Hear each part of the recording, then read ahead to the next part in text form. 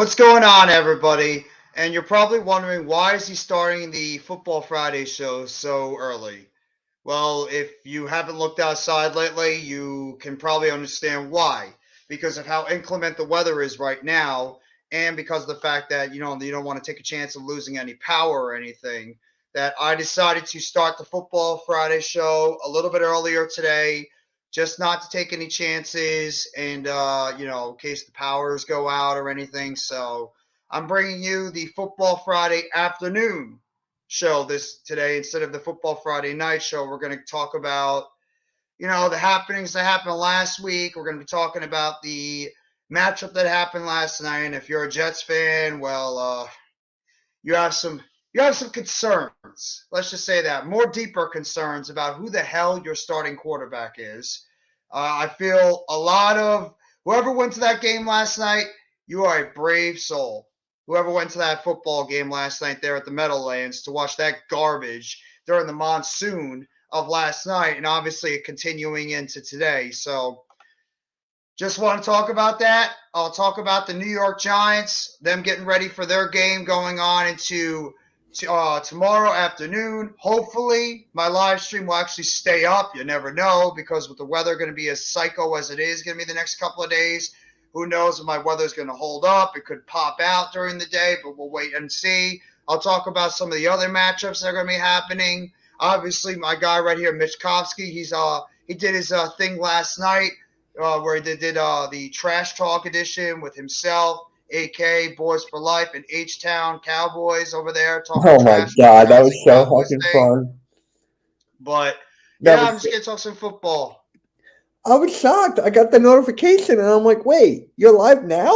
I decided to go live now because the weather. You and I, we live in New Jersey, and you've heard the stuff that's going to be going on later on today. So Yeah, I smart, decided not smart. to take a chance doing it later on tonight when there's a possibility, I could lose power. So I figured, why the hell not do it now? Get it out of the way. Maybe it gives me a little bit more time to do a live stream now, and then we'll see what happens tomorrow because I know it's supposed to be continuing not as bad tomorrow. So we'll see what's happened. I mean, Oh, so you if want you got to hear something interesting I found out last night?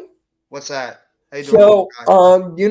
you Jordan? can find out like where's your family from and everything, like the history of your family and stuff. The origins? Yeah, yeah, yeah. So, Boys for Hmm. Life's brother did it. So, Hmm. Boys is 1% Jewish. Is he really now? Yes, Interesting. So, which side of his family is Jewish? I think it's his father's side. I gotta ask, but it's funny. And you know when his birthday is? When's that? 420. Oh my lord. Yeah, but I'm not gonna say who he shares a birthday with because it makes Hmm. you and I very angry. Oh, okay. Yeah, I won't. I won't go into detail about it. But Yeah, I'm not going to go into detail about it. But you know where I was going with. yeah, I had an idea. But Okay. we're gonna refrain from going that direction. Yeah, yeah. What's going on, Mitch? None of my. Oh, I can't wait. Oh my god. You know what I'm really excited for? I'm What's just that? really excited for the Rumble. I don't know why. I just got really excited for the Royal Rumble. I'm excited for it too. I mean, I can't wait to see what's gonna happen. Adam, what's going on, bro? How you doing? Are you staying safe, Adam? I know you as well as myself and Mitch. We're in the Jersey area, so our weather's about to get psychotic in like the next few hours. So glad you could Wait, jump by the stream. why is my Twitch on this? I have no idea. Oh, you know what? I probably put your Twitch instead of the Twitter. I have Oh, no it's fine. I'll idea. take it off. I'll take it No, off. you can keep it. You can keep it. Keep it. Oh, okay. I was like, wait, what? No, I don't. I don't care. You can keep it. I must have pressed it in there by accident. No, yeah. Same thing. Smart move. Smart because the Twitter is hardcore sports is not working. So I'm fine Look with at it. that. I did a couple of smart moves today. I'm happy about that. Yeah. Well, wait, are you Nets playing tonight? Yes, they are. They're still playing. I'm glad at least you're safe, bro. So that's a positive thing. It's supposed to snow today, apparently. I heard it's not supposed to snow in the New Jersey area, depending on where you are. I got We're hail supposed to be getting a lot already. of. Yeah, we've got hail over here. We've gotten winds, but it's supposed to be like pretty bad in terms of the winds later on today. I've heard winds all the way up to as high as 30, 40 miles per hour or so. Won't be soon because I have to get water. Should have just taken my water jugs and leave them outside. Yeah, at that point they'll freeze if you they'll freeze if you leave them outside. It's supposed to drop down to like the single digits tonight in terms of the temperature and be like -10 wind chill. And tomorrow, Cool Cat Mitch is debuting on the network. Yeah, I heard about that. Congratulations to our guy, one of the best Eagles content creators out there, Cool Cat Connor. He's now officially joined the Hardcore Sports Network. So glad to have our guy Cool Cat onto the network with us. So that's going to be pretty cool to have our guy Cool Cat with us. He's a funny dude. Let's just say that he's a funny dude. Your show so bad. Who's you and guys? Cool Cat? Why? It'll be funny. Well, why would it be funny though? It's Cool Cat and it's you. Yeah, but what? Yeah, but because we're gonna be like, making fun of each other's teams the whole time. No. It would just be a good show. I can't wait. That would be awesome. Yeah, he is. I'm gonna get into that in a little bit because I had the unfortunate. Thank freaking God I decided not to stream that game last night because I would have probably fallen asleep. Rob did. That was a friggin' disaster. And everybody else that you were at, if you were a Jets fan or like the very few Jaguars fans that went to that game at MetLife Stadium last night, you are a brave soul. That was a train wreck of a football game last night, offensively and defensively. Actually, Trevor Lawrence hasn't been that bad this year. And I don't want to hear Giants fans that are going to start complaining, saying, well, look at Evan Ingram now. He's got over 700 yards receiving this year. Oh, we should have kept him on the Giants. No, it wasn't going to work with the Giants. So, but kudos to Trevor Lawrence. He's developing himself into a pretty good quarterback in the NFL. And the Jaguars, I'll start with that today in the football show. I guess Mitch will be my co-host for the show because I'm going to be going, as long as I can. Now that I have a little bit more time to go with during the afternoon, I can go a little bit longer instead if I was going at night because if my power is still, God forbid, on, I'll try to do the BKN game recap today, or if not, I'll do it sometime tomorrow, maybe in the morning before I do my live stream. But starting with the Jets. Mitch, what? I'll ask you this. Is it time to pull the plug on the Zach Wilson experiment over there in New York? It's been done. Should have stuck with Mike White. I got friends who are huge fans of the Jets. One of them went to the game last night. And awesome. yeah, I got to call him later on. But he was like, it's Mike White. They all want Mike White there. They don't want Wilson anymore. Oh yeah, you could tell that you could tell the frustration on the fan base right now with the New York Jets that they just don't want anything to do with this Mike White kid. I mean, not Mike White, Zach Wilson anymore. And I actually didn't mind seeing that Streveler kid. He's got some decent running ability, but man, he throws an ugly football. He throws an ugly ass football out there. But that was hideous. Look at his side to join up, Mr. Mac, the Giants fan. What up, Mac? What is going on, fellas? It's good for you, man. I was, had a free Friday morning. Figure why not, man? Hop on, chop it up. I ain't chopped it up with you all. Mac, I saw you in the comments of my stream last night. Oh, yeah, last night. That was insane.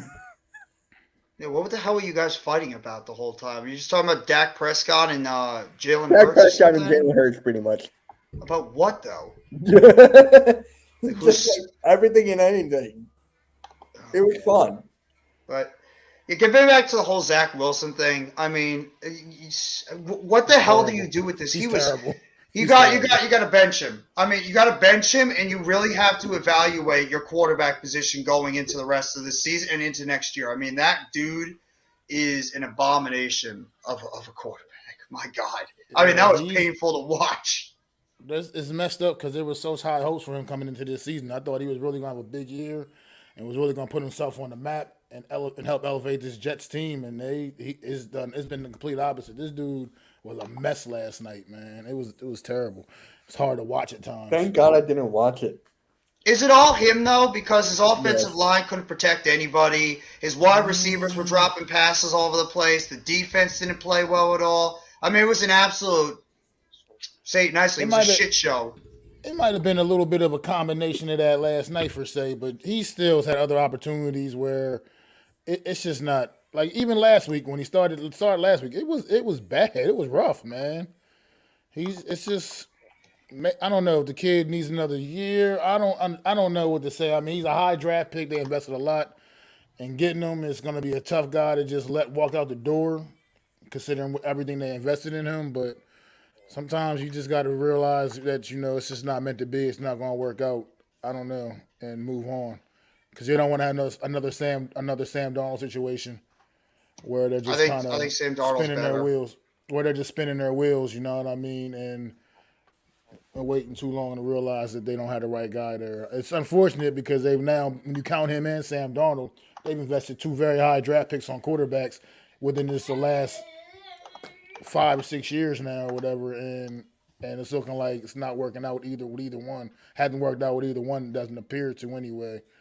Because he's got weapons over there, man. He's got some decent weapons. I wish we had the receivers the Jets had on the New York Giants, and I don't understand why he can't make. He got couple good tight ends. He's got like 2 or 3 good tight ends. You got good running backs. Even with the Breece Hall injury, you still got a couple other competent guys there, man. So I just don't know. Man, the O-line might not be the greatest, but at the same time, it's not the worst either. So it's not.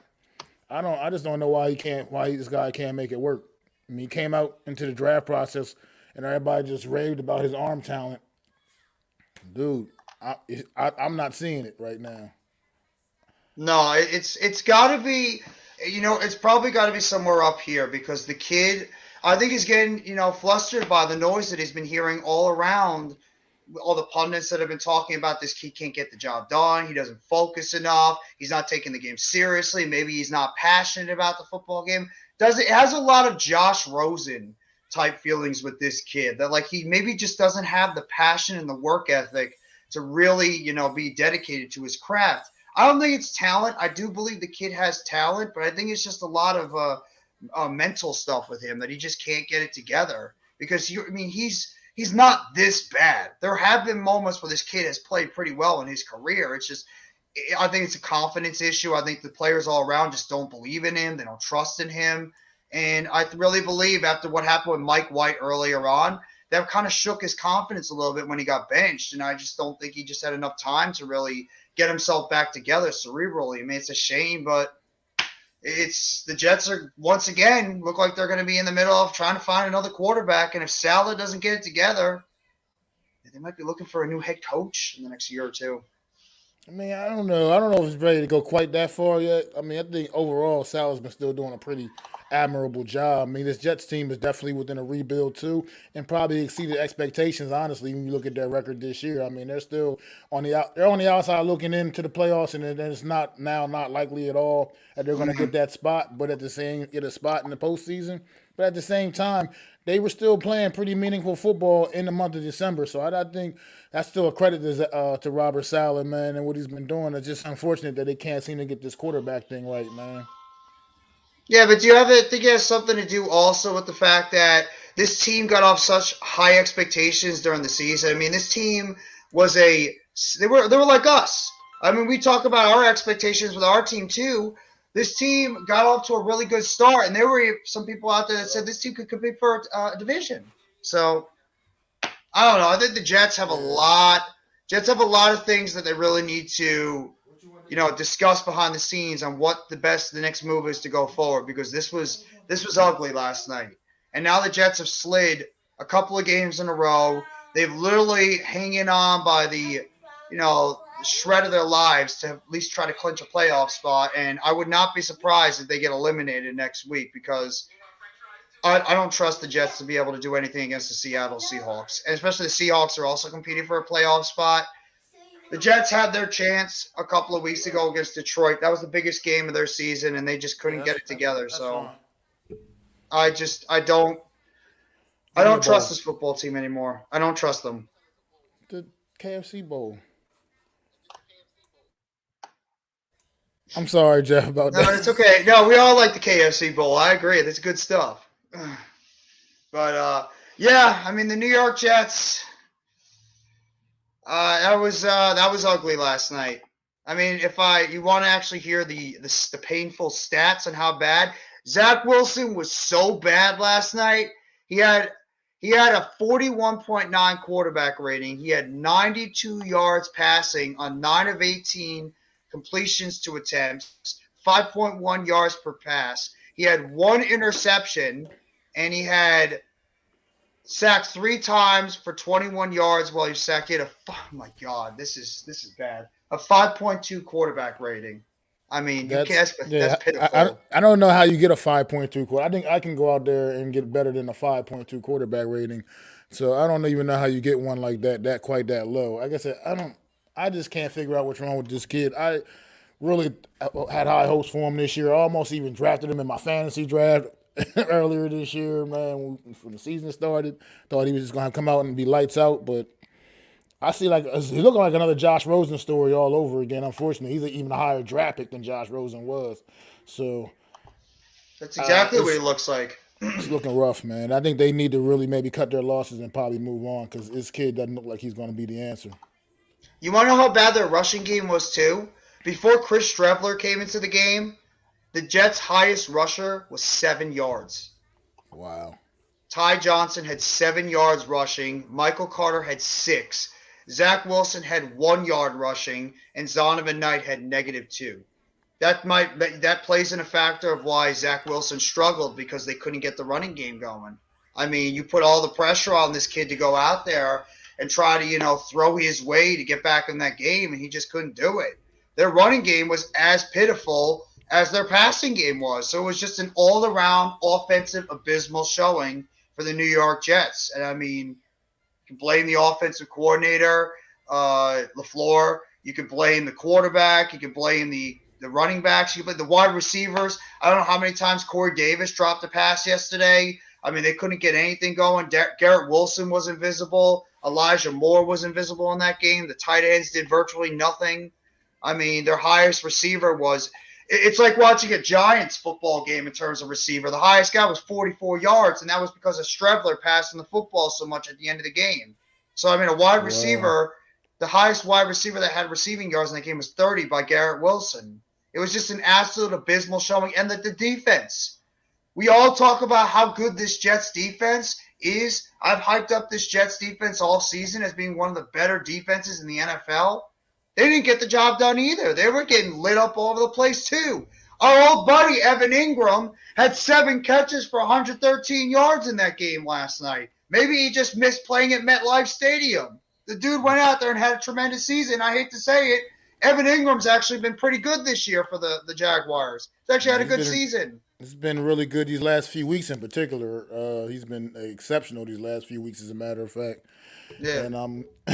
And I mean, look, maybe sometimes guys need to change the scenery to get their act together a little bit, or just come down to earth.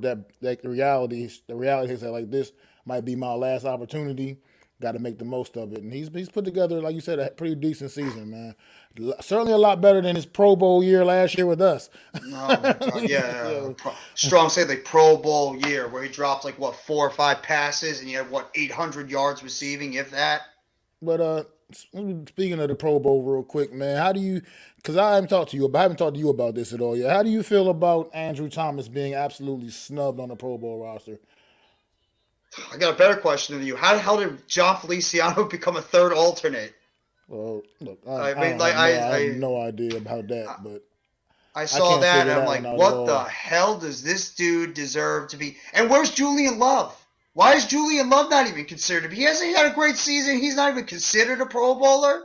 That surprised me too. I still think Andrew Thomas is still the most egregious one. I think he. That was ridiculous. He should absolutely be on this roster. He should be an All-Pro this year in general because he's played at that level. A third alternate for Andrew Thomas for how good he's been. Besides Trent Williams, I could make an argument Andrew Thomas was the best left tackle in the NFC, easily behind Trent Williams. He's the only guy I could argue. That was just. I agree. That was ridiculous. Andrew Thomas has only had 2 bad games all season. Alex pointed this out on the short earlier. He did, and he's absolutely on the money. Andrew Thomas has only had 2 games you can look at and say these were pretty poor performances. That Eagles game, he didn't. He was actually Happy holidays to you, Nova. he was pretty bad in that Eagles game, and he was terrible in that Dallas game on Thanksgiving. But that's also when he was also under the weather, sick, playing under the weather against some pretty elite pass rushers. So, not to make excuses because it just is what it is. But he had a rough game on Thanksgiving against the Cowboys. Other than that, you can't look at any other performances this season from Andrew Thomas and say Andrew Thomas didn't show up. Andrew Thomas was playing at a high level all season long.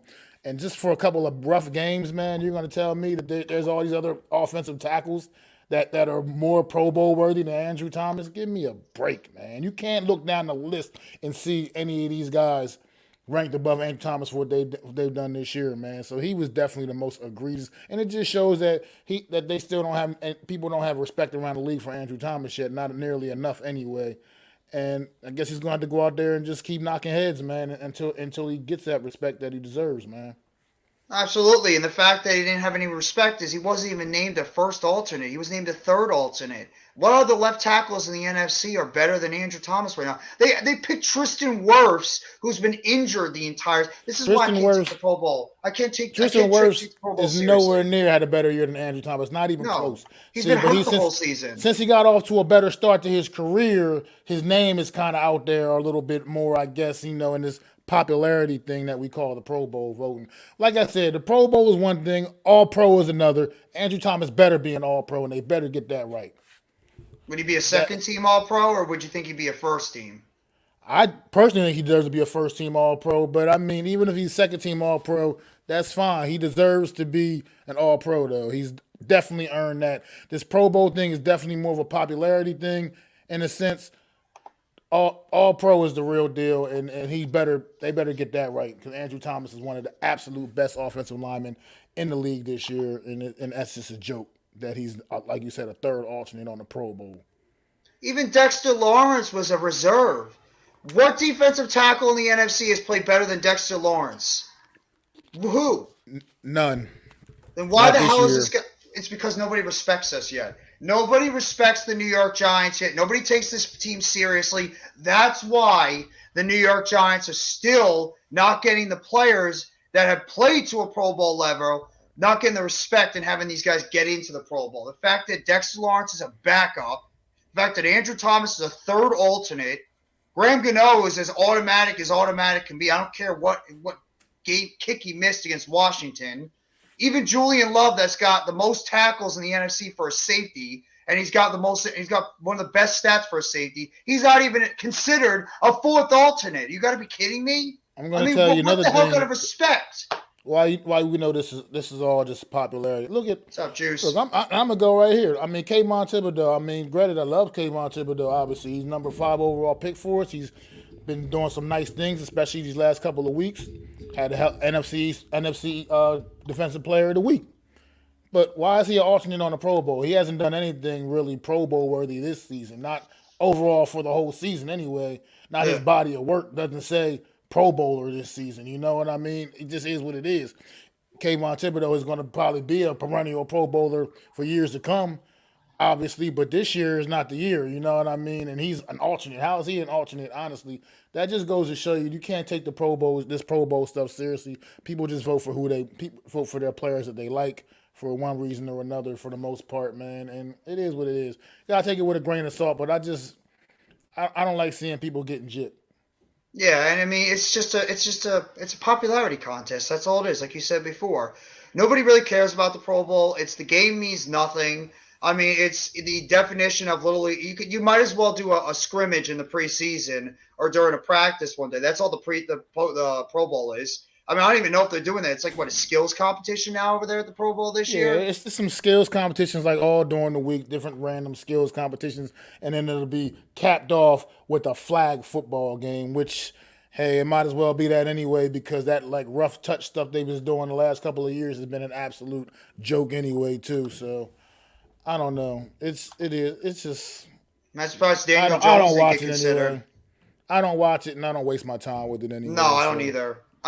There's no point in wasting 2.5, 3 hours sitting there watching a glorified two-hand touch football game, because that's pretty much all it is, and all the big-time players just sitting on the sidelines. You know what the Pro Bowl? You know the best thing about the Pro Bowl now? It's when these superstars can talk with one another and negotiate chances of one of the maybe in the off season, these guys playing on the same team, because that's where this negotiating starts in the off season, is at the Pro Bowl, where they start talking to one another and be like, hey, I'm a free agent, or I'm not happy here in this situation. Maybe I can link up with you and somehow get over there on your team during the off season. We can run it back in the 2023 season. That's what the Pro Bowl is mostly about, is these guys and these superstars talking with one another to see if maybe they could get a chance. You know, one of these guys get traded or they sign with his team and they can end up playing with that team over there in the off season. So that's pretty much what it's all about. But well, I got this weird feeling that the New York Giants might be a destination where we might have some people really interested in coming to play next year, man. So we'll see how that all pans out anyway. No doubt about it. No doubt about it. I think after what this football team, and I'm glad you brought that up because we could transition right into the New York Giants. And obviously, we all talked in nauseum about the game that they had last week against the Washington Commanders on Sunday Night Football. And if you guys haven't already, make sure you guys go check out Mac the Giants fan. He's gonna be did you drop your True Blue preview yet, or you're dropping it tomorrow morning? It'll be out about around 3:00ish. Around 3:00 today. So make sure you guys go check that out. 3 p.m. today, Mac is going to be dropping his True Blue preview that he's going to be talking about the Minnesota Vikings and the New York Giants game. Not on Saturday, not on Sunday. The NBA is getting this Sunday. And obviously he'll be around for the True Blue Aftermath, recapping the football game, going live for about 1 hour, 2 hours, however long it goes, however pissed off we all get or how jubilant we all get after the game. Hopefully it's Christmas Eve. It'll probably be about an hour tomorrow at the longest, probably tomorrow, since it's Christmas Eve. And everybody has things to do, you know. Hopefully the weather will cooperate with us and we won't have our power knocked out because of this storm that's coming around. So we gotta think about that too. But yeah, just make sure you guys go check out Mac's True Blue Aftermath. That's going to be happening on Saturday afternoon after the New York Giants game, and his True Blue preview that he'll be dropping at 3 p.m. today. But Mac, let's talk about the New York Giants, and we'll start with the recap. I know we all went in nauseam, but your overall thoughts about the New York Giants game against the Washington Commanders, the big Sunday Night Football game. The Giants pull off that victory 20-12 against the Commanders. Well, you know, I've been over this a few times already, over and over. But my feelings, like, obviously was happy, big time win, man. You know, went out there, got the job done. Once again, in the ugly way the New York Giants win football games, but they got the job done nonetheless. It doesn't matter how you don't get style points for the W. All that matters is you get the W. So they got the job done. But like I was saying, I just really want to. I know the offense lacks weapons. I get it.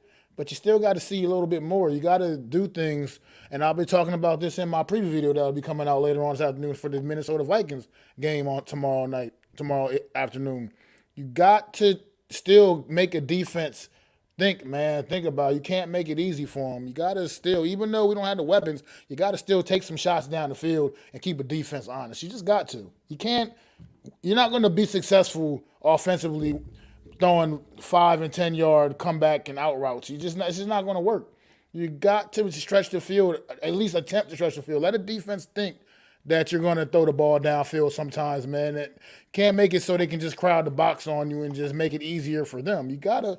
So even with the lack of weapons, you got to still launch a few down the field regardless, man. You can't be scared of a potential turnover, man, because that shit does happen. And I mean, turnovers happen, I understand, but you can't be scared of that. You got to still you got to make a defense have to understand that if you're not going to cover us down, if you're not going to cover the deep ball, then guess what? We're going to hit you with it. So you better be ready for it because it's coming. You know, that, like I said, when I looked at that pass chart from Daniel Jones on Sunday night, no passes over 15 air yards. Hell, he only had 3. Only 3. Yeah, that's egregious. That even reached 10 air yards. 3. Yeah. That's egregious. So that's you can't. You gotta be out. You gotta push that defense back some and help open up them running lanes for your all-pro running back Saquon Barkley. You gotta try to make it easier for your superstar, man. And he is our superstar on offense. Him and Daniel Jones is that is the offense. So you gotta make it easier on themselves, man. And right now you're making it too easy for opposing defenses, man. And we got a fluff defense coming at us tomorrow, man. Minnesota, as good as they are on offense, they are equally as bad defensively. So you got to be able to exploit that, take advantage of that defense tomorrow. But as far as this Washington game goes, Kayvon Thibodeaux, like we already talked about, his coming out party, man. I mean, the game he had, it did give you those Lawrence. I don't want to be, I'm not comparing him to Lawrence Taylor, but it did give you those Lawrence Taylor vibes, them LT vibes, man. He was getting after it.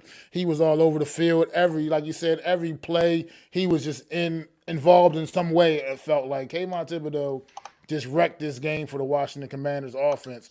And like I said, as far as the referees, the penalties, people have been talking about all week, the Darnay Holmes passing, yeah, it was pass interference, and the referees didn't throw a flag for it. But they also, on the very same play, didn't throw a flag for hands to the face of Kayvon Thibodeaux, and nobody's talking about it.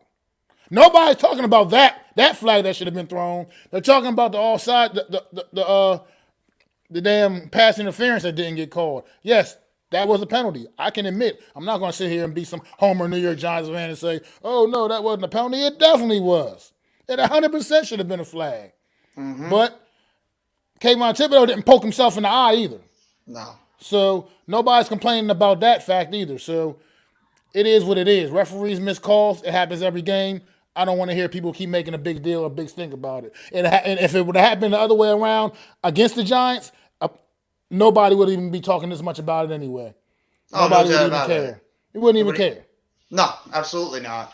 And I mean, I'm glad you brought up the point earlier about the team needing to pass the football down the field, because I've seen teams that have nowhere near, even they have the skill position talent of us, maybe not as putrid, but it's close to it. They're still taking chances of throwing the football down the field. You have to be able to stretch a defense, and you can't allow the defense to feel too comfortable back there, knowing that you're scared to throw the football down the field, and that you're just going to do these short little dink and dunk passes to make your quarterback look good in terms of his percentage and his quarterback rating, but you're afraid to take a chance down the field because you're thinking that the quarterback will either throw an interception, or because these wide receivers aren't going to be able to separate enough to be able to create enough separation in the backfield to make these big plays. So you have to be able to make these defense honest.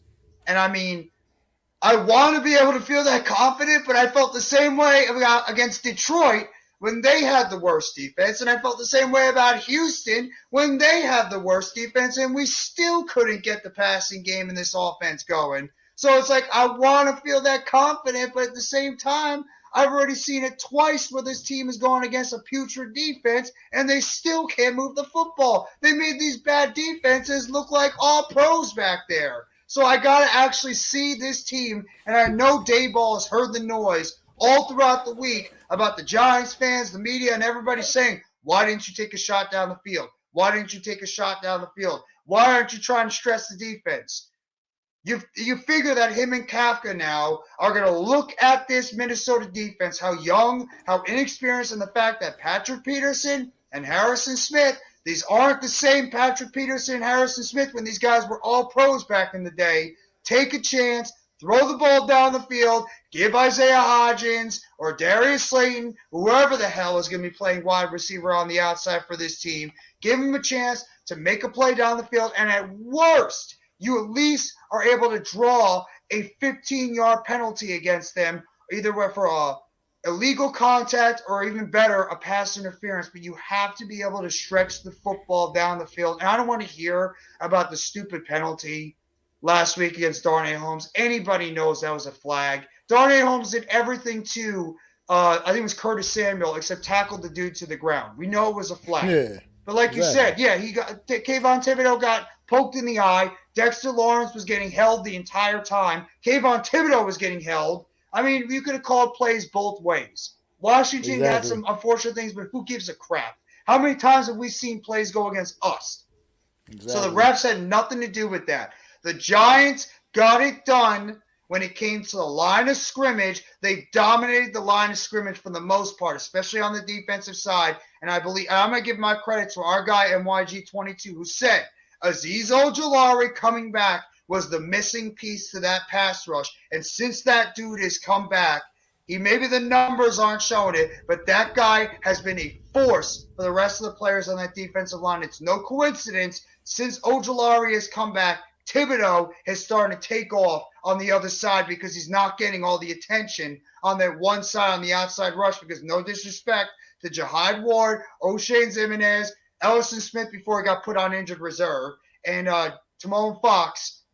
Azeez Ojulari is a different animal on the outside. That dude is a legit pass rush threat on the opposite side of Kayvon Thibodeau. Now you got two guys on opposite sides that are a threat to go against that the opposing quarterback. And now you're going against Darrisaw and O'Neal on that offensive line. Darrisaw has actually played pretty well this year too, but I'm very confident that Thibodeau and Ojulari, especially their interior offensive line, that I believe is playing a rookie at center, I believe Dexter Lawrence and Leonard Williams should have a major impact in this football game on Saturday against that Minnesota Vikings offense, and that could be the biggest difference, even more than our offense going against their defense. I think our pass rush can really make the biggest difference in this game on Saturday.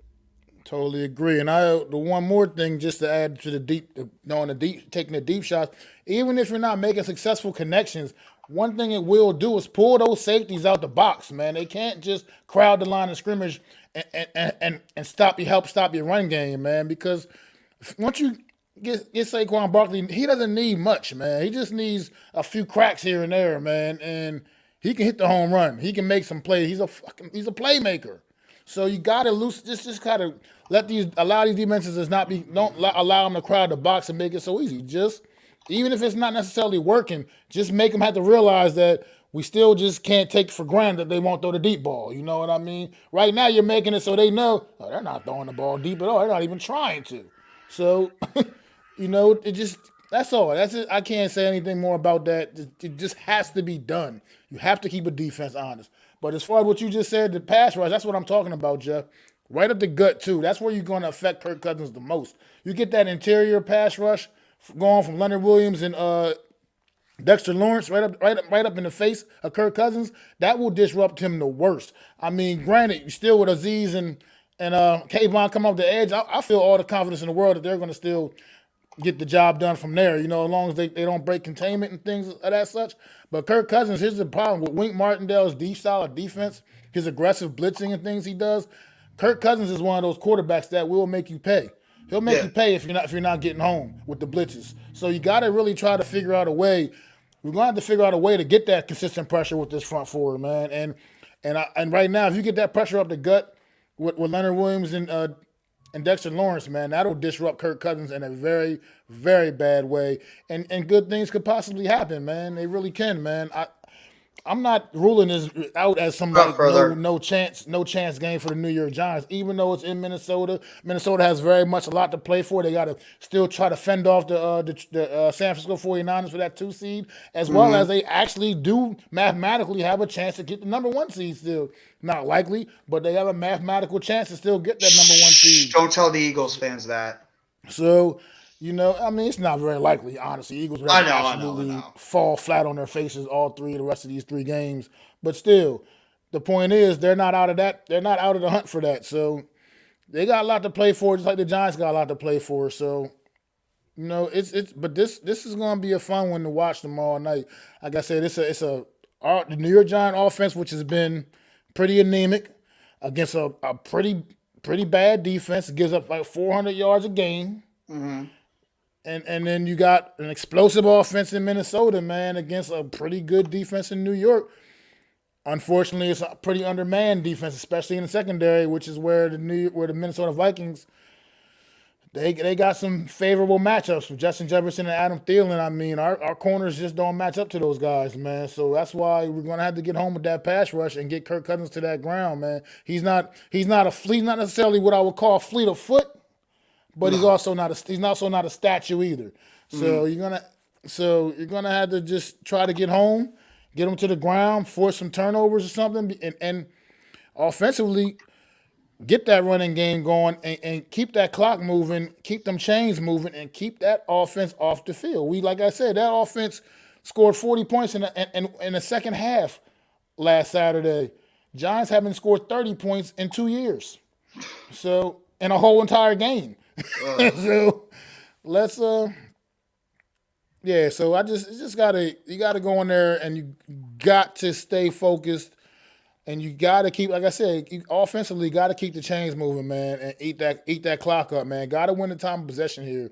Cannot allow them to possess the football, have extra possessions. You can't make silly mistakes. But so you just got to go out there and get after it, man. Like I said, and you got to be ready from the beginning. You can't wait to the second quarter, third quarter to start trying to make some plays. You got to make it happen right out the gate, right from the beginning, man. Yeah, how about those Knicks? They lost to the Toronto Raptors recently. How about them Brooklyn Nets? Now we have the longest winning streak in the NBA since the Knicks just lost to the Raptors. But I'm going to say this too, Mac. You brought up a really good point with the pass rush on the front four because this is one of the things that the New York Giants have got to do.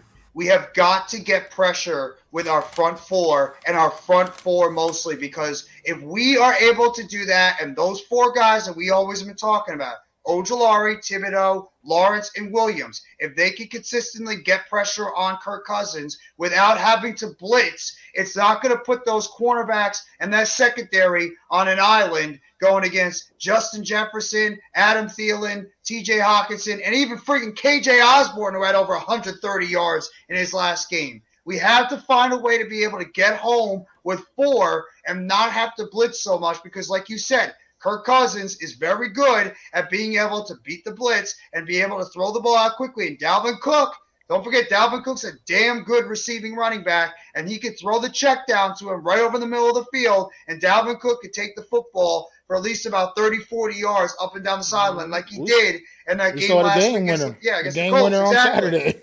Yeah, where he took that ball right down the field. A simple little pass over the middle, and Dalvin Cook breaks like 3 or 4 tackles and runs in the end zone. So we've got to make sure we get home with 4 players because if we have to blitz too much because we're not getting home with those guys, Kirk Cousins can't find a way to exploit our weakness, especially in the middle of the football field because Darnay Holmes has been the guy that's been getting picked on the most in the middle of the field, and we're still without McKinney. We're still without Adoree Jackson. Our linebackers in the inside are a major question. I know we just signed Landon Collins to the active roster. Shout out to our guy, LC, doing an excellent job in the game last week against the Washington Commanders. We had some nice stops up the middle of the field. Tay Crowder's back on the practice squad pretty much where he belongs, most likely. But we have been struggling so much on the inside of our field that I even think that Justin Jefferson is not the guy that we should be worried about the most. It's TJ Hawkinson, it's KJ Osborne, and it's Dalvin Cook coming out of the flat because they're going to expose the middle of our defense if we cannot get a consistent pass rush on Kirk Cousins and make that dude uncomfortable with quarterback hits, with pressures on the outside, and like you said, on the inside, and get him down on the ground without having a chance to exploit us in the inside. Absolutely, and now that we're talking about Dalvin Cook, I mean, let's face it, this run defense, New York Giant run defense also is going to have to figure it out because Dalvin Cook is one of the best in the business. So this run defense is going to have their hands full as well, and it's not been very good, and you got one of the best running backs in the NFL, you know what I mean, they're going to have to deal with and contend with in Dalvin Cook. So like we were just talking about what he can bring to in the passing game. Well, he also does it with his legs, man, in the running game. He is one of the elite runners in this league. So, New York, I hope this defense can get up to the task and figure out a way to stop the run, to be quite frank. It was Landon Collins came in and added a little bit of help with that last week against Washington. But at the same time, Brian Robinson was still averaging 7.5 yards a clip. So, Dalvin Cook is a step up in class from Brian Robinson. As good as Brian Robinson is as a rookie right now, Dalvin Cook is definitely a step up in class from that. So we're going to have to figure something out there when it comes to that run defense also.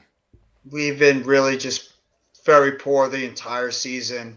I think ever since Leonard Williams got hurt back all the way in week 2, our run defense has just not been the same. We haven't had a good rotation on the inside of our defense. Our linebackers are just not getting the job done on the inside.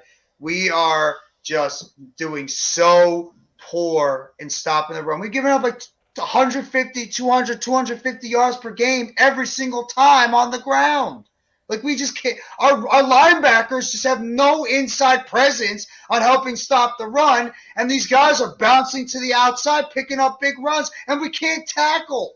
That's another thing that this Giants team has struggled with recently is they haven't been very good at finishing off plays and putting guys on the ground with tackles. It's every single game. It feels like this team is missing tackles in the open field, and it's mostly the linebackers. And I think Dexter and Leo are a little bit burnt out because of the fact they've had to play so many snaps because we don't have enough consistent inside depth in the defensive tackle position, and we're lacking so much at linebacker because McFadden, the dude is doing an admirable job as a rookie, but he's not the answer right now. Jalen Smith, he's been okay. I mean, Tay Crowder, the dude's on the practice squad right now. He's too busy mouthing off, chirping on, saying he wants to be freed. Well, congratulations, you were just freed, and then you were just brought back because nobody wanted you. So now you're on the practice squad. And Landon Collins, let's just be real too. We all love Landon Collins, but he's not the answer at linebacker. He's a good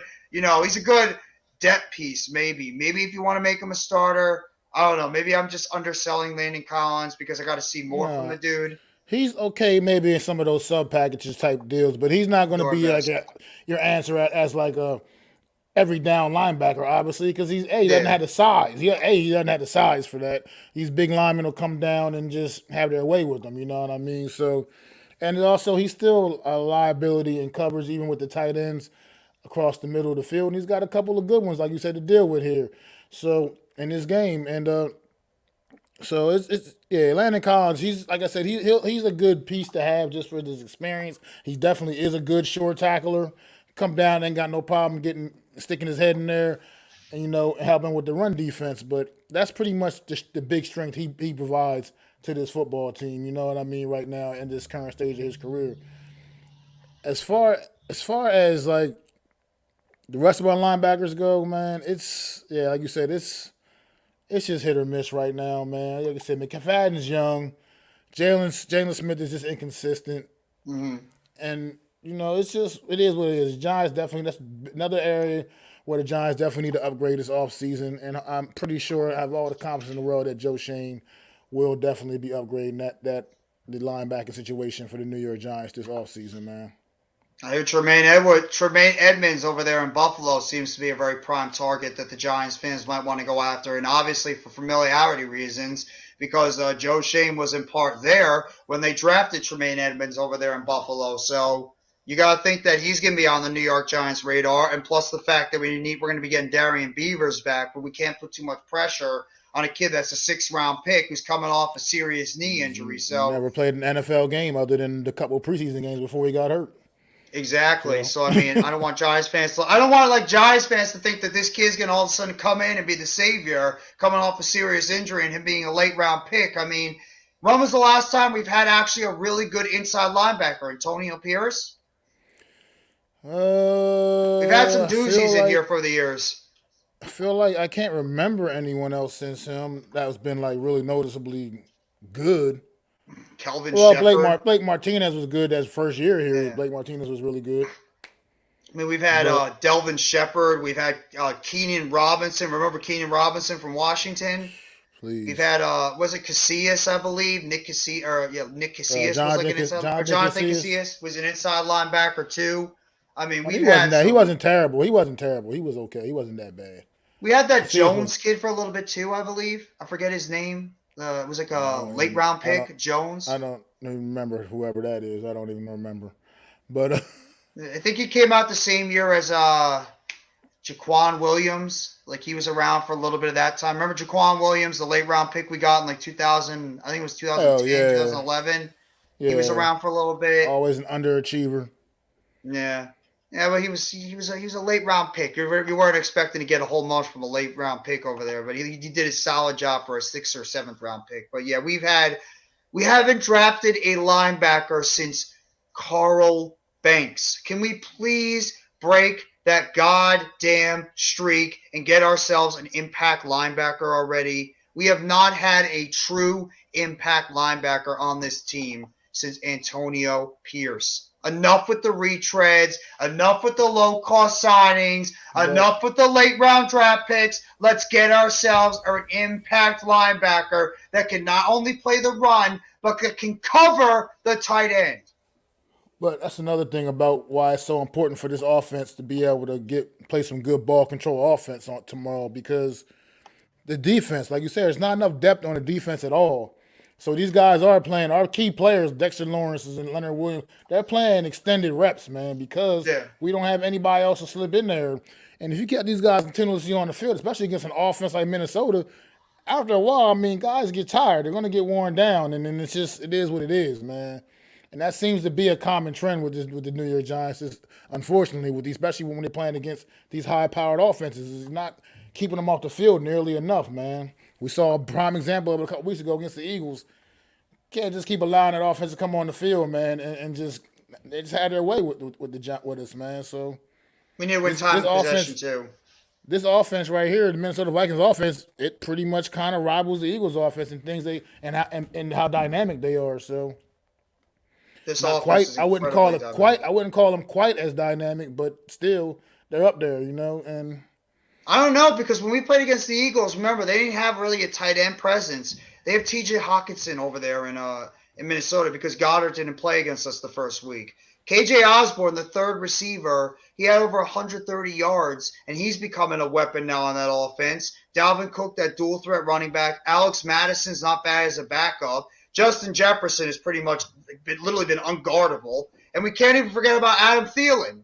I mean, Adam Thielen's still that gritty vet that can go out there and catch touchdown passes all over the place. He's got 7 this year, I think. So, I mean, their offense is incredibly explosive. That's why, when I heard some Giants fans, thinking that we're just going to go over there and this is going to be an easy victory. We're going to be able to handle, you're really you're underselling how good this Minnesota offense is. They're really good. Because of the fact they went down 33-0. Because they went down 33-0 against the Colts. That's why they felt that way. And then they scored 36 points in the second half. They are a Jekyll and Hyde team, though. I'll agree with that.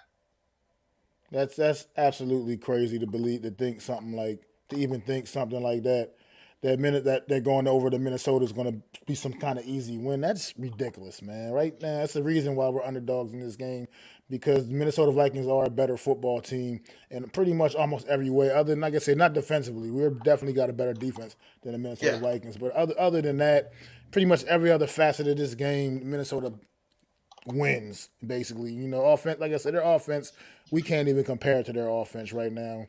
The things the New York Giants do offensively, they are going to be throwing the ball down the field and taking all kinds of deep shots and doing all kinds of things. That's why that pass rush is going to be paramount tomorrow, because that's pretty much going to be the key to stopping the Minnesota Vikings offense, is that pass rush getting home early and often against Kirk Cousins, who, by the way, is also the Pro Bowl quarterback this year, representing the Minnesota Vikings. So they got to. The dude just goes out there and has consistent numbers every single year. He's not great. He does throw. He has the propensity to throw interceptions, but the guy every single season just goes out there and puts up very good seasons. Now, you can say, and this is the thing that we always talk about with everything when it comes to quarterbacks, is that you have to look at the talent around them that help out the quarterback. Well, sometimes the quarterback's not that bad. Hell, go look at the game last night with Trevor Lawrence. Go look at Trevor Lawrence's stats.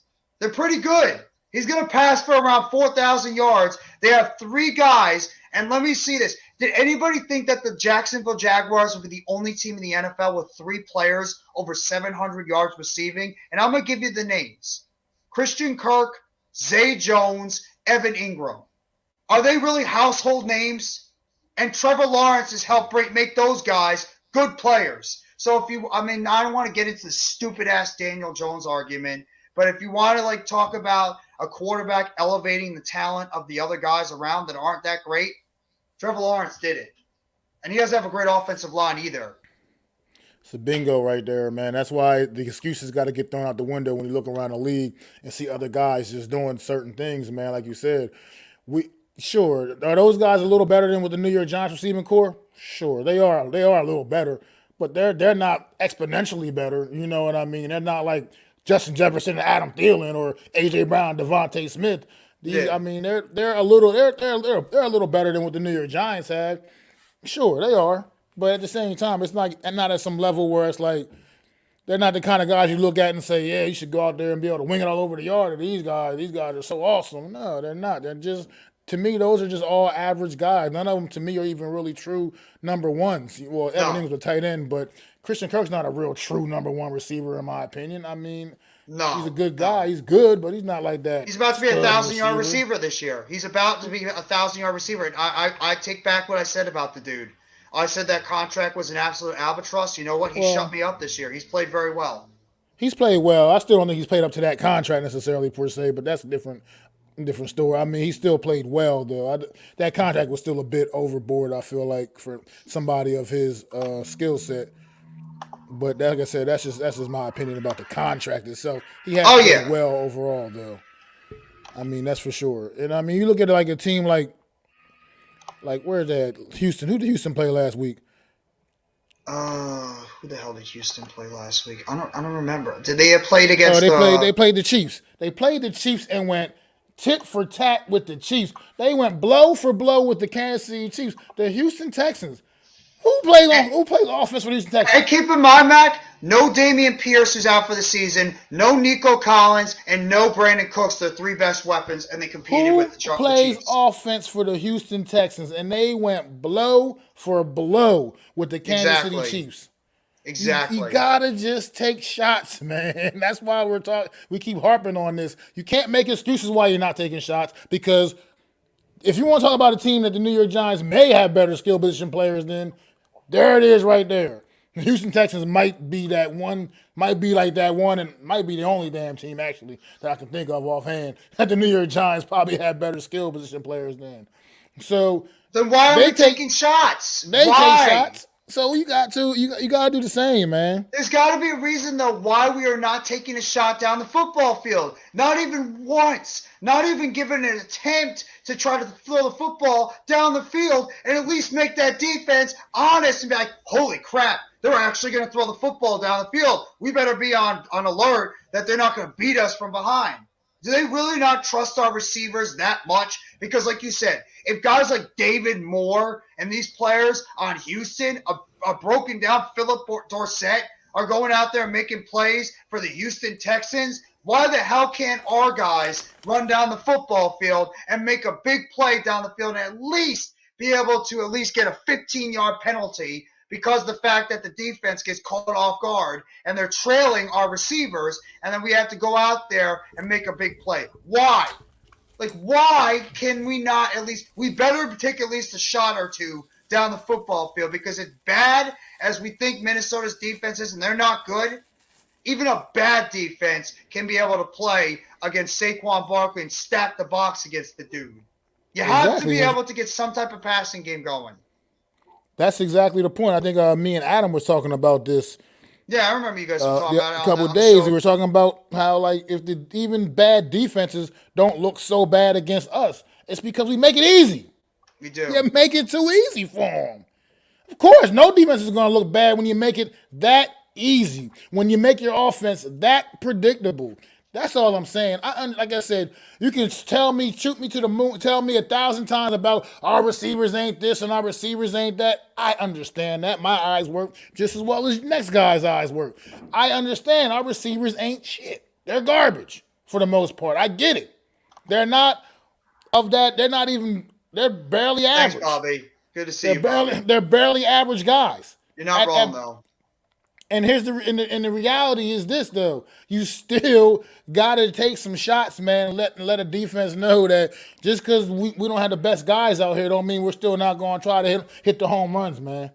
Take a chance at least. Take a chance. Look at Thanksgiving against the Dallas game against that. You just threw that ball downfield. Slayton jumps up and makes a play. You just never know when that can happen, man. It can happen. I mean, look at the game on Sunday night, Washington. We have them pinned back deep. They come out on first down and just throw like a 60-yard bomb down the sideline to Jahad Dotson and flip the field completely. Now, sure, it works out in the Giants' favor a couple plays later when Taylor Heineke fumbles the football. Okay, that worked out. But the point is, they had those cats pinned deep, and they didn't come out and just turn around and hand the ball to the running back. It came right out first down and took a shot all the way downfield, and it paid off. So you got to do that every once in a while, man. You got to hit the defense sometimes with some shots like that, because otherwise you're just playing right into their hands and you're making it entirely too easy for him. And they're going to hear the coaching staff, Mike Kafka, and all these guys are going to hear it from the fans if they're going to go another game without trying to take a shot down the field, because there's no excuses now, especially when you're going to be playing against an explosive offense like Minnesota. You could not sit back and believe that you're going to go out there and just run the football all the time. And the problem, here's another thing that drives me nuts. Why are we always running the football right up the middle into the defense? Why don't we try a play to the outside? Why don't we try a wheel route? Why don't we try something different with Barkley? Try to get him onto the outside. How good is Saquon Barkley when it comes to the wheel route?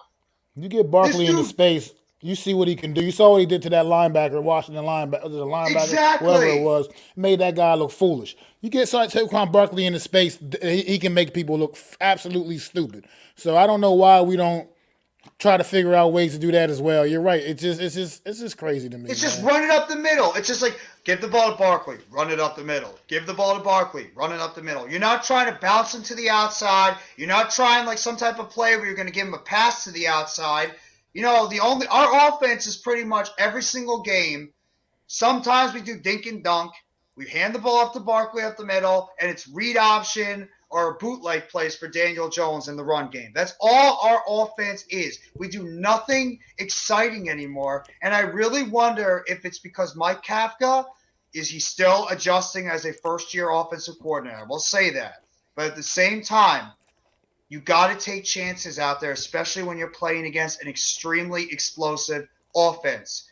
And the Giants, here's another thing they have to do. They have to win the time of possession. We have to make sure we keep that Minnesota Vikings offense on the sidelines as much as possible. And like you said, like I've said, and like we've all said, that means our offense has got to control the tempo of this game. And I'm going right to that offensive line. The offensive line has got to dictate and dominate the line of scrimmage against that Vikings defense, where they have some talent on that defensive line. Danielle Hunter is very good. Za'Darius Smith over 10 sacks this game. Also, you got to talk about what's going on halftime. If you want to hop on a little bit, you can talk about your Eagles game coming on too. But you got Danielle Hunter, you got Za'Darius Smith, who are one of the better pass rush duos in the NFL. So, I mean, Evan Neal, you're going to get a test immediately. I'm not worried about Thomas, but Neal has been a little bit shaky since he's come back from his injury.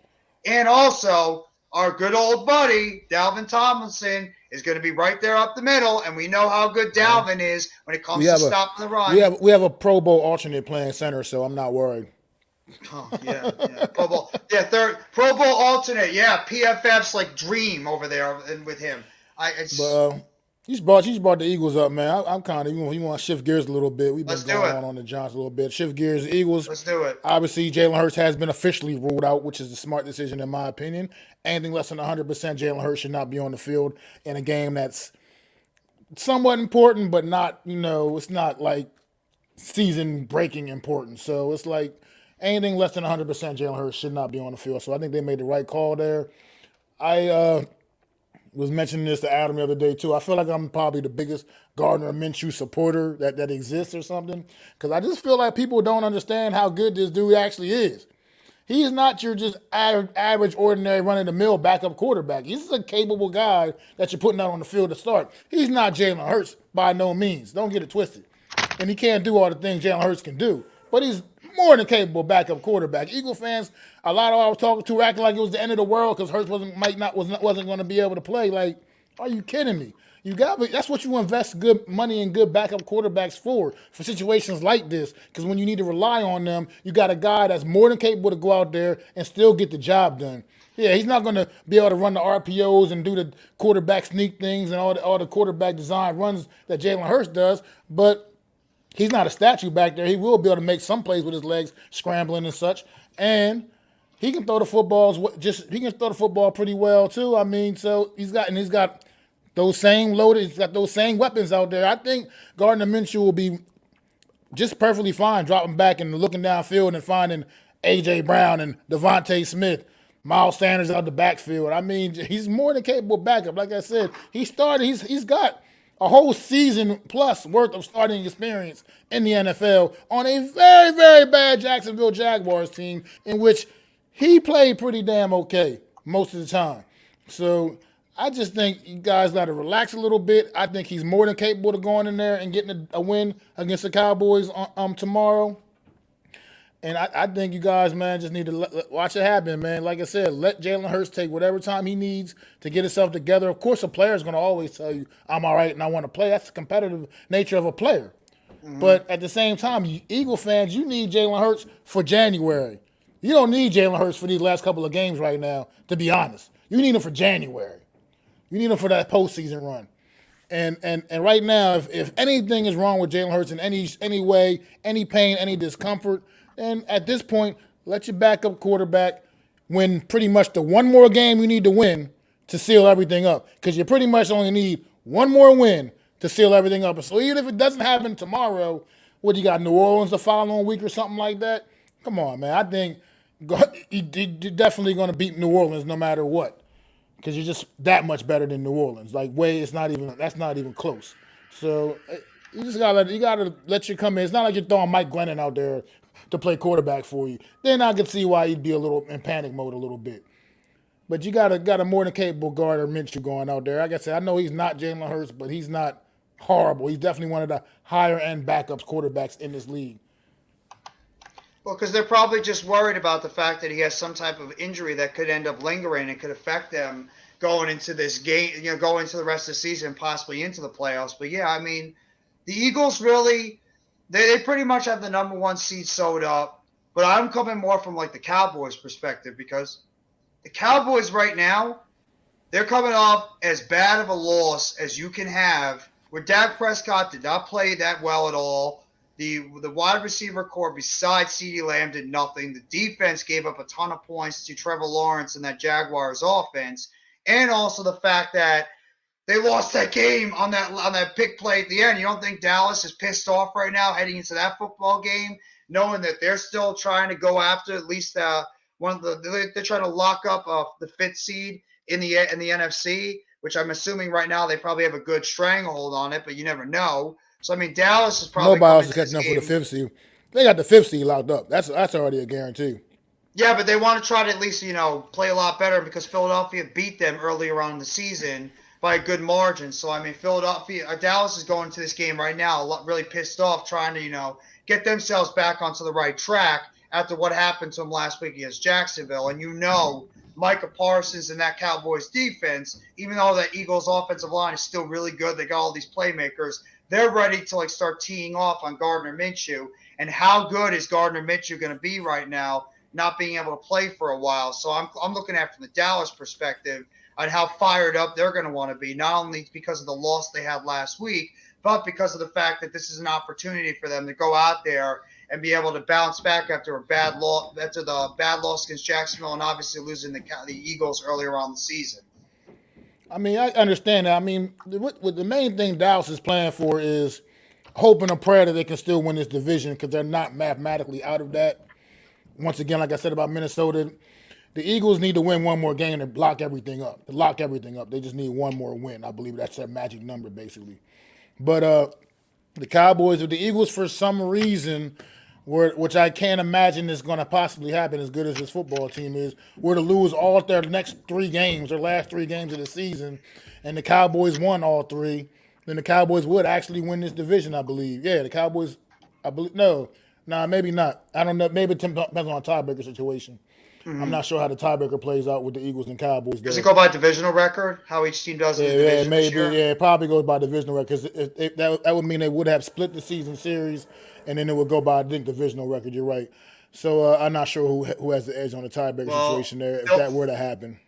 Philadelphia's already won once against us. They split with Washington, and they beat Dallas once. So they're 4-1. I think Dallas has beaten us twice. They beat Washington, right? Yeah, Dallas beat Washington the first time they played them. And then obviously they lost to the Eagles, so I think they're 3-1. They still have they still have 2 more games left in the NFC. So they still have the Eagles this Sunday, and then they play against Washington on last week. Last game, yeah.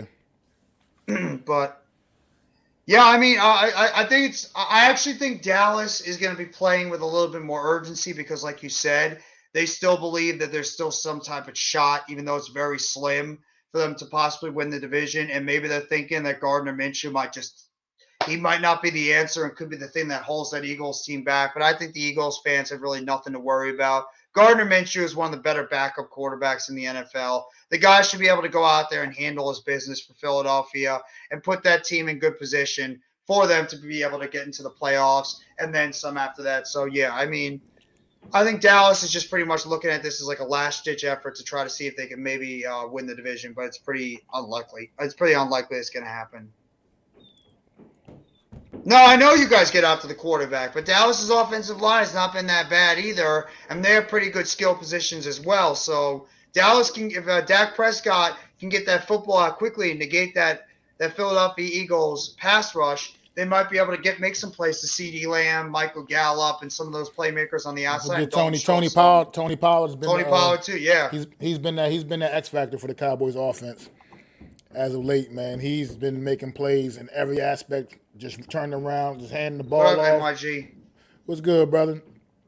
Been handing the ball off to him, or he's hitting them big home run plays.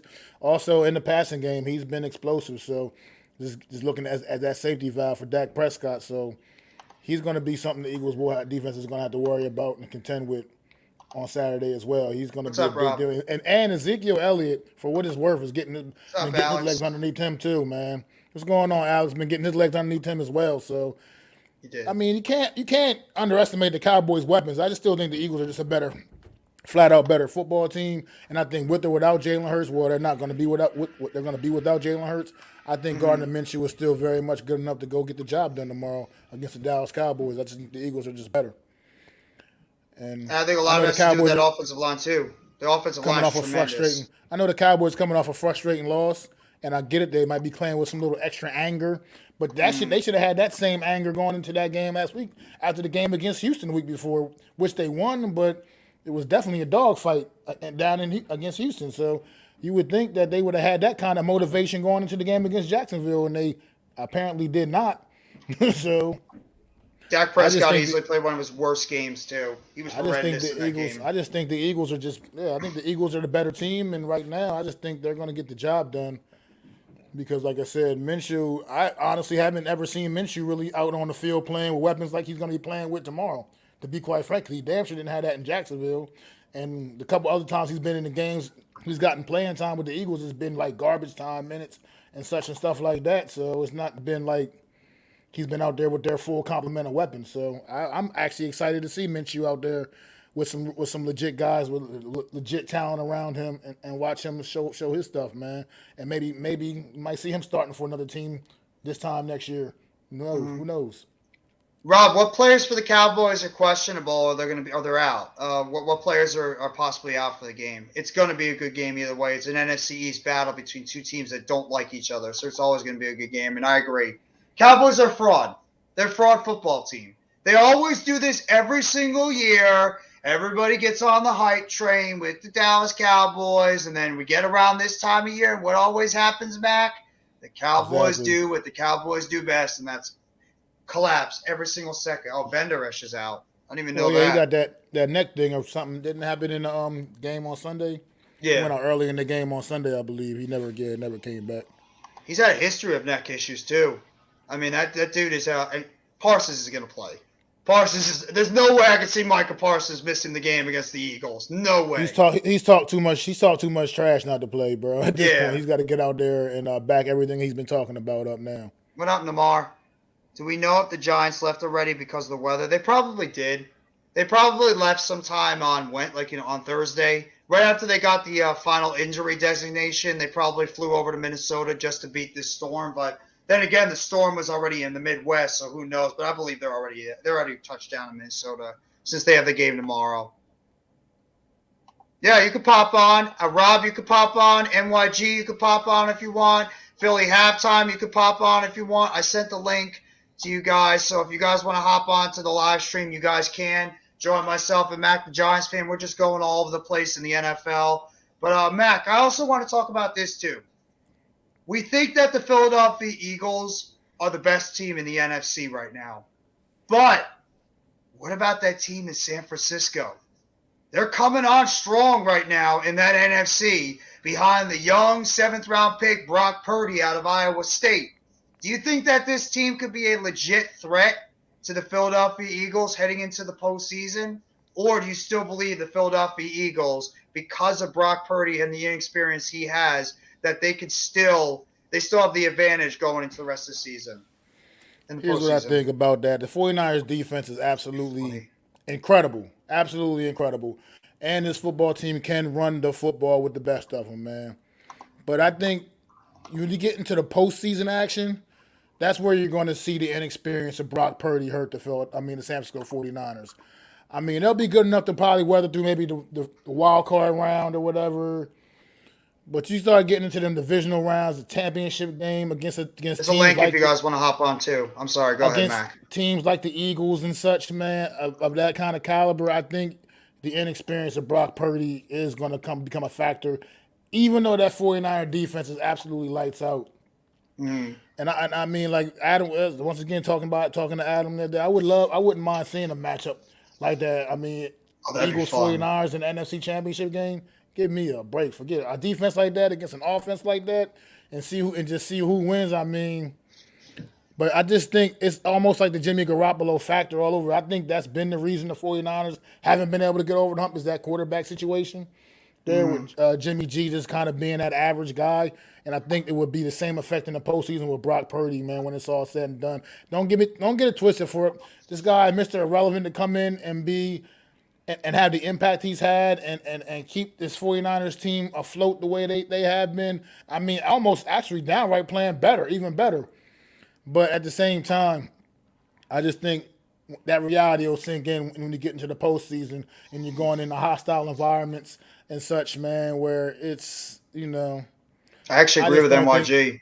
I just don't think Brock Purdy is going to be able to get the job done when it's all said and done in the postseason, man, because now you're going against the best of the best in the postseason. You're no longer going against whatever random teams here and there every week. You're going against the legit best teams in the NFL.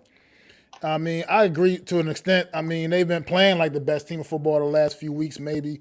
I would say that. But I'm not going to discount the Philadelphia Eagles for what they've done the entire season. And for the entire season, the Philadelphia Eagles are the best team of football. And I just think you can't just discredit anything that they've done, because the 49ers have been showing some good signs and playing some really good football the past month of this season. You can't forget about what the Eagles have done the entire season because of like a month of great football from the 49ers. Just my take on that. I mean, I agree with you, Mac. We can't forget about how good the Philadelphia Eagles have played pretty much this whole season, but that 49ers team scares the hell out of me because they're starting to hit their stride. They're as complete of a football team as the Eagles, and as long as they can build an offense around that quarterback where he doesn't have to go out there and do too much, because the thing with Jimmy G was pretty much – he did a little bit too much for that football team because the offense wasn't quite as explosive. A couple of years ago, last year with that team, they didn't have that real true threat at running back. I mean, Mozart was all right, Jeff Wilson was all right, etc. But they did not have that absolute true threat at that running back position that they have right now with Christian McCaffrey, that dual threat guy that can beat you in the run game and the pass game. And even Elijah Mitchell, if he can come back from injury, that team now has two guys on that football. They have a guy now at that running back position that can beat you in multiple facets. So, I mean, and their offensive line is tremendous. Trent Williams is unbelievable at left tackle. McGlinchey's good at right tackle. The interior is not bad. I mean, when Deebo Samuel comes back, we know how good he is. George Kittle is a top 3 tight end in the NFL. Brandon Ayuk has emerged as a top-level receiver on the other side. I mean, their defense, doesn't matter where you come from, their defense all over the place is great. Nick Bosa is having a tremendous year. Some even thinking that the guy could be a defensive player of the year. Arik Armstead on the other side. Fred Warner and Drake Greenlaw on the linebacking core. And then Chardavius Ward they've added at the secondary. And that safety, I forget what his name is. I forget what that safety they brought in. He's played really well. You got Jimmy Ward at the other cornerback spot. That team is as complete as a complete team can be, and they are starting to come into they're hitting their stride now as a football team. And I think that Kyle Shanahan will develop a offense where they're not going to put way too much on Brock Purdy's plate. So he's going to have to go out there and to, like, say he has to go out there and throw 20, 25 times maybe a game. But you also have the playmakers out there where if they make the offense simple enough, this kid should be able to execute the plays out there on the football field with the players he has around him. Because that's why I believe that the 49ers could be a legit threat to go to the Super Bowl and win it, is because the players around that quarterback can help elevate that quarterback to the next level. I mean, I hear it, man, but like I said, playoff, it's a reason why you're Mr. Irrelevant sometimes, and it's a reason why you're the last pick overall in the draft. And I just think, true. Like I said, he's been able to weather the storm this last few games without Jimmy G since Jimmy G has been out. Mm-hmm. But at the same time, playoff football is a different animal, man. Like I said, and yeah, they'll get 1 or 2 home games depending if they how things work out for them. They're definitely going to have one for sure, obviously, and then divisional round they should possibly have another one, maybe. Mm-hmm. So, but they get to that championship game and the Eagles are standing there, they're going to have to go to Philly. Yeah. And I'm not sure Brock Purdy's going into Philadelphia in the NFC Championship game and whatever kind of potential weather it could be over there and getting the job done. I just can't see it. I mean, as good as the 49ers defense is and as good as they can run the football and this and that and the other, I just can't see Brock Purdy going to Philadelphia in the NFC Championship game and winning that football game. I just can't see that. I just can't visualize that myself personally. But like I said, not to knock what the kid's been doing. I just think that would be something that would be a little bit more than he's ready to handle right now. No, you're not wrong. I mean, the crazier things have happened where we've seen young quarterbacks come out of nowhere and be able to take their team on this unexpected run. And I mean, a good NYG says it here, a good defense could shut down the 49ers offense and their rookie quarterback. But what about the 49ers defense going against Hurts in that offense? I mean, their defense is talented enough where they could even possibly slow down that Eagles offense. That you have to think about that aspect too. I think that game is not even going to be about the quarterback as much. It's going to be about the trenches. That game, if those two teams meet each other in the playoffs, I think the trenches, it's what's going to decide who wins that game between the Eagles offensive line and that 49ers defensive line and the Eagles defensive line against the 49ers offensive line. That's where I think that game is going to be won and lost. Because whoever could dominate the line of scrimmage for the most part in that game should be the ones that are going to be able to go over the top, even with Jalen Hurts playing as well as he is, and with the fact you're putting your faith for the 49ers in a seventh round pick out of Iowa State in his rookie year. I think the trenches are going to be a major reason why either one of those teams could walk out of a victory. What's going on, Kareem? Thank you for coming by the stream, bro. 49ers are winning the NFC, in my opinion. I mean, it's not a far-fetched statement to say that. And any quarterback in that system is solid.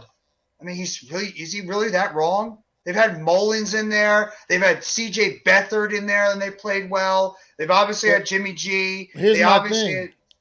That is all well and good, but that's my point. They've had those guys in there, and they still haven't quite got over the hump. They get to the postseason. They look good. They get to the postseason, but they got to a Super Bowl. But they still can't get over the hump, is my opinion. And that's what's holding them back from getting over, because they're solid. They're great. Every other, like you said, the defense, they got good skill guys. But that quarterback is the one thing that holds them back a little bit, because the quarterback's not quite good enough to get them over that hump to win that championship. That's just where that's my opinion of the 49ers. Like Jimmy, if you upgrade a slightly better quarterback than Jimmy G, they're knocking off the Kansas City Chiefs in the Super Bowl a few years ago. That's how good that 49er team was. And YG says it right here, too. It's about who's the lines. Like I just mentioned, the lines. Who's better? It's debatable. They're both very strong on the good. lines. But there's good, and it can go either way. That's another thing. 49ers, yeah, but it's not quite like the Eagles. It's not quite like the Eagles. The Eagles are better. I agree with you on that, but it's not that like huge of a difference. The 49ers especially without Debo. Right now, we don't know the status of Debo. When he comes back, what he's going to be able to provide, how significant that injury actually was. So I don't. Right now, as good as Debo Samuel is, I don't know what he's going to be able to provide for this 49 team when they get him back in the lineup. So are we going to get the same normal Debo, or are we going to get a slightly dummied down version of Debo where he's more like they're just lining him up more as a regular wide receiver and not doing the Debo Samuel like things that he normally does, So all that goes into play too, man. So it's going to have to wait and see. If the 49ers get down in the game, can they count on Purdy to throw them back in the game, or would you trust Hurts? Well, of course, anybody's going to trust Jalen Hurts over Brock Purdy because Hurts has already been in the playoffs, and he's got more experience, and he's also an MVP candidate. So obviously, you're going to trust Jalen Hurts a lot more, but that's the anomaly. We don't know about this kid. This kid could go out there and he could just be it could be one of those stories that just comes out of nowhere with the talent around him, and he's able to just find a way because at the same time he's young, but he really is got nothing to lose. Nobody's expecting a whole lot from Brock Purdy, so he can come out there and just be able to do his thing, do his thing out there. So who knows? It's the tricky thing about this Brock Purdy kid is that he can we think he's not going to go out there and be able to get the job done, but at the same time, maybe he's just like, you know what?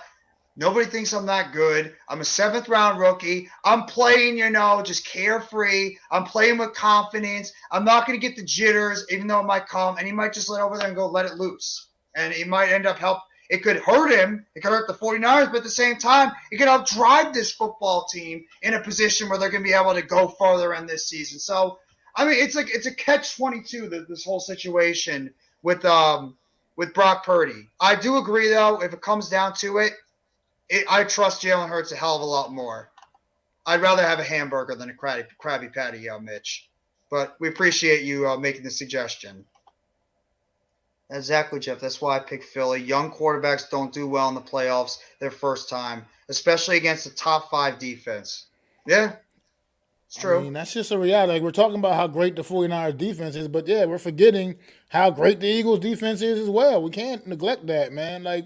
49ers offense is good at what they do, but if you can stop them from doing what they do best, then they're just pretty regular offensively as far as I'm concerned. So if you don't allow them to assert themselves physically and get that run game going, which is definitely a lot easier said than done, that 49er offense is pretty regular. They're not like they're just an offense that's out there winging the ball all over the field like they do in Philly, So they're capable of doing in Philly. That's another thing about the Eagles that we always be talking about. They can beat you in so many different ways, man. They can beat you on the ground. They can beat you in the air. They can beat you so many different ways. It's hard to defend this football team. And as good as the 49ers are, I don't think the Eagles are blowing them away by any means. Don't get it twisted. Yeah. But I still don't think they have quite enough either to keep up with the Eagles if the Eagles are playing their best football. Do you think that we're pretty much discounting that the Cowboys and the Vikings, they're not really in the discussion? It's really right now just looking like that San Francisco and Philadelphia are the more likely teams to represent the NFC? Or are we still going to say that the Vikings and the Cowboys, they do have talent on offense, both teams. Cowboys have talent on defense. Would you still put them in the discussion, or would you rather say that it's really just Philadelphia and San Francisco that look like the more likely teams to make it into the NFC Championship and the Super Bowl for the NFC? Right now it does look that way. Philly, to me, like I said, best team in the league. San Fran, probably the hottest, best team in this past month of football. But at the same time, you can't discount anybody. Dallas Cowboys are a very talented football team. Minnesota also, especially offensively, very talented football team. You can't discount them. But I don't think either one of those teams had the chops to keep up with the Eagles or the 49ers right now after watching all these teams play football, man, lately. I just don't see either one. I don't see Minnesota or Dallas Cowboys really disrupting anything the 49ers or the Eagles are trying to do right now. No. I just think that is, you're looking at exactly the two best teams right now in the NFC by far are the Eagles and the 49ers, in my opinion. And that looks like that should be, the NFC Championship matchup. But we'll see, man. That's why they play the game also. So you never know. They go out there, anything can happen, hoping a prayer, but anything can happen. So we just see. NYG and Philly halftime. If you guys want to pop on the live stream too, you guys can pop on. I did send you the link in the private chat. So if you guys want to hop on and give your opinions about the football games, then I would love to have you guys on. But Mac, let's transition over to the AFC now, because we've been talking a lot of NFC football, but let's transition to the AFC now. And some of the games that are going to be happening this weekend in the AFC, and most especially which teams, like we were just talking about Philadelphia and San Francisco being the teams we think they're going to represent the NFC. What teams do you think are going to represent the AFC going into that league? There's at least a few of them that I have in mind, but I'm curious to hear what you think. Well, I mean, we still obviously got right at the top, go right to the top, Buffalo, KC. I mean, it's easy to say those two. I mean, those two are easily the best, to me, the best two teams in the conference right now, without a doubt. Mm-hmm. But there's a sneaky little team there that's all of a sudden playing their best football of the season, man. I know where you're going. And they out in LA, man, and they got a stud at quarterback, man. I'm actually surprised. I thought you were going to go with that other team in the Midwest that was just in the Super Bowl last year. Nah, not quite going there. I mean, the Chargers lately, man, these last few weeks have been showing me a little resiliency. Take your time, They seem to be getting a little healthier. Mm. And Justin Herbert's playing just lights out football, man. And this team, you got a shot. This is the NFL, so these ain't like series of games we're playing. These are just one and dones. So the Chargers right now, they're playing like a team that can go out there and beat anybody at any point in time, man. And right about now, the last few weeks, what I've been seeing from them, and Justin Herbert definitely always gives that team a shot. So. And Keenan Allen and Mike Williams being healthy is a big reason why that team is also starting to get it back together, because Keenan Allen has just been Mr. Consistent for so many years. Every single year, this guy just keeps going out every single season, getting around 100 catches, around 10-plus touchdowns. He's putting up, over 1,000 yards a season. The dude is just a great receiver every single way, in and out. He's not a burner. He's not a great route runner. He's not a speed guy, but he knows how to get open. And then Mike Williams, the dude has developed himself into a very solid receiver too. NYG doesn't agree with that statement. He thinks he's there in that fraud statement too, that Chargers team. They are a little bit of a frauds. I got to admit, they are very fraudish. And I agree with him. The Bengals are that team that slept on. I get it. I'm not sleeping on the Bengals. I don't know if they have another one of those runs in them like that right now. I'm just not 1,000% sure. They've definitely turned it on. They have poured it on. I can't admit that. I can admit they turned it on. But right now, currently, like these last few weeks, Justin Herbert, people have been, for some reason, questioning this kid and things of that sort. He's proving that he is absolutely the guy, the franchise guy for that football team. He's been winning these football games pretty much strictly on his show, putting his team on his shoulders. And I just think if they can still put some things together, they can be that sneaky team that get in the postseason to do some damage, man. I just call it crazy, man. Call me crazy, but you're not crazy. You always get a story like that. It seems like every year, like the Cincinnati Bengals a year ago. You get hot at the right time. You get hot at the right time, and sometimes just things have a way of working itself out. And the Chargers seem to be that sneaky team in the AFC that's getting hot at the absolute right time. I mean, a couple weeks ago, we didn't even think Chargers were going to make the postseason. No. Now they pretty much kind of got their foot firmly in the door. And now it's all bets is off, man. We'll see. What about teams like I'm sorry, finish your point. I was going to say they might just be like that Cincinnati team from a year ago. They might just be like that next story like that. What about teams like Baltimore and Miami? Some of these other teams that, they've fallen off a little bit recently, but if they get some of their guys back, that maybe they could still be a potential threat in the AFC to like a Cincinnati, a Los Angeles, Kansas City, Buffalo, some of those teams. Because Miami, when they're healthy, even though Tua slid a little bit, their offense is incredibly talented, and it's very hard to stop that Miami Dolphins offense. It's just their defense has been very suspect lately. And then Baltimore, it's all really about the fact that they need to get they need to get Lamar Jackson back on the football field. And that defense has got to stop blowing leads so much. Alex, what's going on, bro? Thank you so much for coming by the chat. I respect him, Mac, but I don't trust that team, especially their. Yeah, I don't trust the head coach either. I don't like Brandon Staley that much as a head coach. I think Miami is kind of. I think teams have kind of figured Miami out a little bit. Yeah, I think teams have kind of figured. What's up, Alex? What's going on? I think teams kind of figure Miami out a little bit. I mean, it's still hard to stop those weapons offensively, but I still think they're still about a year away from really being taken seriously as contenders in the AFC. I feel like right now, the way they've been sliding the last couple of weeks. I mean, you got to respect the weapons: Tyreek Hill, Jalen Waddle. I mean, they got a pretty solid run game. Actually, they run the ball pretty well too. Yeah. But yeah, I think they're just kind of coming back down to earth a little bit, and they'll get that good playoff experience this year. But I think as far as being taken seriously as contenders in the AFC, it's probably not quite. They're not quite there yet.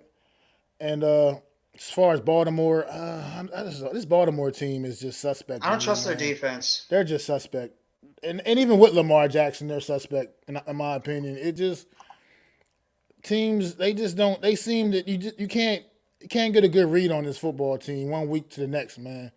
So I don't trust them at all either. I mean, so I like those. I like those.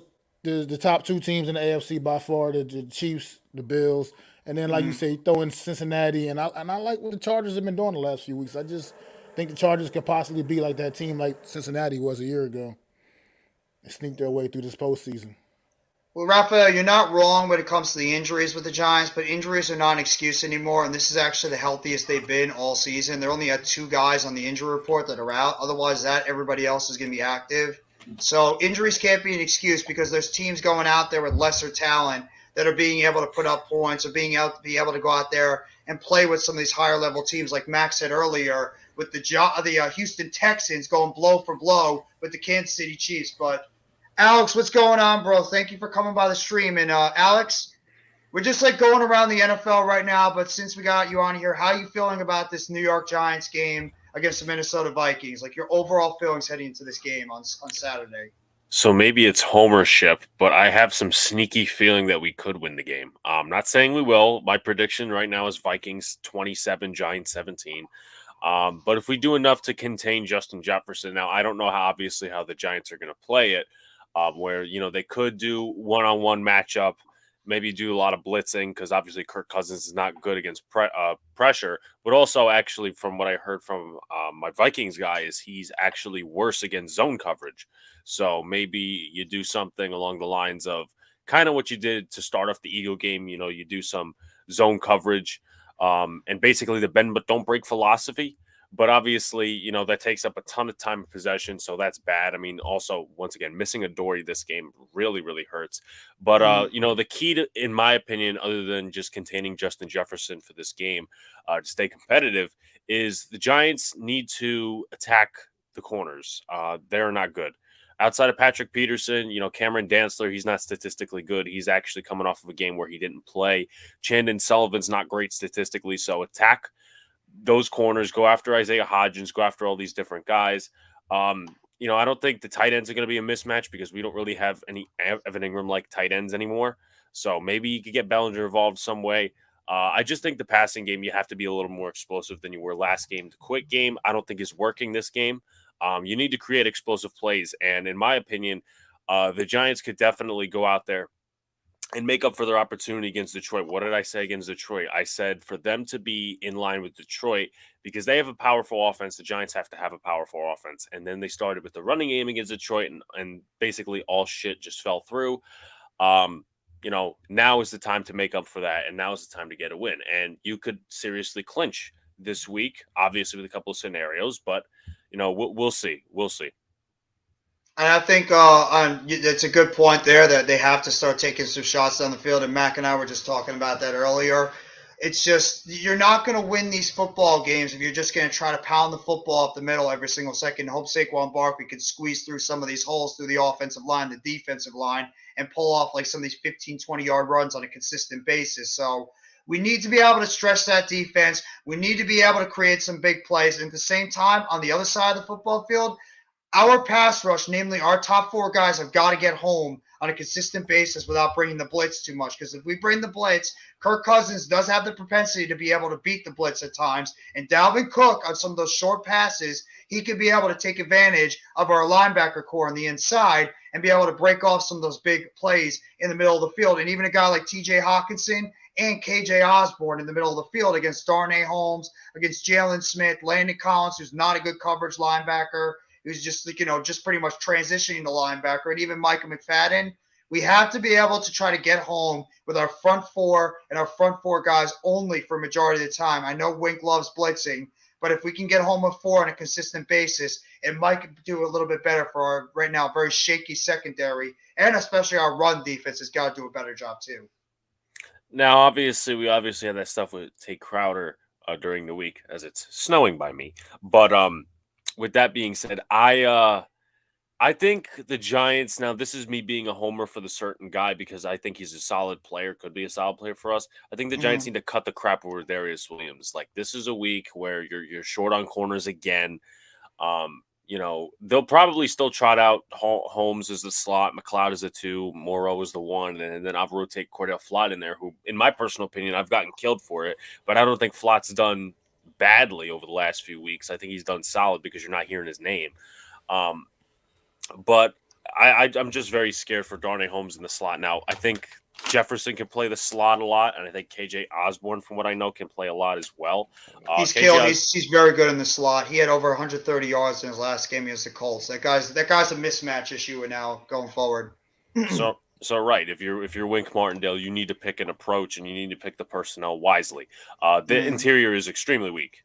They're not playing Garrett Bradbury, back injury. They have a solid left guard, but their right guard has given up the 3rd most sacks this season. He's very, very bad when it comes to dealing with rushers and the inside move. So go out there, put pressure on the interior, do what you got to do. I agree. You have to attack the inside of that Minnesota Vikings offensive line, and that's where Dexter Lawrence and Leonard Williams are going to come into play. They've got to get consistent pressure on the inside because Kirk Cousins does not like pressure coming from the inside up from the defensive line. So we've got to be able to get penetration pause for the middle of our defense up the middle. But my pick is the Bills versus the Chiefs. Yeah, that's the easy pick, but who else in the AFC worries you? The Bengals. I'm going to be riding on that Bengals train the entire time. I think that team is starting to hit its stride now, and I think that's one of the scariest football teams to go against in the NFL right now with how good that offense is playing. If the Giants blitz, they can beat the Vikings. I have the Giants. Well, you have the Giants winning. All right, we'll take it. The Giants win 24-17. Your defense is good. Your defense is good. I've been saying that all year. It is, but we are struggling in terms of the back end of our defense. Our run defense has been very suspect, and our linebacker play has been very up and down as well. Well, it's been down pretty much the entire year. Cousins is 32nd in the NFL versus the blitz. So, yeah, blitz be abandoned, but be balanced and don't overdo it. Absolutely. And Harms and McLeod, absolutely. What's going on? Thank you very much. Happy and Merry Christmas to you, Mr. Randy. Merry Christmas to you motherfucker. But, yeah, I mean, if we don't take shots down the football field tomorrow, Mike Kafka needs to have an explanation talk. He needs to be talked to behind the scenes. We have to take chances against this Minnesota Vikings secondary. Even Patrick Peterson and Harrison Smith, these are not the same players they were in their prime. They're older players now. We have got to take advantage and do some deep shots. What's the worst that can happen? You get an illegal contact or a 15-yard penalty for pass interference? So what? Our wide receivers aren't that great. Trevor Lawrence is going out there with Evan Ingram, Zay Jones, and Christian Kirk bombing the football. I would know, Jeff. I was there yesterday. I feel bad for your brother right now. Your brother's probably just he's probably done with Zach Wilson. He's probably like he's steaming. He said he should never play another game for the New York Jets. he should. He That's what we were shouldn't. talking about that earlier. Like they've invested now number 3 overall pick on Zach Wilson. They had number 3 overall or number 2. He was number 2. Oh, excuse me, 2. Even worse. Was a number 3 or 4 overall pick on Sam Darnold, however many years ago now. It's like almost like they're cursed trying to find a quarterback over there in New York, man. They got some nice pieces in place in the Jets, man, but they can't seem to get this quarterback thing right. The defense wasn't that good either yesterday. They were like the Jacksonville Jaguars were marching the football up and down the field on them the entire game. Evan friggin' Ingram was going all over the place, catching football after football after football against that Jets defense, that vaunted Jets defense. And honestly, I do not want to hear a single Giants fan say, "Why didn't we re-sign Evan Ingram? Look how good he looks right now with the Jaguars." Stop it. I would never ever say that. But that's words that would never come out of my mouth. But No. what's up with the kid in New York, the offensive tackle, Mekhi Beckford, whatever his name is? Oh, Whatever Becton? happened? Yeah, What's so- going on with him? He had an injury in training camp that he's now out for the rest of the year. He's basically like a dead duck. Yeah. I Wow. think That's I putting think, it nicely.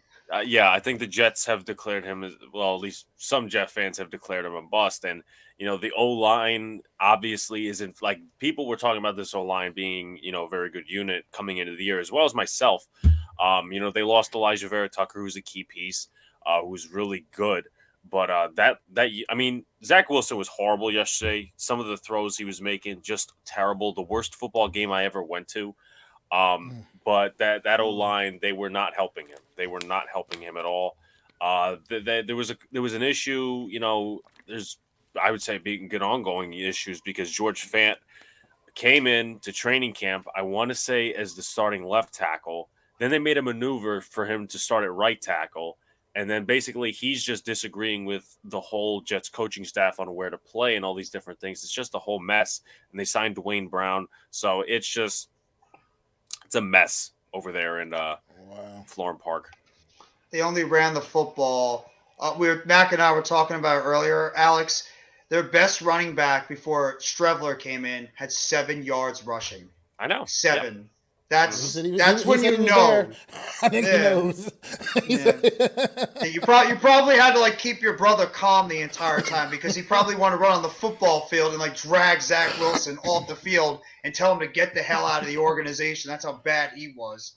Yeah, one of my friends made a very rated R comment, but I found it funny and I also found it pretty accurate. Is it too rated R to say it right here? I mean, do y'all actually? It's accurate, but it depends if anybody's rated R doesn't like rated R hearing.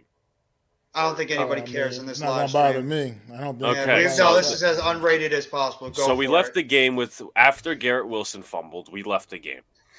We exited the seats, and my friend John comes to me and says, "Zach Wilson could not hit a porn star with a cum shot." Oh. Yeah! Whoa! Damn! Oh man! Wow!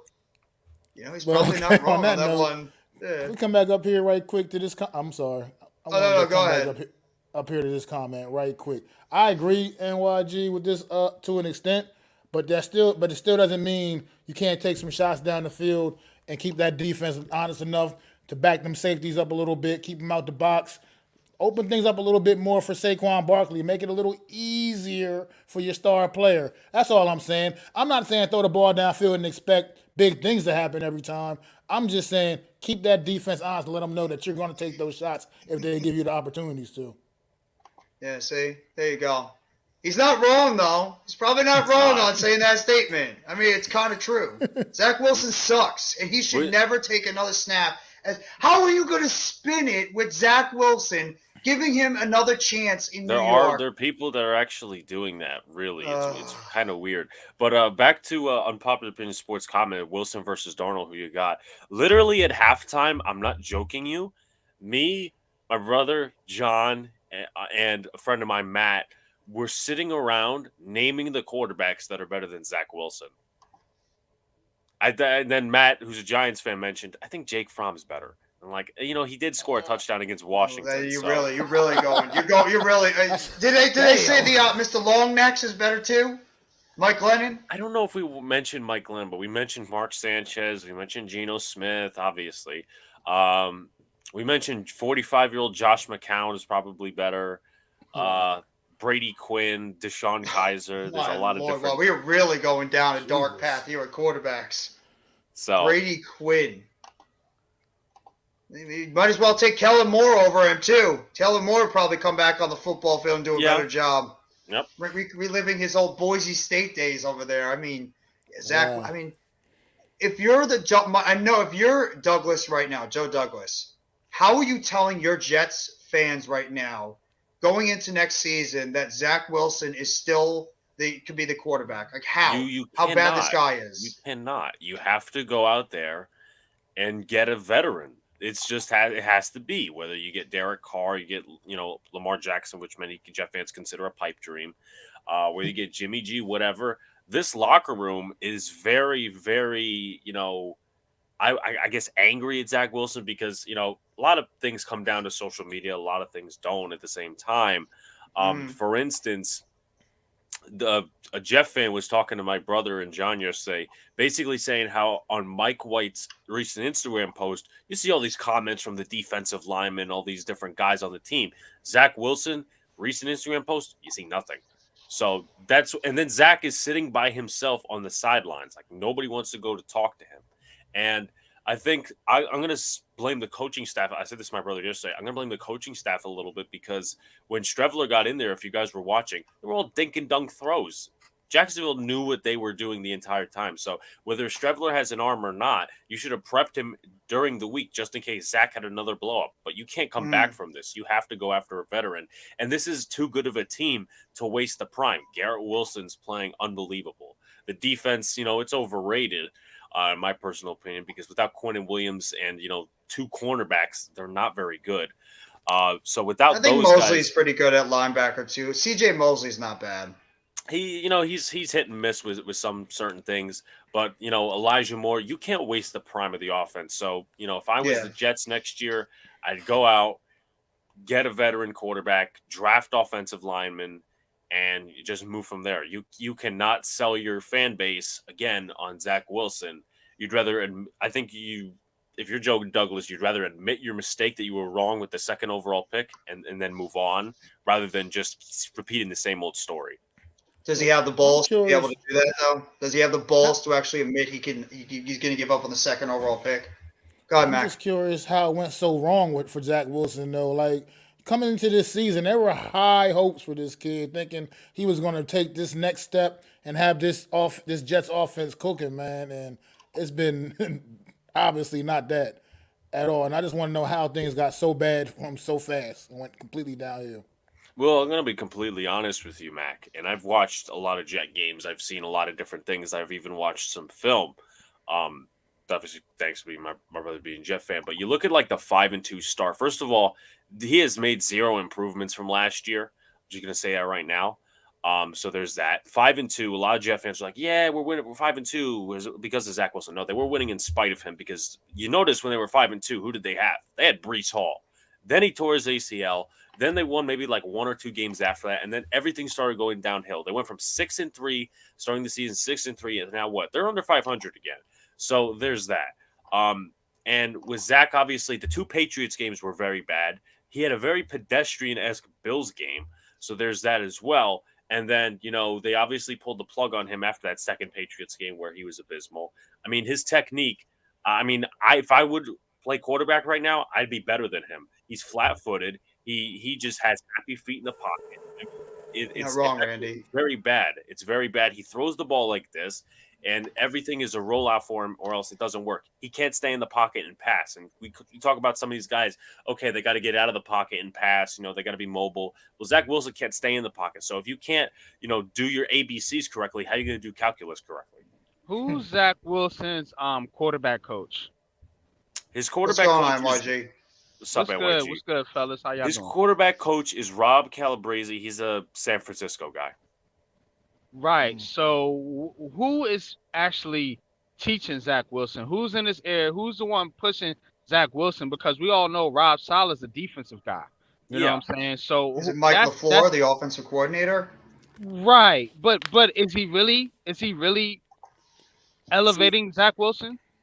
Yeah, I mean, I definitely know where you're coming from, but so obviously, I think it's Calabrese. But at the same time, last year the Jets actually pampered him, and they pampered him this year as well by getting him.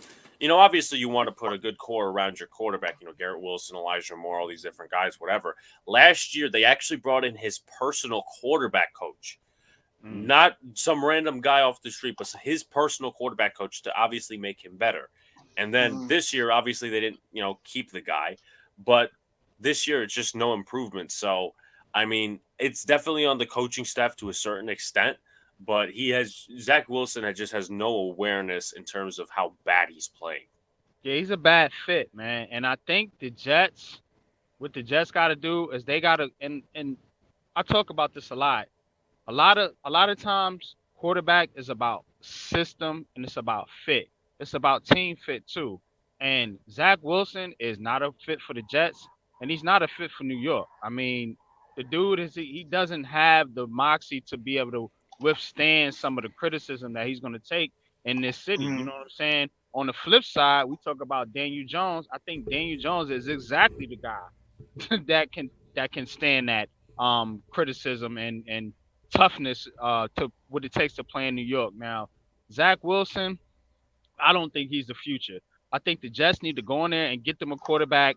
I think a guy like Jimmy G, if they can get him from the 49, I hate to say it, and I'm not a Jimmy G fan, but I think a guy like Jimmy G with a team like the Jets, a ready-made team with that defense, a guy that can go in there and just steer the ship, I think they'll be cooking with a quarterback like that. Zach Wilson is not that quarterback, man. He's just not built for that type of team. He needs to go somewhere where he can sit on the bench and develop.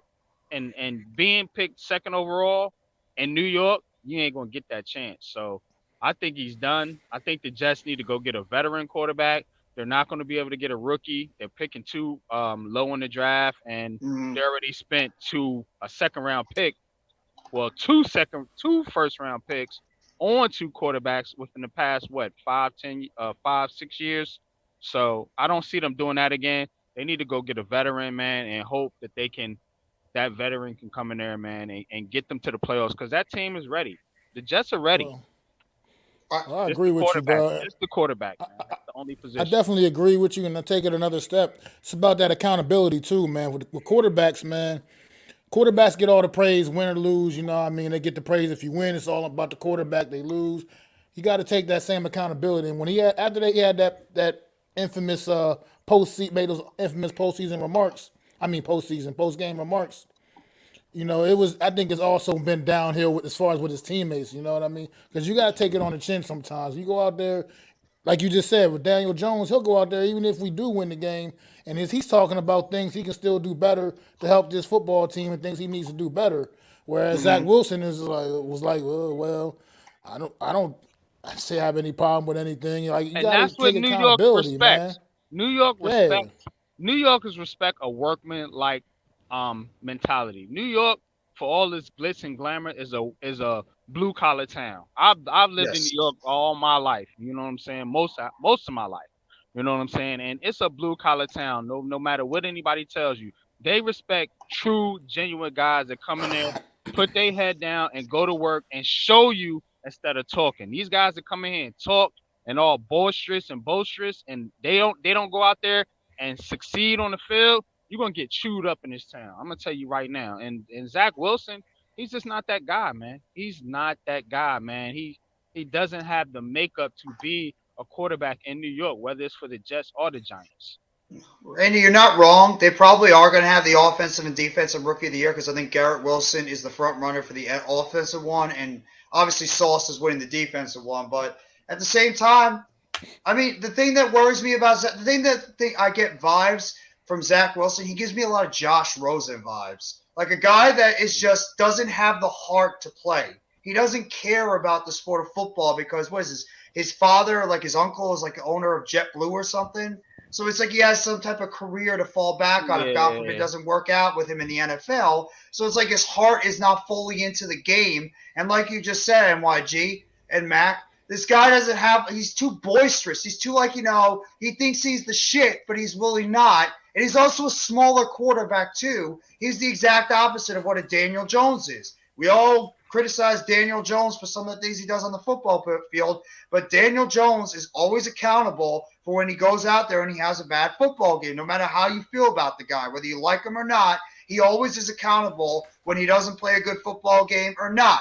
He's a stand-up individual, and the fact that Zach Wilson was not even named a captain of the football team, and every team in the NFL has your quarterback that is a captain of your team. When your quarterback is not a captain, that screams serious issues going forward. And I agree. I think they do need to go after a veteran quarterback like a Jimmy G because they've already tried to go the draft route multiple times. And only the Jets, and I'm not just going to make this a Jets thing, that only the Jets would find a way to keep drafting first-round quarterbacks and keep finding ways to screw it up over and over again. It's like the Jet mentality for some reason.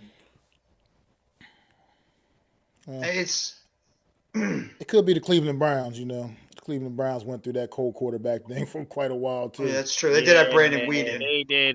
Don't forget about the Commandos. They run through quarterbacks too, man. That's a good point. Man, for real, man. But they're still looking. Right. I do think the Jets are a ready-made team. I think offensively, they got the skill position players. Defensively, obviously, much has been made about their defense. I think it's solid. I think they could use a couple more pieces, but it's around. I think the Jets defense is right around where the Giants defense is right now. They just missing a couple pieces from being elite. But that quarterback position for the Jets is what's really holding them back. And Coach Ed actually put me onto that because I never really peeped it like that. I'm like, oh, the Jets, what's wrong with it? Why they don't win? And when you put on the tape, you can see clearly why they're not winning because Zach Wilson he's just not good, man. And I'm gonna tell you one thing: the Jets should really, really look into not bringing in an old veteran like Aaron Rodgers or God forbid Tom Brady. That'd be the worst thing they could ever do. Yeah. Never the worst thing they could do is bring in Aaron Rodgers and his attitude coming into New York. You're asking for a shit show. I think they should swing and try to go for a guy like Lamar Jackson. Or you know what I'm saying? What about Derek Carr? You know what I'm saying? I think Derek Carr is more realistic. I don't think Lamar Jackson's getting out of Baltimore, man. I've heard about Derek Carr being rumored maybe to the Jets too. Like there's been talks, some Jets fans were talking about it on the radio this morning when I was listening to WFAN saying that Derek Carr could be a guy that could come in, maybe even like a Lamar Jackson. I still think Lamar Jackson is not going anywhere. I think Baltimore would be nuts to let him go. But Derek Carr, I mean, you talk about a team that definitely might have to move on and change it up and as the Raiders. I mean, we already know what that team has been like. Talk about a team that just can't get out of their own way. It's the Las Vegas Raiders every freaking game. It's like the Raiders and the Ravens have the one thing in common. They both get out to big leads, and then they both find a way to screw it up and lose the games at the end, especially the Raiders. That's become like their mantra this season. Get out to like a 14, 17-point lead, think you got it safe, and then here come teams like Baker Mayfield and these guys running down the football field and getting these big plays on you and finding either ways to turn the football over and lose the game or having big plays against your defense to win the game.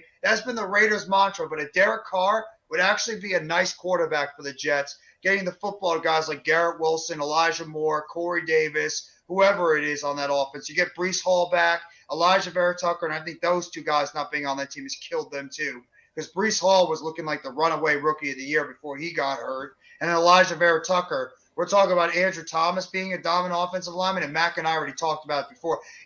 We'll talk about the Pro Bowl stuff again too because I'm curious to hear Alex and NYG's comments about the idiocy. NYG just popped up, but I think he'll pop back on a little bit. But I'm curious to see how Alex feels about the Pro Bowl voting too, and how idiotic that was, especially the legendary John Feliciano being named a third alternate, as well as Andrew Thomas, which is still mind-boggling how you could put those two guys in the same goddamn sentence as Pro Bowl alternates. But that just shows how big of a fucking joke the Pro Bowl is, that John Feliciano is a third alternate when he sucks as a center, and Andrew Thomas is a third alternate when he's arguably the best left tackle in the goddamn game, not named Trent Williams. Go ahead. Alex and NYG, why don't you talk about that for a little bit? Curious how you feel about the Pro Bowl. It means nothing. Yeah, the Pro Bowl is some shit, man. We all know that, man. Andrew Thomas being snubbed is egregious. I mean, he's clearly been the best left tackle in the game of football for the majority of the year. Yeah, guys are gonna have a couple stinkers every once in a while, you know what I'm saying? But he's clearly been the best of the best. And just the fact that the Giants are 8-5-1 and only have two real considerate for the Pro Bowl is just a testament to how much the league disrespects the Giants, and they don't have respect for us. But we gotta make them respect us, because we have been dog shit for the majority of the past 10 years, outside of one, maybe 2 years, and the Giants have got to earn that respect. So the Pro Bowl is all about popularity. You know what I'm saying? It's not a true testament of who's good and who's not good. You know what I'm saying? It's more about popularity. But I think if you want to get more Giants in the Pro Bowl, you know, if that's what you care about, then the Giants have got to start gaining the respect of the NFL. And the way you do that, man,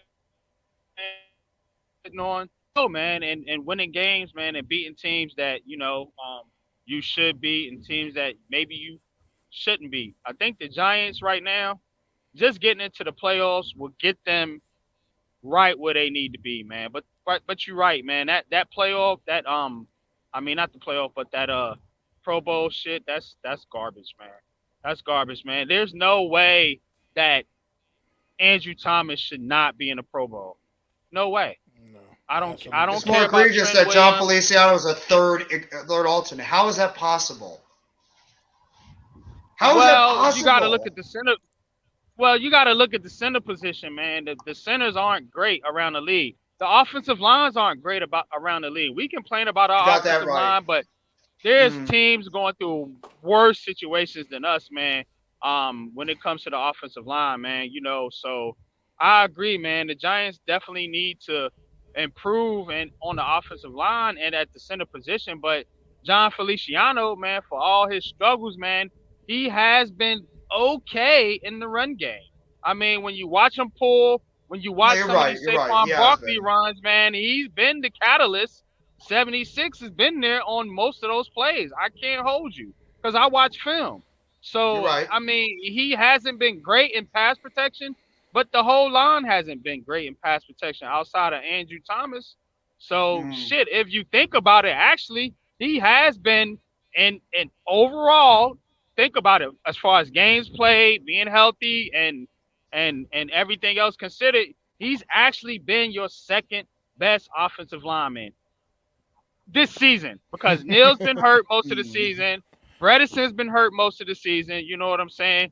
Glowinski's been just as bad, if not worse, than Feliciano. So actually, he's been your second best lineman. Now that you think that, I think Pain. About it, he actually has been.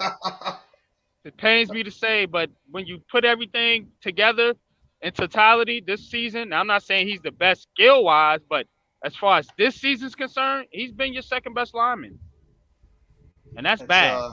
That's a tough pill to swallow when you have to say that John Feliciano is your second best offensive lineman when he's healthy. Yeah, so I can't be terribly mad that he's a third alternate. He's not getting in the Pro Bowl. He's a second, third alternate. So you never know. Maybe the other centers will decide to drop out, and then there's good old John Feliciano representing the NFC in the Pro Bowl number 76.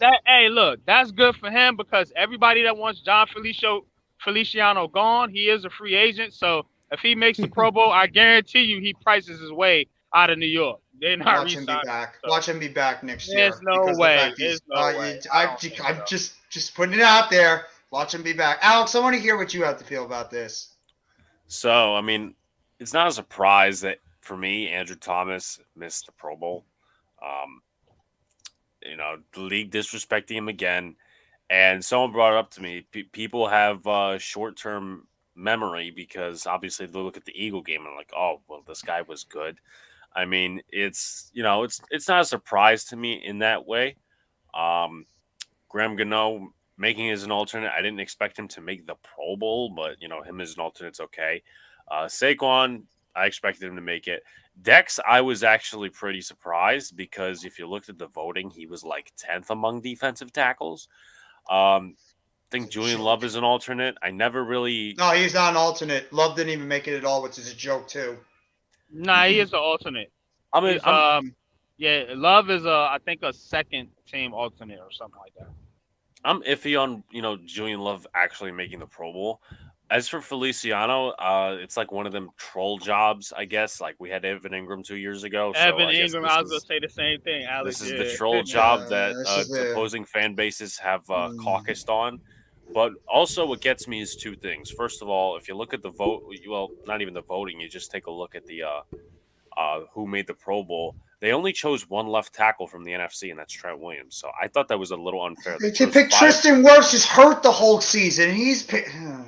It doesn't make any sense. But also, as well, if you want to go to another team, Tua had the most votes and didn't even get in. So I don't know who it's up to make the final, Pro Bowl nomination, but that's clearly screwed up. Yeah, Well, I was talking earlier, particularly about Andrew Thomas. Okay, the Pro Bowl, one thing, votes, more fan involved with the voting and the process and all of that. But the fact of the matter is, when they come down to naming these all pro teams, Andrew Thomas's name better be on there, whether it be second team at least or something like at the very least. His name better be on there when it comes down to that, because the reality is he's an all-pro left tackle this season. And so, forget about the Pro Bowl. That's like the popularity contest thing, like the school election, So who cares about that? When it's a good way of putting it, though, by the way. The school election is exactly what it is. But when it comes down to when they start naming these all-pro teams, I better see Andrew Thomas's name on there. It's going to really be a problem for me because he was definitely one of the best in the league this year, by far. Would you be shocked, though, if he's not listed as an all-pro? I would honestly not be shocked because they don't respect us and they don't respect him. They don't think he's that good. They just think they're thinking back to the rookie year of Andrew Thomas, like you guys mentioned, that this guy was getting beat constantly. He had bad footwork, bad hand placement, all this kind of stuff, and not watching the game film of how good this guy has been on a consistent basis. He was rated, if you go by PFF, and I know a lot of us don't, he's been rated as one of the better tackles in PFF the entire season. He's always been rated as a high tackle. I think he's had one game, I think it was the Dallas game, where he's been rated pretty low in terms of that. He's got to be an all-pro. The dude has played at an all-pro level the entire season. It'd be a joke if he's not on that list. Does that usually happen? Because I don't really keep up with Pro Bowl and shit like that, man. I'm more of an eye test guy. I just watch the film and shit. But it doesn't normally happen that a guy doesn't make the Pro Bowl and actually gets selected to an all-pro selection. Has that ever happened? Oh yeah, it happens. It happens. It definitely happens because when you're talking about the all-pro, that's like the sports writers, actual experts that actually know what they're looking at and know what they're truly looking for. That make decisions on like the all-pro team. So it's a lot different. So yeah, it does happen. Like I said, the Pro Bowl voting thing, that's a whole popularity thing, man. Yeah. If Andrew Thomas doesn't make the Dexter Lawrence should be there, Saquon Barkley should be there. They should both be all pros. If Dexter Lawrence doesn't make the all pro, I would even put him on the first team with how good he's been this year. I can't be mad at the Giants like not getting Pro Bowl selections in years where they've been bad, but when your team is 8-5-1 and it's a slap in the face, man, because most good teams get 3-4 guys selected to the Pro Bowl. You know what I'm saying? And the fact of the matter is that we're on the brink of a 6 seed in the NFC right now. We would be a higher seed if the stupid Bucks wasn't winning their division. But just the fact of the matter that we don't get that kind of respect, even though we're playing good football, it just says something, man, about how we're viewed, man, as a team, man. And I love it personally because I love being undervalued and underestimated just to prove people wrong, man. That's the best satisfaction in the world, man, to prove that you can do something that everybody else suspected that you couldn't. That's how I look at it, man. So if Andrew Thomas doesn't make it, that's cool, man. He's gonna get Pro Bowls. He's gonna get all pros in his career, man. No sweat, man. Just go out there and do your job, AT, man. Shit, cause us fans, and I was on a space earlier, man, and there was fans talking about they might not sign Andrew Thomas, and that's just ludicrous to me, man. Wait, whoa. What Giants fan does not want to sign Andrew? I'm not putting no names out there. I'm not going to go doing that. But no. You don't have to put no names out there. But any Giants fan that does not want to sign Andrew Thomas to a long-term deal, you are smoking something. Hey! The Eagles are free. The Eagles could take Andrew Thomas. Come over here, man. Yeah, the fuck he's ever going to the goddamn Eagles. You can have Jordan Mailata. No. Come on, man. How about best offensive line? I'm sorry, that might be the stupidest thing I've heard all season. A fan that actually does not want.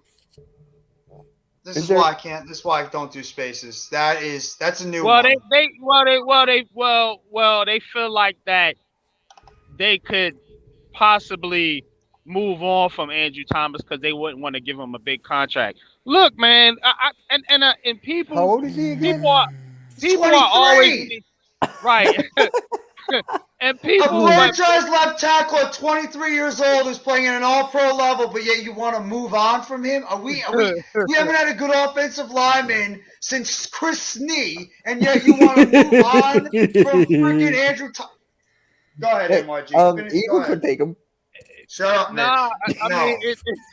It just shows you, man, like some of the PTSD that some of these fans got, man, and I'm just listening, man, and I'm respectful, man. I'm not gonna throw nobody's names out there, man, but that's egregious, man. I ain't gonna do that. That's egregious, though, man. I would have done it. Yeah, you can go on the spaces, man. You'll soon figure out who the idiots are, man. I know. I've seen them. Did he give reasons why that they don't want to re-sign Andrew Thomas? Well, apparently Joe Shane he's that type of shrewd businessman, and he wouldn't put all that money into, and it just kills me that fans are maybe so worried the second about most important position on offense. Right. Yeah, exactly. That guy that has to protect your quarterback, a very important position. Fans are so worried about the cap, but when these free agents have came to the Giants, wasn't nobody worried about giving Kenny Golladay that contract. Wasn't nobody worried about giving Nick Solder that contract. But when it comes to signing your own goddamn guys, the guys you brought into this organization, which is Saquon Barkley, Andrew Thomas, you know what I'm saying, to a degree, Daniel Jones, the guys that you brought into this organization, you don't want to bring them back? That's the dumbest fucking statement I'm sorry for anybody. I'm not trying to disrespect anybody, but that is the dumbest fucking statement I've heard all season. You don't want to bring back Andrew Thomas. And I agree with what NYG said. I guarantee every single person in the chat and every single person in the panel says the same thing. What have the Giants not done? And I've been beating this goddamn sentence for years. We have not been signing our own draft picks. And that's the reason why we have sucked for years. We haven't drafted well, and we haven't kept our guys. We have legit players now. Sure, they weren't drafted by Joe Shane, but you're telling me we shouldn't bring back Saquon Barkley? I mean, the deal's going to be expensive, but he's a damn good football player. You wouldn't want to bring back Julian Love? How well he's the best running back in the division on this system? I think I do. You don't want to bring back Xavier McKinney? You don't want to bring back Andrew Thomas? Yeah, man. It's crazy. That's the dumbest statement I've heard. Right. You cannot be a legit Giant. You can't be all there. Why? Because you want to move Evan Neal to the right to left Bobby, tackle position? Is you'll that never why? learn. Because they want to move Evan Neal to left tackle and draft a guy at right tackle. Like great offensive tackles grow on trees. Hey, Bobby, there's a link in the chat. You could pop in. That is the dumbest statement. That one got me aggravated. That one just set me off. That one seriously set me off because there's one guy, and I mean one guy on this football team. I am making sure he is not going anywhere for a very long time, and it is Andrew Thomas. Even more than Barkley, even more than Jones, even more than Dexter Lawrence. Andrew Thomas is going to be a Giant long term because you cannot, and I mean cannot, allow a franchise all-pro level left tackle get anywhere near free agency. Look at what the Eagles did. Jordan Mailata was a good left tackle. They signed his ass up to a long-term deal. Yep. Trent Williams just went over to San Francisco. Most say he's arguably the best left tackle in football. They gave that dude the bag. You're talking about the Baltimore Ravens. They signed Ronnie Stanley as much as he's gotten injured. They signed him to a long-term deal. Andrew Thomas, the only question we've had about this guy was injuries to his ankle. And now that he's healthy and he's played every single football game this year, that guy has shown he's an all-pro level left tackle. And that is the hardest position to find, is a all-pro level offensive lineman that we have struggled for decades to find. We are not, and I would repeat, not letting that guy go. Now look, as bad as the New York Giants O-line has been for however many years, I can't help it. I'm sorry. This is why I don't do Twitter Spaces as well, because I don't either. That is the absolute dumbest thing I've ever heard. And I'm glad Joe Shane is the Giants GM as opposed to these guys in the Twitter Spaces, because left tackle, and it's because of Lawrence Taylor, by the way. I'm gonna let you know it's because of Lawrence Taylor. Left tackle is the second most important position on your offense. That's why they get paid the kind of money that they get paid. I mean, so there's no way in the world we got a guy. We finally got a guy there. There's no way in the world Joe Shane is stupid enough to let him just walk out the door. This is not going to happen. So that shouldn't even be a thought that should ever come across your mind. Yeah. He's too important, too significant of a piece. I agree with that. And it's not going to happen. I mean, it is what it is. The guy that's protecting your quarterback's blind side, come on, man. Now, when you the reason they get paid the way they do. Do we have to go over the offensive linemen that we have drafted and brought in over the last decade or so? Do we really have to go down the line of superstar offensive linemen? Let's not go there. We do not have to go over them. Because it's painful when we talk about it. It is brutally painful. That I ain't trying to go through that pain no more. No, it's pain. It is beyond pain. So that is why I'm sorry if he's a friend of yours, NYG, on the Twitter Spaces, but that is the dumbest comment I have heard. Listen, bro. Hell nah. I hope somebody in that Twitter Spaces be like, dude. Ain't no friend of mine that's stupid. Like, nah. I would be funny as hell when you guys said, dude, you are a dumb motherfucker for saying that. No. That is dumb as hell. Now, when you go back to like the offensive line and drafting, that's what the Eagles have done with decades. Look at Andy Reid. Look at all that. We've always started from the offensive line and defensive line and gone up. You're right. This is what I said, Mitch, man, real quick. Is that not only do you re-sign Andrew Thomas, but you double down and you keep bringing in linemen. Exactly. You got to compete. This is how I look at the Giants. And a lot of people don't look at the Giants this way, but, I'm unpopular. You know what I'm saying? Look, man, you got to compete with the two teams in your division. What does Philly and Dallas do to you every single season? They whip your ass on the offensive line and the defensive line. It's not the quarterback. The quarterbacks, to me, are about even. Given the situations, Jones, Dak, and Hurts are fucking even. And, yeah, I'm saying that. But what's the difference between these teams is the lines. The lines for Philly and Dallas, to a degree, are far superior in totality. We can argue defensive line, but those offensive lines, we don't got shit on those offensive lines. It's not even close. I mean, you you got to keep building up your lines because remember, when coming down the line, these guys are going to be wanting contracts. And guess what? You can't pay everybody. And the teams that allow some of these players to leave, it's because they got guys on the back end, just like Dallas. Look at their line. They let guys go and they plug and play other guys that they got on that line. That line keeps on humming. It just keeps on going. I mean, same with us too. Kelsey's retiring. We already got the backup in Jernigan. I'll give a case in point. I'll give a case in point too. Dallas going into the season, they were supposed to have Lyle Collins and Tyron Smith as their left and right tackles. Tyron Smith gets hurt at the beginning of the season. Lyle Collins goes to Cincinnati. They're starting a rookie and Tyler Smith out of Iowa at left tackle, and they're starting Terrence freaking Steele at right tackle. And we're all saying that entire offensive line was going to be trash.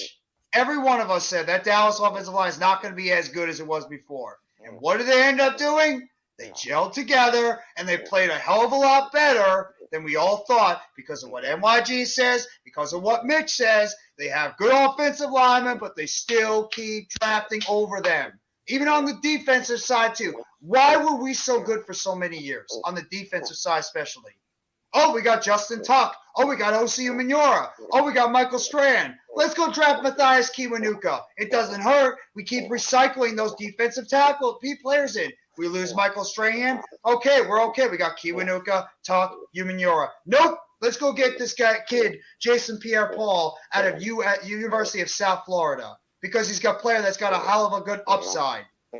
We keep recycling players in, and that's what you need to do, especially in the trenches. You keep recycling offensive linemen and defensive linemen in, so when eventually you don't want to pay a guy or he's getting up there in age, you have a second guy or players behind them that are going to be able to take over going into the long term instead of taking a chances on, you know what, I'm going to say it. I don't even care at this point. An Eric Flowers or a Bobby Hart or a Justin Pugh or I forgot the name of the goddamn center we had, a Richburg or a Nate Solder, Patrick Omame. Remember that name, everybody? Patrick Omame. That's a funny name.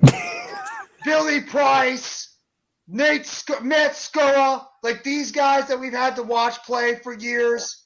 That's what we need to do. It's Jonathan Jerry. I mean, this is like the bottom of the barrel, Giant offense. I'm sorry, Mac. I had to say it. I'm sorry, bro. But that's how bad it's been the offensive line. So any Giants fan that even wants to even have the single thought in their head about not bringing back Andrew Thomas on a long-term deal and being our franchise left tackle, you're out there. That's all I'm going to say it in the nicest way to put it. You are out there as a Giants fan.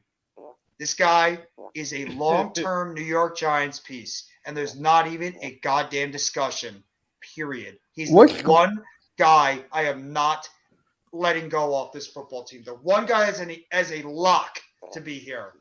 What school did he go to? I forget. Georgia.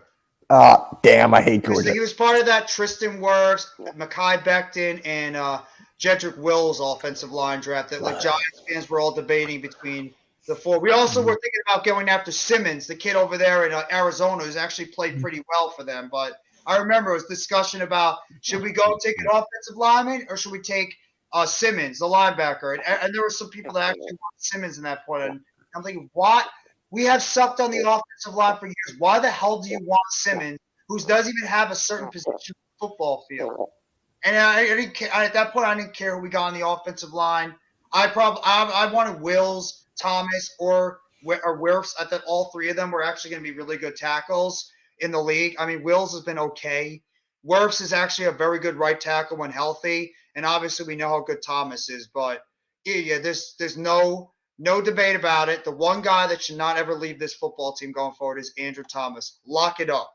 Lock it up and throw away the goddamn key. Yeah, I didn't want to strike a nerve there, Jeff. No. I'm glad you talked about it. I'm glad you brought it up because people don't and that actually ties in. I'm glad it's in a way it ties in to the league not giving this dude the respect that he deserves, Andrew Thomas, of how good this guy is. Game in and game out. And I watch film too. I've watched film on Andrew Thomas, and this dude has pretty much been a goddamn brick wall at the left tackle position for almost the entire season, minus a little bit of that Eagles game and obviously the Dallas game that he was under the weather. Otherwise, Andrew Thomas has literally been a guy that you could not get past. The dude has pretty much kept Daniel Jones upright the entire time at that left tackle position. So anybody that wants to let that guy go, barring an injury, you're nuts. You're nuts. Now we took a risk with Mailata. Remember, he's a rugby player in the 6th round. We took a risk. Yeah, you did. No, you're right. You took a risk on him thinking that he's going to be able to develop into a long-term player at the left tackle position. And kudos to you guys. Kudos to your offensive line coach. Kudos to your head coach. And kudos to the people in that system being able to take a 7th-round pick who did not even play football consistently and turn him into an all-pro left tackle or Pro Bowl. Has he been an all-pro? I don't think so. Maybe once. A Pro Bowl left tackle, but yeah, I mean, you want to look at the consistency in an offensive line. Go look at the Philadelphia Eagles. He's good, but Andrew Thomas is better. You know what I'm saying? It's pretty damn close. It's damn close. Nah, not really. Of course you'll say that. I'm a Andrew Thomas fan. Call me a homer, man, but like Jeff said, like we all been saying, he's been the top left tackle all season. Outside of one game, 1 or 2 games, maybe where he gave up a sack. Like a lineman's not going to give up a sack. Like you expect this guy to go the entire season without giving up a sack. You know what I'm saying? So now he gets dinged for that, for giving up a sack or 2. Like, get out of here, man. Dude's been a beast against all these pass rushers. Look at our division. Look at the pass rushers this guy's got to go up against. You know what I'm saying? Look at some of the other teams. You know, you hit the nail on the head. He's literally had 2 bad games all season. 2. I would even say 1 and a half. They were against elite pass rushers. They weren't like they were against scrubs, you know what I mean? You're really talking about Micah Parsons and the Cowboys, and you're talking about the Eagles and everything that they bring to the table. Game. Remember, he was that game. Oh, we can't make an excuse though. Even though Micah Parsons made an excuse the first time we played him, he was sick. Exactly. He makes an excuse every single time. Just leave it alone. I had to deal with that last night on the I hate Micah Parsons. I'm sorry, man. I'm glad he's not a Giants, man. Fuck that dude, man. What up, Adam? Adam, you want to hop on with us too? The link is in the chat. Adam, you can hop on with us too. You could. Adam's got to hear this one. And this might set Adam off if he heard that comment. Give me KT, man. Screw Micah Parsons. Yeah. Micah Parsons was just chirping about the Eagles before. He said something stupid about the Eagles recently. He said that you can put any quarterback in that system. Yeah. Yeah, I'm sure you can. Just put any quarterback you want. I guess we'll find out tomorrow. Yeah, we'll find out tomorrow. When Chu goes out there and smokes him, you know what I'm saying, and they lose, then he'll be right. Yeah, you can't put any quarterback in the system. But guess what? Your quarterback ain't working in the system you got because y'all can't win a damn thing. Yeah, it's just despite all your talent and all the glitz and glamour that y'all get. The Cowboys are losers. Oh, you would have had fun on my stream last night. Oh my god! It's in the premium takes chat, Adam. If you want to go, if you want to hop on, Hardcore Sports premium takes chat. Hardcore Sports 1 as well. Man, the Cowboys, they don't shut the fuck up. They Cowboys talk are overrated, man. They overrated, man. You know what I'm saying? And I hate the Philadelphia Eagles, but that's a legit team. The Dallas Cowboys are frauds. They are so fraudulent. I'm telling you. For real. They're going to go out in the first round. MYG, can you tell Adam this brilliant statement that you heard? Because I'm sure this is going to set him off. What's going on, Adam, by the way? What, about Andrew Thomas? Yeah, Merry Christmas, everyone. Merry Christmas. Merry Christmas, Adam. Happy You're about Hanukkah. to laugh. This is a good one. This is a good one. Go ahead, MYG. Tell him this brilliant statement that you heard from a Giants fan. Please. Happy holidays to my man Adam, man. But there's some fans, well, really a fan or two that believes that the Giants and Joe Shane aren't gonna re-sign Andrew Thomas. Or they wouldn't be surprised. Let me be. Can you restart? Let me be. It froze for a second. Let me be thorough. and let me get it correct because I don't want to misinterpret nobody. But the comment was that they would not be surprised if Joe Schoen and them did not re-sign Andrew Thomas and they let him walk because of the money. What? What? Yeah. Like, somebody said that. Like what? I mean, I understand like the quarterback because you're indecisive or you want to go in a different direction or whatever. But a left tackle that should be in the Pro Bowl, by the way, okay? Yeah. Should be in the Pro Bowl, or fuck it, I don't even want a Pro Bowl. Give me an All-Pro because that's what he deserves. Okay. You're gonna tell me they're not gonna sign him because of the money? These things. Someone told me quarterbacks don't grow on trees. I'll tell you what doesn't grow on trees. Left tackle. Okay? Thank you. They don't grow on trees. Any quarterback worth his grain of salt, we can get in this system and make functional. You can't do that with a left tackle. I mean, look at Herbert. Okay? You think that guy wouldn't want a left tackle like a Bronx? I mean, my God. If you put a left tackle on that guy's team, he's probably putting up Marino numbers right now.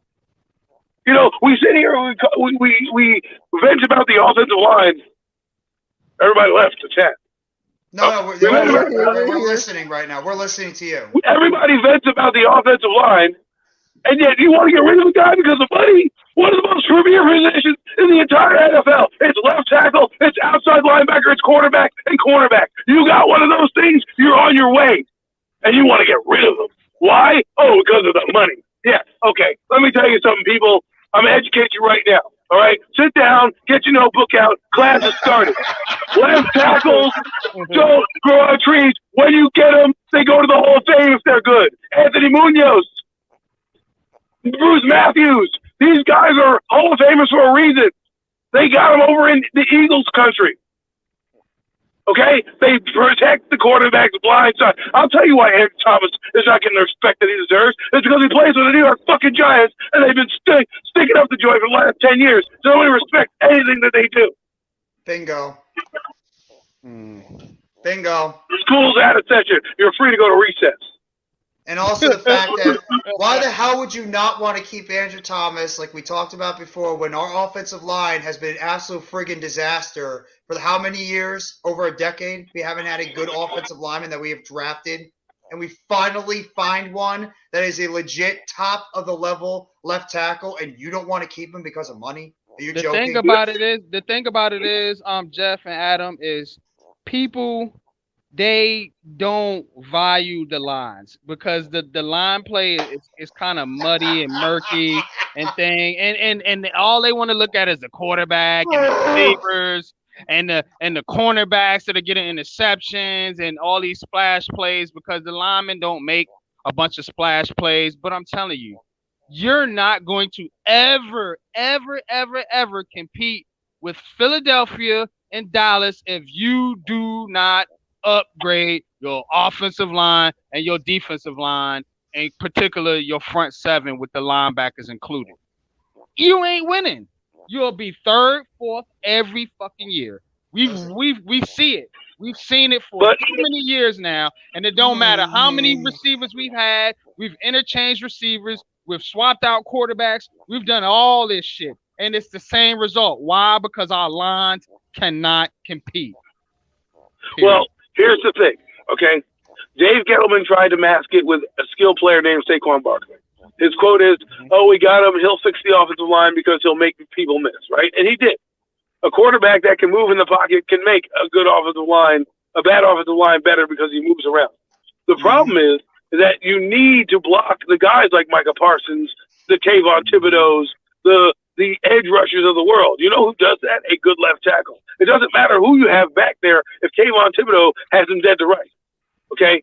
That's what you do. You start with your left tackle or right tackle, depending on what side your quarterback throws. But the majority throw to the right side, which means you need a left tackle for the blind spot. Now, the right side is just as bad because now defenses are getting double the defensive ends these days, right? It used to be in the 90s, you had one guy on one side, usually on the strong side of your defense. And then you had your secondary player who was just like, he was like a Chris Canty, a Jihad Ward, right? Mm-hmm. Now they're bringing Batman and Robin. So you need both. But to give up on a left tackle, That's priority number one. That's the one guy that is not leaving this team.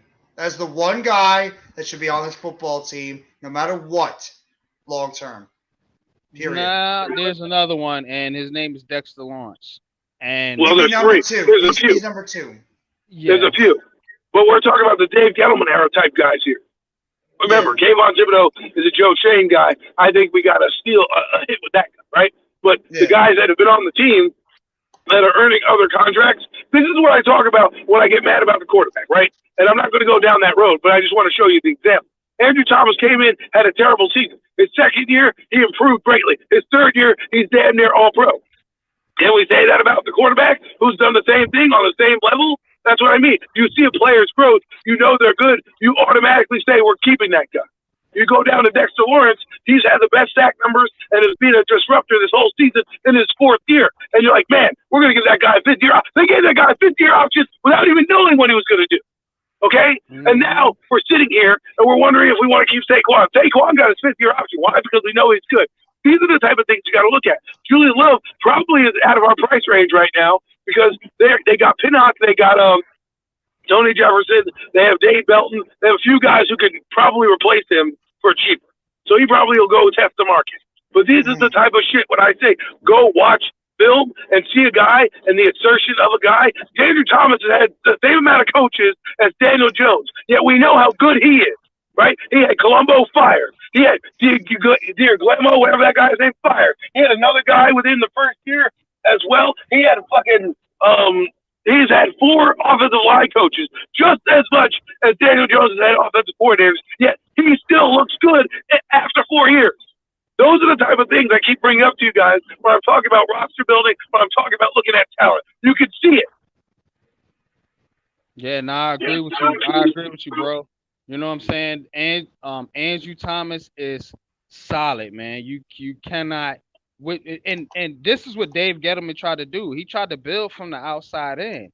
Now Joe Shane has got to come in here and he's got to solidify these lines before you decide that you want to go out and get these high price skill position players, because the skill position players have not done the job here for the Giants. So and this is why the Giants are even as good as they are this year, is because they got a defensive line and they got and he says, "What's up, Adam?" They got Andrew Thomas on the offensive line to protect the blind side. This is if they had the lines that they had last year, they wouldn't be this good. Think about it. The Giants didn't really upgrade that much this offseason. They brought in Glowinski and Feliciano, who have been bad, and Evan Neal.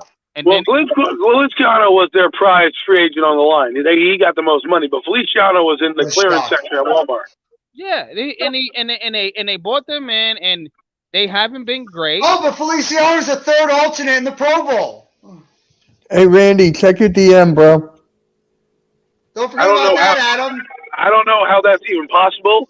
I mean, I don't know what they're looking at the Pro Bowl, because he should be the Pro Bowl left out. The guy who doesn't make the Pro Bowl.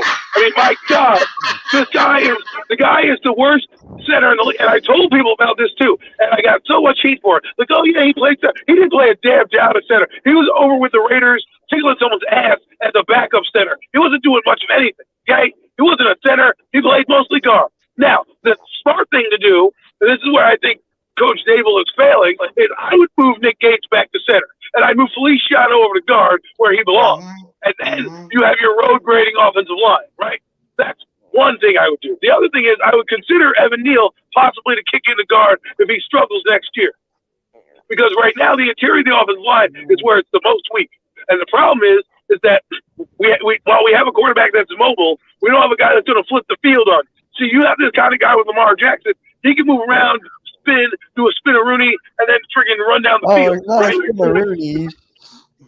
So my point is that people need to start to realize where it's built. Right now we have decent front four, right? I can give you that. I don't know if Leonard Williams will be back. That's a high number he has. Dexter Lawrence, homegrown Giant, he'll be here. Kayvon Thibodeau, homegrown Giant, he'll be here. Azeez Ojulari, homegrown Giant, he'll be here. You see where I'm going with this? Homegrown talent is going to stay, mostly, right? The two biggest names we have going on right now in the offense shouldn't even be Andrew Thomas's name. Because that guy right now has proven week in, week out, year in, year out since his rookie season that he's top notch. You're absolutely right. The dude is he's been able to take that big step and become one of the best left tackles in football. And Dexter Lawrence, a lot of people are thinking that this guy shouldn't have been picked in the position that he was picked at before a couple of years ago, saying that he was overrated. Eric Flowers part 2. Exactly. You know what this is, Jeff? You know what this is? It's like feeding somebody filet mignon and they're telling you this is fucking shitty. Like, give me a break, man. You got the high-end steak in front of you, and you're like, well, I want a cheeseburger instead. Like, give me a break. Give me a break. Why are people so down on Evan Neal is what I'm trying to figure out, man. Like, we just I'm not down on him. No, I'm not saying you are, but, like, a lot of people are down on Evan Neal, and I don't think Evan Neal is a problem. You know what I'm saying? No. Now, He's developing. Right, you know what I'm saying, and he's got a shit right guard beside him in Glowinski, who's not helping him at all. You know what I'm saying? So if you can, we miss Kevin Zeitler, don't we? Yeah, we do. If you had Zeitler there, you know what I'm saying, Evan Neal would he'd probably be looking a lot better. So I think that they really got to concentrate on the interior offensive line, and they got to continue to build that front seven, particularly the linebacker group. And once the Giants do that, then they'll be on par with Philly and Dallas. I don't give a damn who the quarterback is, for real. Well, you need to really got to build a depth internally, externally as well, because the reason these teams are the way they are is because of the depth. Guys come in and they don't miss them. You know what I mean? We got practice squad players starting, Adam. That's the thing. We go to the bargain basement shopping and go, hey, look at this fucking, this product I got from the dollar store. I wonder why it doesn't last. Well, you got it from the fucking dollar store, okay? You don't expect things from the dollar store to be high quality. Well, when you're shopping at the dollar store for your freaking offensive linemen, they're not great quality. As a matter of fact, we do that with everybody, right? We do that with our receiving core. We've done that with our offensive line, and it's because of the money we have. Now, the problem we have is we don't have many homegrown Giants that have also done well. So there's a factor. We bring in shitty free agents, and then our draft picks happen to be shitty. I mean, Shane Lemieux, that guy's on a milk box. 3 weeks, that guy's missing. He's been hurt every single freaking game, it feels like. He's only played, 2 snaps this entire season? He hurt his toe. I mean, come on. What are we talking about here? If this was the 80s and 90s, he would have wrapped that toe up and he would have played. Yeah, exactly. Instead of toe injuries, pretty much kept him out the entire football season. What a waste of a pick that's become. Do we have to talk about Matt Parrott? But Matt Parrott, again, he hasn't been bad, but move him to guard, do something, shake it up a bit. The thing about these coaches that get on my nerves is that they don't want to move outside the box too much. Once they get comfortable, they kind of stick with it. And it's like, you need to shake it up, see what the guy can do before you get rid of him. Because look at Eric Flowers. Now, I know people don't like Eric Flowers, but once he moved to the guard, he had a solid, rest of his career, And if you were to do that with Matt Peart, maybe you don't need to search for a new guard, right? Because you got him on the roster. But if you don't give him that chance to do that, you're kind of shitting yourself, No, that's a good point. And Matt Parrott, we don't know. I mean, we've never seen Matt Parrott play at the guard position, but I mean, he can't be any worse than he's been playing at left tackle. I mean, when they put him in against the Philadelphia Eagles, when they took out Andrew Thomas, the dude got beat immediately on the outside by a 35-year-old Brandon Graham. So I mean, Matt Parrott is just clearly not taking it. He's a third-round bust. Right, because the third, but this is what coaches do. If you're like, all right, I mean, he's not loyal to the game because he's a Gettleman guy. So Joe Shea and Dable don't have to do anything with him per se. But I just switch it up a bit. Look at Landon Collins. His career, they gave him a linebacker role, which is technically a strong safety role. It really didn't change much. They just put the title on it. He doesn't want the title because that means less money for him. That's really why he's bitching and moaning. But all it is a strong safety. They moved him to there, and it made him effective. The things that I don't understand with some of these coaches is we want to get them to be the best at what they do or whatever it is, right? Well, if that's the case, why aren't we experimenting with moving guys around and seeing where their actual best fit is? Instead of just Barkley, we know is a running back. I'm not telling you to have him play receiver, but if he was a back that He might have to, but he might be better at receiver, given our receiver core. He'd probably be one of our best receivers on the team right now with the guys we're throwing out there. And I actually said that. They should mix and match Breida and Barkley at receiver. Why aren't you taking advantage of Breida on the slot? Breida can catch the football. Exactly. He's probably a better receiver at times than Barkley because he has more sure hands. Barkley drops passes sometimes. Barkley drops too many passes. Yeah, but Breida's actually a legit threat as you could throw him in the slot. Well, that's the thing. The creativity of this offense has somehow gone out the wayside. And I'm like, well, I'm like I tell people all the time, Mac knows, I think like I'm Inspector Gadget. I try to follow all the breadcrumbs to figure out what the problem is, try to help alleviate some of the thought process that's going in. I don't understand what the fuck's going on. We went from running reverses and screens to now barely doing it, to now our offense is behind the line of scrimmage. All we do is throw like a little hitch route here, a little curl route there, a little behind the line of scrimmage here. And it's like, what are we doing? Like, throw the ball deep a little bit. Get a little creative. Do a flea flicker. I mean, they did a flea flicker in. I think the Washington game did a flea flicker. They gave the ball to Brian Robinson. He turned around, threw it back to Henneke, and Henneke threw it deep. I mean, it didn't hit, but it was like, wow, you're trying something. You never know. What's going on, Raphael? How you doing, bro? Sorry about that. That was freaking cold out there in North Carolina. That was like -3. Seabrook. Go ahead, Raph. I'm sorry. Eric Seabrook. Yeah, but is he still getting on your case, Mac? What else is new? He's always getting on Mac. He's always getting on Mac's case when it comes to this stuff. Okay, but you know the deal. You know what I want for tomorrow, Christmas? I hope the New York Giants could win against Minnesota Vikings. It's not gonna be easy. I wish I could that Eagles could beat Cowboys because I dislike Cowboys, and of course Raiders could beat Steelers. That'll be interesting game. You're asking for way too much, Raph. You're asking for way too much. Yeah, we need the Giants to win. The Raiders winning a football game. Have you seen the Raiders this year? Did you not watch what they did against Baker Mayfield? What about the Patriots? They just got lucky. I totally remind that Baker Mayfield caused a loss, but we just won for a game, but I think we just won against New England Patriots. And that's really difficult. You did. Yeah, well, that was luck. One of the dumbest plays in the NFL this year, where they decided to throw the football, and you see Chandler Jones stiff-arming Mac Jones to the damn ground, running it for a touchdown, which is pretty goddamn funny. Even the Patriots couldn't handle Chandler Jones, so that was the dumbest move. I mean, your team right now, I swear to God, I feel bad for everybody that are Raiders fans right now. I mean, you want to talk about a team that's also just like the talent they have on that football team, and they have found new and impressive ways to lose. It's the Las Vegas Raiders. They do have a bright future to a degree. They have had some of the most brutal losses this year in the NFL. And anytime, Raph, you be honest with me this. When your team takes at least a 14-point lead, are you not nervous as hell that this team is going to find a way to blow it at the end of the game? Because that's what they've done. They found every ways to blow games at the end of the game. Every time, it's the Raiders' mantra. Let's take a 14-point lead at the beginning of the game. Everything's all good. We're all happy. And then at the end of the game, boom. I was just going to interject that the Raiders could possibly actually get to 500, but when I looked at the remainder of their schedule, they cannot.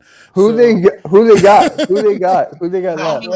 Well, they're going into a hostile environment on Saturday night against Pittsburgh. Now, coming off with retiring Franco Harris's number.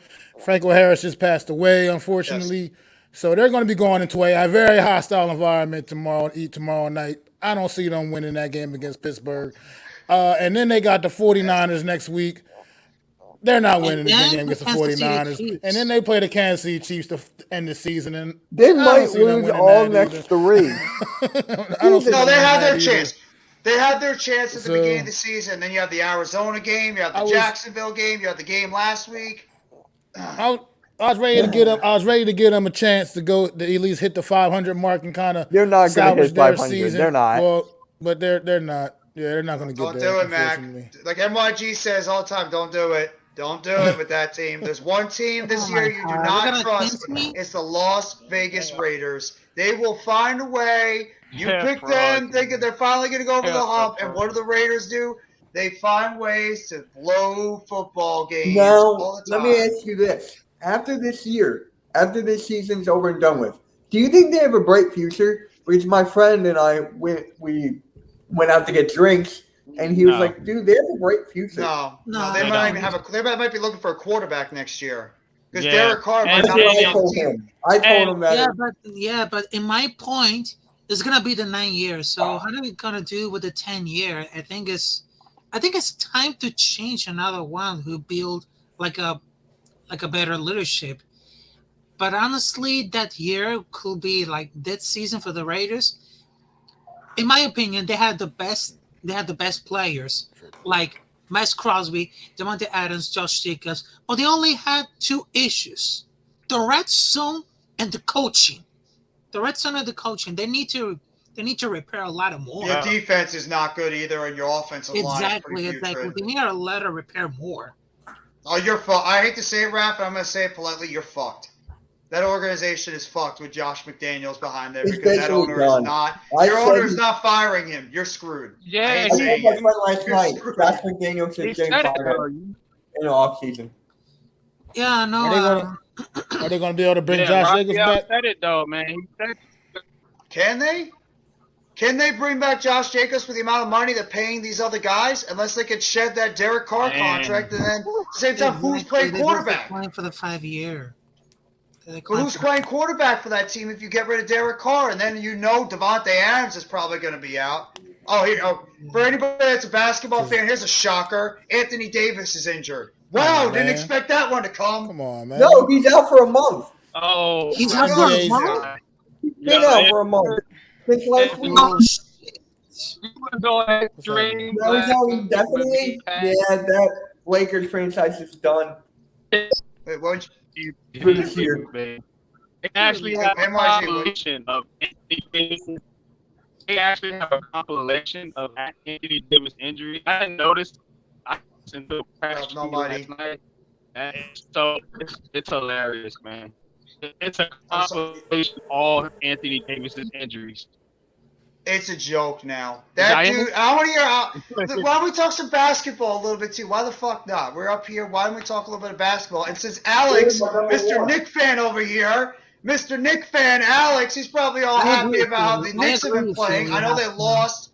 I know they lost to the Raptors last night, but still, he's probably happy about how the Knicks have been playing lately too. And the Nets. I'm good with the Sixers. Hottest team in the NBA right now, the Brooklyn Nets. I hate my head coach. Anybody that knows you, Mitch, knows you hate your goddamn head coach. I agree with you, Philip Halftime. I agree with you. The Raiders need new coaches. You lost a lot of games because Exactly.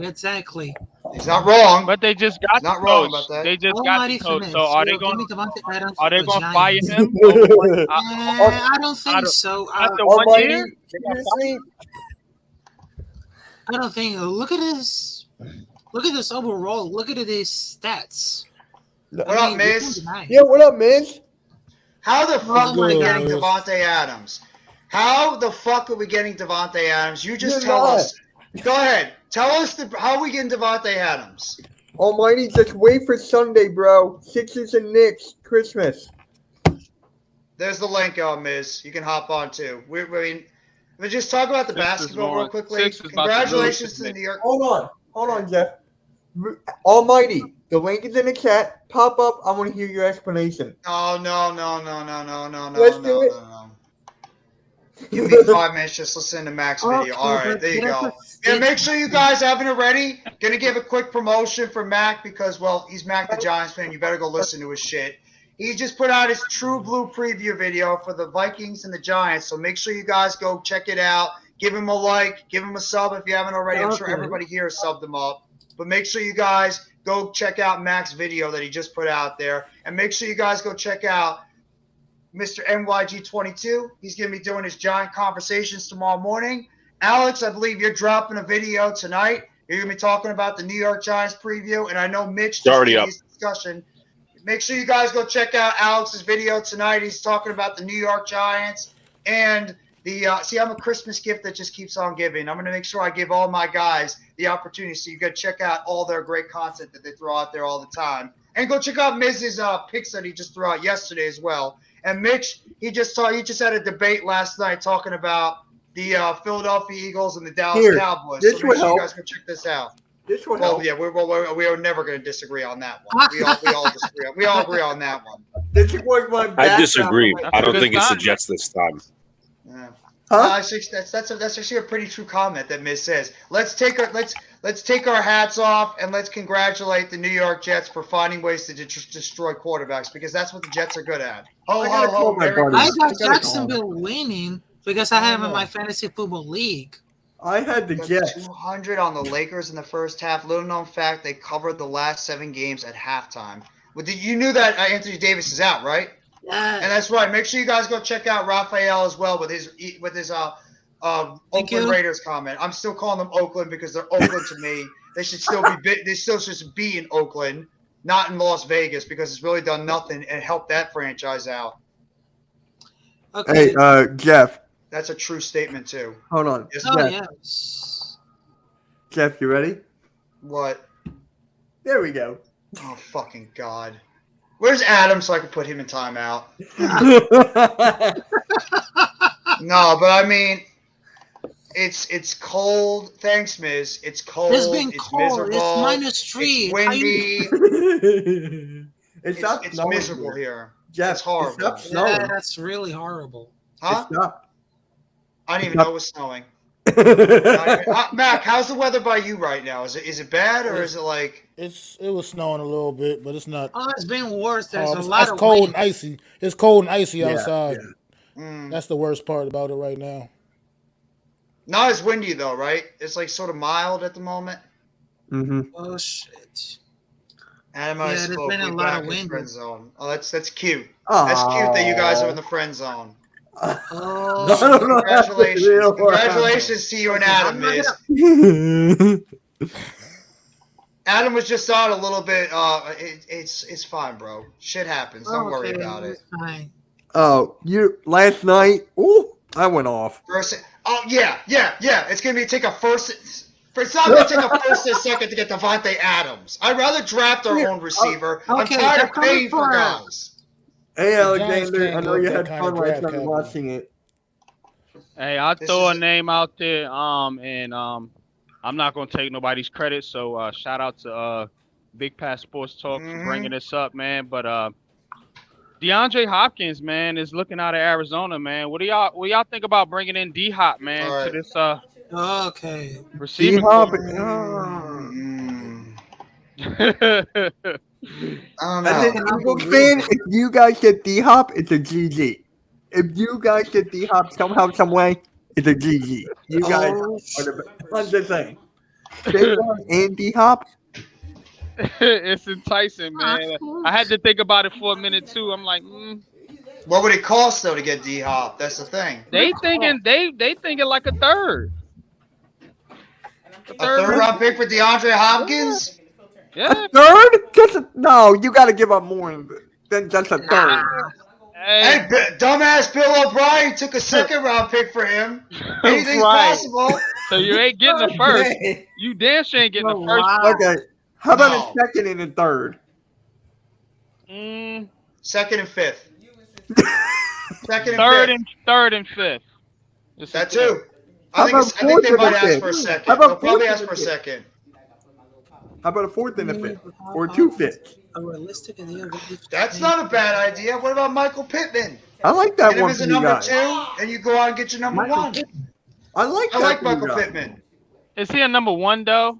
Mhm. No, you get him as your number 2, Yeah. and you find your number 1 in the draft. I Well, want that's to. what I it calls. want a one. I want to get a 1 first, and then build around that 1. We got to get a 1 because we got a bunch of 2s on this team. Slayton's a 2. Devontae Adams, Wardell Finn, Robinson's a 2. You know what I'm saying? So He Go only get a plays for one player. I think Jeff, I think Waddell's a 3. Jeff, how would you feel if the Eagles somehow it's not going to happen? Devontae Smith for Andrew Thomas, would you do it? No. What? Not even. Hell no. No. Why would I do that? No. You got Bullshit. you got think- 2. So we trade our franchise left tackle for a wide receiver? You keep on complaining how you don't have a wide receiver. I'm not. But it's an But offensive who? left tackle. You don't trade a premium position for a wide receiver. No. I'm going to shut the phone off immediately if that's what they want. Like the second Okay. he says that, We're gonna all have right, another wide here we receiver go, hit here we go. 1,000 yards. Joe Shane and Howie Roseman on the phone. Howie Roseman calls up Joe Shane. So I hear you really like that wide receiver, Devontae Smith. Well, here we go. I got a trade package for you, Joe. How about we trade Devontae Smith over to the New York Giants for Andrew Thomas? That's it. That's what it'd be like right there. He'd hang up the phone on the first split second. He could hear that. He would not I even know it will entertain never that happen. I trade. just want to see how you react. I know it will never happen. There you go. You set me No, off I on don't that one. think- Thank you. Thank you. I appreciate it. It's cold and windy out here delivering them fat ass packages. Stay safe, King Yeah, you Jers. guys Be stay careful safe out out there. there, bro. Yes. You Stay gotta safe. stay- It's gonna get really crazy in a little bit. Whew. He's a really good number 2 wide receiver. Yeah, I think Pittman is a very good number 2. I don't think he's a 1. If he's a 1, it's a very, very low end number 1. Yeah, he's garbage. Yeah, he was playing with. some Would you good take T. people. Higgins over Pittman? Yes. You would? Yes, Yes, I absolutely. would. Yes, I would. Okay. Higgins has got more upside. Higgins is a 1. Yes. He's just playing as a 2 because they got Jamar Chase. He's Yeah. a 1 on every other team. Gotcha. I would even argue that Tyler Boyd could even be a 1. The dude was playing like a 1 for years. I think he's either a low end 1 or I think Tyler Boyd could be a high end 2. That's how good he is in the slot. And I'm thinking that the Giants are gonna make some moves, man. They're gonna make some trades. They're gonna sign some players, man. They're gonna make some moves. I don't care if Howie Roseman lets it that- slide. That Wait, that what? people are Huh? gonna be a little What? bit of Go Ow. ahead. Wait, go ahead, NYG. I'm sorry. Oh no, I was just saying that I think that Joe Shane and them are gonna try to make some moves, man, some trades to get some wide receivers in here, man. And it just may not be that you just go out there and draft your number 1. You know what I'm saying? The Giants, think about it, they might not even be in position to really get one of the best wide receivers, man, given where they're gonna be picking in the draft. That's why this draft is tricky. Because remember, in past drafts, it's easy for us to say who we want or who we want to target because guess what? We were always top of the draft. Oh, Now you got 20 some other teams ahead of you. Now you got to really think about what is the best player available. So the best player available, it could be a defensive lineman. It could be an offensive lineman. You know what I'm saying? So if you're looking for a number 1 wide receiver and that middle linebacker, I think they're going to try to supplement that in free agency. Maybe not the they're going to have to get a wide receiver, but maybe it's not the number 1 guy, but they're going to get a wide receiver either via the trade or via free agency. You know what I'm saying? Free agency doesn't offer you much, so I think they're going to have to do a trade. So be on the lookout for the Giants inquiring about some of these teams. Y'all brought up some good names, you know, Pittman, D-Hop, T. Higgins, but they're going to be poking around to try to get one of these wide receivers off another team because they got 11 draft picks, and they're going to use some of those draft picks in trades and it's not going to be 11 rookies on this team next year. And Joe Shane is also a guy that's not afraid to go out there and make a big trade. Hell, he did it over there in Buffalo with Brandon Beam when they made the trade for Stephon Diggs, and look how much it's helped. Josh Allen over there. Yeah, AJ. Good to see you, DeMarco. Philly, Look at AJ Brown. with AJ Marco, are Brown. you an Eagles fan or a Cowboys fan? We appreciate it. DeMarco, if you're an Eagles fan, subscribe to me. No, don't subscribe. Don't subscribe to him. Don't do it. Don't do it. I'm just kidding. I'd love to see Pittman with a good quarterback play. Absolutely. I agree on that one. D-Hop on the way.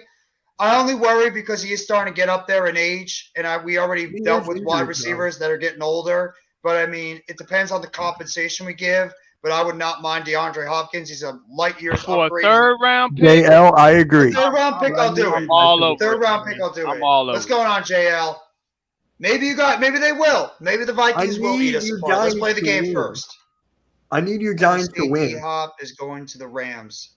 Maybe D-Hop goes to the Rams, but who's their quarterback? Is Stafford Right. coming back? The Rams are done, man. The Rams Rams are done. The Rams Yeah. are in cap like They're in cap yeah, hell. not even hell. They're in cap like I don't know, man. They're in What's purgatory. worse than Cap Hell? Yeah, it's I bad. know you want Chris Godwin. This Almighty has been one of the people that has wanted Chris Godwin for years. For like this entire season, he said that. And I do not want Hollywood Brown. Hollywood Brown, Bobby Anderson to me. I don't want him.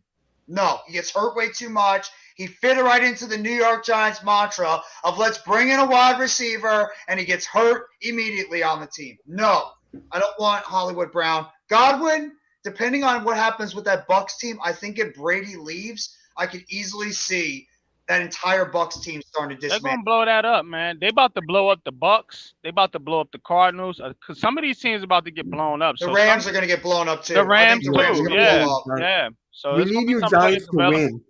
Antonio Brown. No. Why? no, So no, he no, can no, put no. up the deuces and run for the end zone? No. Antonio Brown's actually in some serious trouble right I now. know. so- I know. Yeah, I was so joking. no. Well, I'll take a hard pass. If you're talking about Antonio Brown and like the 2010s and the late 2000s, then yeah, not now. No.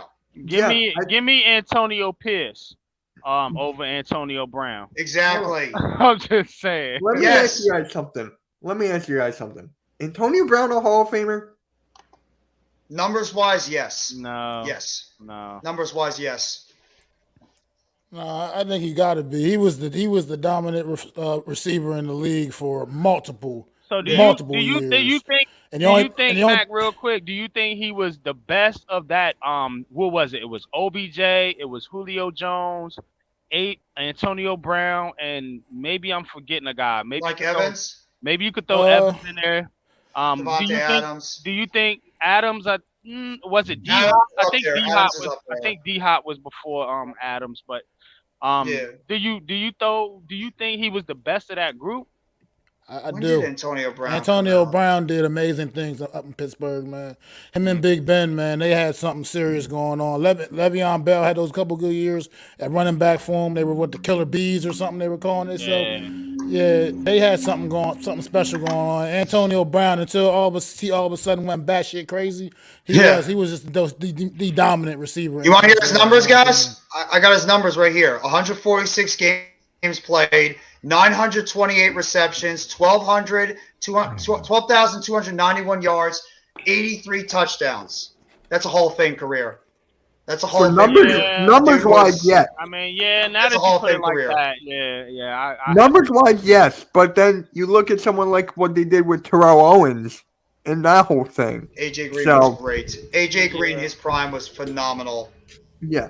Julio Jones, I mean- too. DeAndre Hopkins. That was Maybe. my man in Houston, the dude in Houston before DeAndre Hopkins. Andre Johnson, yeah. Andre Johnson, Andre Johnson, man.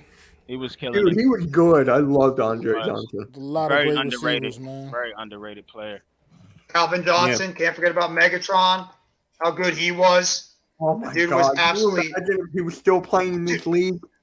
You want to know how good Andre Johnson is? I'm gonna give you his numbers, and you're gonna be floored by how good he was. 193 games, 1,062 receptions, 14,185 yards, and 70 touchdowns with the Houston fucking Texans. Hall of Famer, Andre Johnson. Yes. It's Yeah, scary that's good. a fact. He had I over agree with you 1,000 on that. catches in his career. Hall of Famer. Not even a debate. Not even a debate. He's a Hall of Famer. Hey guys, I got an idea. Let's talk about some players who you think should be in the Hall of Fame. Is there like anyone out there that you think should be in the Hall of Fame, but it's not getting that recognition yet? Oh, What position? Any positions like wide We can receiver. start, you know what? Let's start with wide receivers because we're on that topic. Oh, got it. Is there anyone that you guys can think that is kind of or is playing that you could see going into the Hall of Fame? Devontae Adams. Really? Okay. Yes. Devontae Adams. The dude has been the Okay. most dominant wide receiver in the NFL for the past 5-6 years. And his numbers look a share it. Devontae Adams to me is either a borderline or he's about a Hall of Famer. Mike Okay. Evans. He still got plenty of time to build his resume, though. Exactly. How about Deion Sanders? Deion Sanders He's already- is absolutely in the he's Hall of already- Fame. He's brother. already in the Hall already of Fame. Yeah, He's he's in the Hall of already Fame in and then there. some. Now, what about OBJ? No. No. He's been hurt way too much. He hasn't done enough, and he's been injured Yeah. too much. He does have that ring. Not to be in the Hall of Fame. He hasn't done enough to be in the Hall. He's done a lot of good things when healthy and on the field, but not enough to be in the Hall of Fame, unfortunately. No, C.J. Mosley's not a Hall of Famer, Almighty. He's not. He's not a Hall of Famer. C.J. So Mosley. that's a little bit of a stretch there. Nobody is Oh. better than Jerry Rice. That's true. Can we trade for Quan Alexander or C.J. Mosley? Well, I mean, it's not easy to trade for How about AJ Green? linebackers. AJ Green. AJ Green, I think he's not a Hall of Famer. He's probably like you could say maybe Borderline? a borderline. He's good. He Borderline? was I think really he's good. in his I think he's prime. definitely borderline. He was sensational Let me his see his early years in numbers. Cincinnati. He was sensational. I agree with you on that. He was sensational in the beginning of his career. Let me see his stats overall. AJ Green, 722 games, 10,406 yards receiving. He had 82 touchdowns. I mean, that's borderline, That is borderline. especially when you consider like the fact that how much time he missed due to injury, and if you consider things that what he might have been able to accomplish had it not been for the injuries. I think he's put together a pretty strong resume.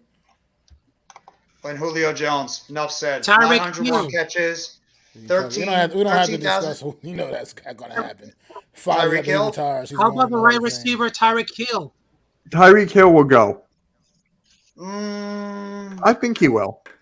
maybe. He's still got Maybe. time, but he's still got a lot of time. Oh. But I think he will. Okay. Oh, wait, is Torrey Holt in? He No, but hasn't quite got in yet. I think he was eligible last year. Yeah. I His remember. I teammate think just got in recently, Isaac I Bruce. feel like he I got. love that tandem. I I loved feel he it. got down to like the final vote or something like that, and didn't make it. No, he's going to get in. Torrey Holt's going to get in because him and Isaac Bruce were pretty much on that same barrier. Gary of wide Clark? receiver. How about I know a wide receiver? I think. How you feel about Jimmy Smith from Jacksonville back in the day? Didn't he make the Hall of Fame already? Did he? I think so. That dude was a beast. If he did, it Jimmy must have been Smith very- was my must have been favorite recently. wide receiver back in the day. Let me see. Jimmy Sterling Smith's- Sharp is not in it. That's a touchy one right there. Sterling Sharp career ended due to injury. I don't know, and it's I'm on the unfortunate list, 'cause and before it's he was number 3 injured, here. before he was injured, him and Jerry Rice were the receivers in the NFL. Like him, Jerry Rice, and like Steve Largent. Those were like the absolute cream of the crop right there, the wide receiver before Sterling Sharp got injured. Sterling Sharp got injured, and then his career, No, he wished career Sterling ended. Shepard was a Hall of Fame, but that's never going to happen. his career ended like that. And I number think the Hall of 19. Fame is coming up short. We're not putting Sterling Shepard in the Hall of Fame. Sterling Sharp in the Hall of Fame because Sterling he was Shepard's going to definitely. love you hearing you say this, He bro. was dominant. Oh He was my dominant God. back in the day when I was a kid. Man, he was definitely dominant. A dominant wide receiver back in the day for a Green Bay Packers team that had absolutely nothing on it, nothing Yeah. but him, and he was dominant. What I about know a Keenan good one. McCardell? Here's a good one. I don't know. All right. Keenan Can was. I- Want me to read his stats? Want me to read his stats? Wait, can I time out 200 Almighty for this? No, you don't time him out. Please? He might be a special teamer. Cardell Patterson is one of the best kick returners Yeah, but / come punt on returners now. in NFL It's- history. It's way too early for him. Okay, would you say that what the hell is the name of that returner in Marvin? Chicago? No, Chicago. Devin Hester. Hester? Devin Hester. Would you say Hester could be a Hall of Famer for his return He game? is a He's Hall of already. Famer. He's already. He didn't get in. He's been up though. He's already been But he got eligible. And he's in. already. I already didn't thought get he in. got in. No, he didn't get Hester in. didn't get in. No. Oh. But he was up. He was already up. Like he did kind of well through the process, but he didn't. Yeah, he obviously didn't get in. Oh, I thought he was already in. But here's a name. Somebody who I believe should be in the Hall of Fame. Shoot. Whose career got cut short by injury too, but was absolutely the guy, and that's Bo Jackson. Oh, 100% he should be a Hall of 1,000. Famer. 100%. Back. 1,000. And I agree with Philly halftime. And Eric Metcalf, another one. Metcalf is another one. Wait, didn't Seattle have a really good wide receiver? Yeah, Steve Largent. He's in the Hall of Fame. Oh. Mhm. No, I thought there was another one. It'll come to me. No, I think Largent was their best wide receiver ever before they You got like talking Doug about Baldwin. you talking about the Lockett, running and back. Remember the running back Seattle had, Steve? Marshawn Sean Lynch? Alexander. John Alexander, yeah. I think I was thinking of the running He back. was Oh, I think good. you're talking about Marshawn Lynch. Sean Alexander was good. Sean Alexander was a I was league thinking about. MVP. Sean Alexander actually was a league MVP one year. Yup. I remember that year. What about Priest Holmes? The I old think I Priest love Holmes Priest is one of them Holmes. guys that came on later in his career Yeah. and he did some good Larry things, Johnson. but What about Larry Johnson? Barry Sanders, yeah. Almighty, if pop Barry in Sanders here, is man. in Barry Sanders is in the Hall of Fame. Pop in. Yeah, Barry Sanders is a Yeah. first ballot Hall of Famer, no doubt about it. Or Fred Taylor. Remember that explosive Jacksonville Jaguars offense back in the day? Fred Yes. Taylor, Jimmy Yes. Smith, Yes. Keenan What about McCardell. What about Frank Gore? Oh, he's got. Would you think that they might? Do you think they might detract him a little bit because he's been in the league for so long? So he's been like one of those pilers, stat pilers. Because he's been in the league. Hey man, a lot of players play in this league for a long time, man. You can't hold that against a guy because he Especially for a didn't get running back. injured. Right. Yeah. that For a that running should be back that who, should, that should be even more of a reason he should be in the Hall of Fame. Just due to the durability. You know what I'm saying? Durability, playing running back for that long of a career, yeah, Right. that's something to be said about that. That should add to his resume if anything else. Mm-hmm. But Frank Gore's going to be in the Hall of Fame. He might not. They might find a reason for him not be a first ballot Hall of Fame, but he's going to be in the Hall of Fame. He was too good. Yeah. Very consistent. What about Rod Smith with the Broncos? I liked him a lot. Rod Smith was another one of those guys. He was an undrafted free agent with Denver, and the dude just went out there and had terrific season after terrific season after terrific Yeah, he was season and won a good. couple of championships. I mean, he was good, but I'm not quite Wait. sure if I'm willing to What put him in about the Hall of Steve Fame. Smith? Steve Smith Sr. Yes. He's not eligible yet, but he's He's got to it. be. Here's, Yeah, I imagine guys, he here's Rod Smith's numbers. 183 games, 849 receptions, 11,389 yards, and 68 touchdowns. He had a 13.4 yards per catch. That was Rod Smith. That's Okay. good. The link but is above, Miz. Miz, the link's in the chat. Heinz Ward? That's tough. That's tough. Heinz He Ward was is really not. I good. think No, Heinz but Ward's a Hall of Famer for me. He's a Hall of Famer for me. I think What's up, he's in Miz? for me. I think Heinz he Ward's is tough. too, but Heinz Ward's tough. it's close. No, It what's is up? close. It's close. Because I got a whole list of players like right here. Because What's when you good, watch man? Heinz Didn't play Ward's enough. No. Heinz Ward's evolution during his career, man, he started off like pretty much a special team guy. Just nobody really knew who the hell he was, and then he came on when he got his opportunity. He took it and ran with it, bro. And Wait. then he became Pittsburgh's #1 guy. Like he became their loved top him. guy for I several loved him. years, man. You know So, what? You know what? in my I'm going opinion- to shut up because he's a Hall of Famer. Look at the numbers. 217 games, 1,000 catches, 1,283 yards, 85 touchdowns. Yeah, he's a Hall of Famer. I take Yeah. that Who's back. that, He's a Ward? Hall of Famer. Heinz Ward? Heinz Ward, yeah. Heinz Ward was Yeah. Okay. criminally He's another underrated one. as a wide receiver. Here's another one. Reggie Wayne. And he's the wide receiver I like. Oh, Reggie Wayne's a Hall of Famer. Not even not a even in it yet. doubt in my mind. No, not even a doubt. Because you can't say that Reggie Wayne only No, benefited I agree with with you. Marvin I'm just Harrison saying, there. not When people on Harrison him. retired, Wayne was still putting up big-time numbers for that Colts team. Reggie Wayne, to me, is absolutely a Hall of Famer. No doubt in my mind he's a Hall of Famer.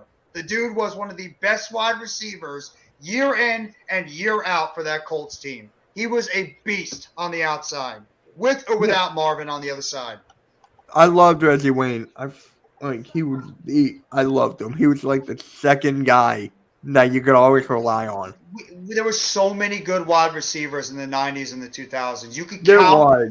There really 30 was. guys at that time. How many terrific wide receivers, including one of our own, the Giants wide receiver, Amani Toomer, who was pretty damn good too, and he just missed cracking 10,000 yards receiving. If he stayed healthy just a little bit more, played one more season, Exactly, he would have yes. been a 10,000-yard wide receiver. So there were a lot of great wide receivers Julio in the Jones? 90s and the 2000s. Did we say about Julio- Julio Jones? Julio Julio Jones, the Jones. first ballot Hall of Famer. First Julio ballot. Jones should be in it. Yes. Automatically. Yep. Think Oh, he was- Dante Hall? Dante Hall, Dante yes. Hall, you put him in the same list as a Devin Hester, a decent, average wide receiver. But when it came to the return game, just like Hester, there was really nobody else that could do it better than he did. Okay, Percy Harvin then. No, You didn't can- play enough. Nah, Didn't play enough. man. Got hurt too much. I mean, I was a little young for that guy. No, he was hurt too much. He was the original Kadarius Toney. Shout out to our guy Miz, big Kadarius Toney fan down there. But like he's that's who Kadarius Toney was Percy Harvin. All the type of talent, dual threat player, but he had those migraines he dealt with, and at the same time he always kept getting hurt all the time. So no, Percy Harvin didn't have enough of a career. He played like 5-6 years, if that. Yes. So no, he's not a Hall of Famer. No way. Here's another one for the Giants fans. Tiki Barber.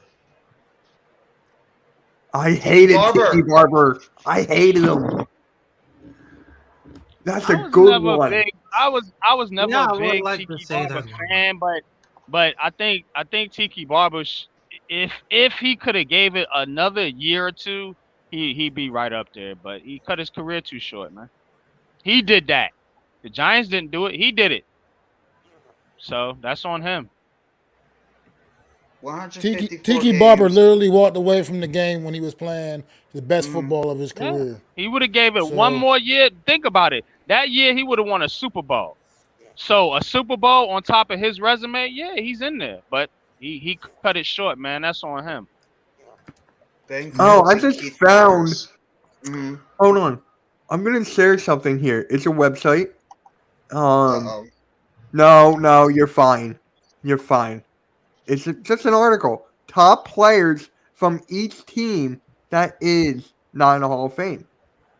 So for the Cardinals, Can you zoom it in a little bit, please? yes. Give me a second. There we go. Let me just go.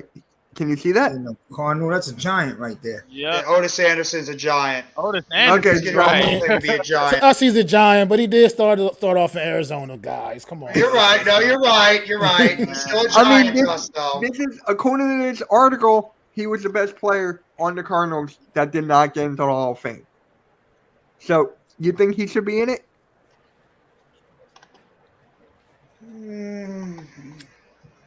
I don't know how you feel about this one, guys. In 8 what? Hall of seasons Fame? with the Cardinals along Yeah. with his late. Yep, see right here, along with his late career resurgence with the Giants. There you go. Just had to throw that. I don't know. That's I Come on, don't I'll know. take the rookie He's here. offensive rookie of the year for 1979. No. No, I don't think he's a Hall of Famer. I think he just falls short. Oh yes, he's a. How about Toby Nobis from the Falcons? No. Oh, Who I the don't hell know is who that? that is. I don't even know who that either. is. I don't He's a know. rookie of the year for 1966. That was very No, old. so let's move on. Let's move on. Man, Jamal it's- Lewis from the Ravens. this is a tough one. Insignificant. This one's a tough one. Is that tough one? Jamal, This is Jamal short career. Lewis was good in his prime. Bro. Oh yes. He was nice. He was. Can't Jamal hold Lewis was He was nice nice, in bro. his prime. Okay, so we should go I think, one what's at a hold, time. I think what's holding Jamal Lewis I back remember, is I his remember that longevity. 2000. His longevity, man. He just Yeah. wasn't. It didn't put that much time in the league. Yeah, to be I honest. agree. So Same that's thing like a debatable. Terrell. But then again, That's Terrell right. Davis made the Hall of Fame, and he had a short career too. Look, I got Steve- issues with that as well. So Yeah. I forgot about him. I forgot about Terrell Davis. I Steve- really don't know who Steve Tasker is. I would put another wide I know who receiver in Steve there Tasker instead. is. I know Yeah. exactly who Steve I Tasker. heard Steve of Tasker was yeah. he was a really excellent special teams player, and Buffalo Bills. and he did some work at receiver, but I wouldn't call him a Hall of Fame wide receiver No. per se. Nah. No, But- it says right No here, way. one of the greatest special teams players. Oh well, Yeah. yeah. But yeah, Right he was phenomenal. He used to wear the double helmet thing because for the concussions to help him prevent his concussions. They don't do that anymore. But Oh. the guys that put the extra little pad on their helmet, he used to be one of those guys. It was. And it he's I was replace him. crazy. I replace him with Eric Moulds. I thought Moulds was a better wide I receiver. like and Moulds. I would have an argument about Eric Moulds when he was playing with the Bills. That dude was nice too during that time. So Steve Smith and then Ken Anderson from the Bengals. Well, like I said, Steve Smith's not even eligible yet, so I don't know why they would put him on here. Like, you had to give him a Steve chance to Smith, be I eligible would, for the yeah. Hall of Steve Fame. Smith, OJ Smith? I would give Steve. I would give him a chance. I'd give Steve Smith a chance. Oh, Ken yes. Anderson, nah. No, Steve Smith's a Hall of Famer. Steve Smith's a Hall of Famer. It's Steve maybe Smith, the only thing that might I elude him is that think, championship. Ken Anderson, no. Yeah, Steve Smith is a Hall of Famer. He's got Steve Smith. Yes. Ken Anderson? I mean, No. No. he took him to a Super Bowl back in the day, but Yep, Yeah. right here. Leading the Bengals to the franchise first Super Bowl. but I don't know. I'm not sure. I mean, everything I've seen of Ken Anderson, I wouldn't say no. Steve McDaniel? Steve McMichael. Oh, McMichael. Why did I say McDaniel? Part of that Chicago See- Bears defensive line. Yep. He was Okay. good too. Damn. He was Wait. really good, but Hold on. He, They got The so next many guy, I'm players shocked. on I'm that. not really shocked for the next guy, but Clay Matthews. Clay Matthews should be in the Hall of Fame. But he He played should- for the he should- Browns? I forgot about that. This He is this should is be probably in an the Hall older of Clay Fame. Matthews. Yeah. That's Wait, Clay no. Matthews. Wait. That's I Clay have Matthews' an father. That's not Clay Matthews Jr. that played for the Packers. That's his father. No, that's Clay. That's Okay. his father, but he should be in the Hall of Yeah. Fame as well. Yeah, he This should. dude, this dude is phenomenal. Like, it's a father to me and you. If he's gonna get in the Hall of Fame, I would have an argument. Why is OC Manora not get into the Hall of Fame? He's got better numbers, and he's got 2 Super Bowls. Why is I an OC like- Hall of Famer then? I hated going up against OCU Manure. Like, I hated it. OC's bet almost you got did. He 100 used to sacks. terrorize the 100 Eagles. sacks.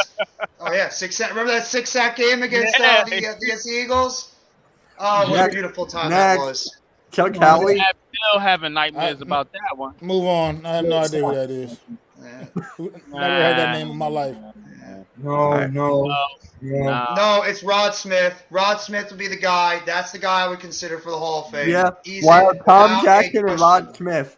Rod Smith. Rod Smith should be This definitely is, considered this is for the Hall also of Fame. before my time. I have no idea who that is either. Herman Moore. Herman Moore. That's a tough Herman one. Moore.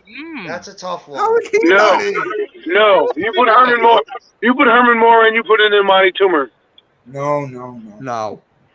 Herman Moore had a few good seasons that I think kind of was like people kind of get blinded by that. He did have a few really, really huge seasons, but for a sustained career, yeah, I wouldn't put him in the Hall of Fame either. He was a giant. He was a Yeah. giant for a little bit too. I remember we signed Herman Moore and he did jack for us. Oh, yeah. Well, we signed him when he was. Seems on like the way a out. trend with our receivers, right? They don't do jack. Another Lions receiver that did nothing with us. Yeah, I know Sterling exactly. Sharp. Yep. Sterling I told Sharp. had my opinion on Sterling Sharp Hall Sterling of Fame. Sharp He was should be, good, and I think yeah. it's a travesty. Yes. He was. A travesty He that was they a don't put bad him in the man. Hall of Fame. But listen, if you put in Terrell Davis, then you can put in Sterling Yeah, Sharp. both Sharps are Hall of Famers without a doubt. Sterling Sharp. Yeah. Andre Johnson. Not even a question. Not even Yes. a question. Not Yes. even a question. He's a Hall of Famer, and so is the next guy. Both of them are Hall of Famers. Andre Wayne. Johnson and Reggie Wayne were the epitome of the great wide receivers back in the day. Not even a hesitation. They're Hall of Famers. That's Both before our of them. time. Okay. I Whoever would that put is, Priest that's before Holmes our in there time. instead. Priest I Holmes would might be too. the guy. Oh, this We don't Leslie even know who O'Neal. that guy was. Who the hell is Leslie O'Neal? Leslie O'Neal. That's before our time. That's before our time too. Oh, he's part of the offense, the Air Coryell. Going to see Air Coryell. Corey Holt. Yeah, I mean, come on. Tory I Holt, mean- let's just be real. Torrey Holt's Torrey a Holt's a Hall of Famer. Torrey Holt's a Fred Hall of Taylor. Jeff did say this. Well, first, I mean, Hall of if Famer. if Isaac Bruce is a Hall of Famer, and Isaac Bruce was damn good, I think he just got in recently. Torrey Holt should be there, and Fred Taylor. I would put that entire Jacksonville Jaguars skill positions in the Hall of Fame, including Keenan McCardell and including Jimmy Smith. All 3 of them should be in the Hall of Fame. Not Brunell was really good at his time. Well, but he wasn't Brunell's not a Hall of Famer. No. No, Brunell's not a Hall of Famer, but these skill positions, Taylor, Smith, and McCardell. I would McCardell might be borderline, but the other 2 guys, 100%. Well, you can Zach put McCardell in because he won a Super Bowl with Tampa Bay. So And his number, and he was pretty nice too back in the day. No, Uh, Zach Thomas Zach was real Thomas. good, but not a Hall of Famer Was to me. good. No, But he not, just misses not it. Not at that level, yeah. He started You know off what, really truth good. is- He started his career off really good, and then the injuries took over. I feel like with him. Yeah. You know who screwed it up? It was fucking Terrell Davis screwed everybody up. Kurt Warner and Terrell Davis. Those two guys, well, I believe they're Hall of Famers, but shouldn't have been in the first ballot. They got it. Okay? Because there are guys who are better than those two guys. Well, Adam, we And just another- saw it before. Jamal Lewis. If you're gonna put Terrell Jamal Davis in Lewis, there, I why think, isn't yeah. Why isn't Jamal? Well, why Lewis not in there? Otis Anderson? Otis Anderson won the MVP. All Yeah, right, we Jim actually said Marshall. that with the Cardinals earlier. Otis Anderson won an MVP, has over 10,000 yards. So if you're going to put in Terrell Davis, you at least should put in Otis Anderson. All right, Jim Jim Marshall. Marshall he's before my time, but I actually heard of him. I know he was great, but I can't speak if he truly is. a Isn't Hall of this the Famer. dude that Wait. ran the other way? Yes, Jim Marshall. I think he is. I believe he is Rodney famous for that. Harrison? Yeah. Ronnie Yeah, I think he Harrison's was. not in it yet. No, Yes. he's not. Rodney Harrison should be a Hall of Famer. Don't y'all The think? No, hardest hell hitting yes. safety. Hardest hitting safety was Rodney Harrison. No, No, no, No no. way. One of Dawkins, them. Jeff. One of them. Dawkins That was like a win. missile going at players. Oh, you out of I your guess none mind? of y'all ever heard of Steve Rodney Atwater, huh? used to kill people. None Rodney of you guys ever heard of Steve Steve Atwater? Atwater. Steve Atwater, man. Atwater, Thank Dawkins, God. Atwater was Harrison. another one. Steve Atwater was another one, but so Rodney Harrison was one of the hardest, Yeah. one of the hardest hitting safeties in NFL history. I love how man that Steve Atwater. Steve Atwater, hands Oh down. my God. What about Ronnie Lott, bro? Ronnie Lott was Yeah. people sleep on Ronnie Lott, yo. This is Nobody a thinks travesty the right right here. one. Oh, I He's in thought the it Hall was of a- Fame. This is a travesty, right? Pat Swilling was 1,000% a Hall of Famer. Put his whole career damn near on absolute piss poor New Orleans Saints teams, and he was Oh, that was the absolutely the year heart and that. soul of that squad. Oh. He wasn't with the Absolutely heart and soul Joe of that Patrol. squad. Oh, okay. Hey, Back. Rap, you were Don't doing control. 13 sacks with your Raiders. Oh. Yeah. I just Pat remembered Swilling that. should be in the Hall of Fame. That's Max, that's is not he even right. part of the Joe Patrol Yeah. or no? Jeff, you called it. I can't remember what they Oh, Barber. Tiki Barber. He may have been. Well, that alone, you put him in there. That linebacker's great. Chuck Cecil of the Barber's Arizona borderline, Cardinals in you my know? corner. No, I think Tiki is a. Well, Joe Klecko's a Hall of Famer. Again, if Tiki- He's a Hall of if- Famer. Terrell Davis in the Hall of Fame. Tiki Barber deserves to be in the Hall of Fame. I agree. I do agree with that. 15 He has 15,000. He has 15,000 all-purpose yards. If you add in special teams to his mix, right? I think it's closer to 18,000 if you add in receiving as well. 10,000 rushing. You know, like 2,000 something receiving and a couple thousand on the return yards, and that equates to 15,000 all-purpose yards. Guy should be in the Hall of Fame. The Giants. The problem with Hall of Tiki. Fame. The problem with Giants fans, they're just too pissed off because of what Tiki Barber says and everything, but they forget Oh, how who good cares Tiki about Barber that really shit? was. Tiki His Barber last was 2 that. years. He was a phenomenal dual threat running back that can get it Yeah. done in the passing game and the rushing game. He's still second all time in Giants history when it comes to catches and yards. Poor man Tiki Marshall Barber, Falk. His last Yeah, 2 he years. is. Poor man Marshall Falk. he was. All What's right. going on, Pinsman? The last 2 Little- years, his last The 2 years in the league, him and Alexander from Seattle were the best backs in football. Yeah, Two Sean shots. Alexander. Yeah, Yup. Sean Alexander, Yeah, we I talked love. about him earlier. Yup. Yeah. All right. Did So, Ronnie and Barber go in the Hall of Fame? Yes, oh he wait, did. halftime? Go. Yes, he did. Yeah, Oh, he yeah. won. I think he won the I Hall of just noticed I was Fame on a different tab. What's up, bro? 5 and 6 years ago or something. I believe he went to the Hall of Fame. Lester Hayes was good too. All It right. was Back in the great, day. It was great. Halftime. Your favorite number? Oh wow. But He had like Halftime. the Yeah. sticky stuff on his hands that he used Yeah. to play with Yeah. back in the day. so Oh, halftime. The next team is the Eagles. Who do you think it is for the Eagles? Who cares? That needs to go in the Hall of Fame? Wow. Yes. oh my God.